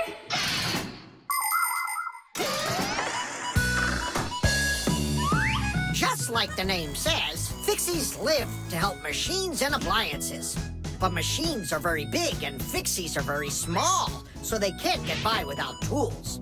Long ago, Fixies worked with just about anything they could find. Little feathers, threads, pins, but now they have backpacks called pack-a-mats. Inside a pack-a-mat are all sorts of tools. Just push the button and the pack-a-mat spins around quickly, shooting out a hook or a magnet or even a parachute. Every adult Fixie has their own pack-a-mat. But before children can get them, they have to go to school and study hard and then pass an exam before they have the rights of a full-fledged Fixie. And it's only after all of that that young Fixies get their own pack-a-mats. And what? You're going down there with just that on? Not just like this.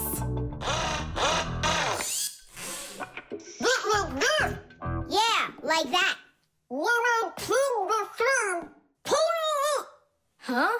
She was just saying, when I tug on the thread, you need to pull me up. I got it. He just said, I got it.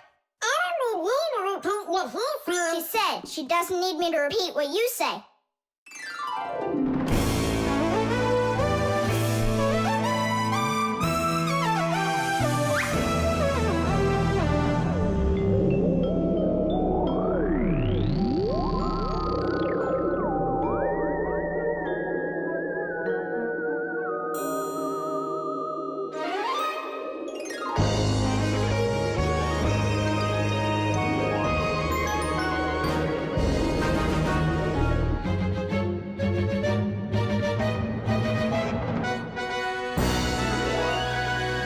Simka, Nolik, thank you. You really saved the day. That's what Fixies are for. I said that's what Fixies are for. Tom Thomas, who are you talking with in there? Oh, your mom came back. No one. Hey, can you turn back into Fixies? I gotta ask you a question. I forgot. Should I write 12th anniversary with an F, or do I write with a V? Just write the number. You're right.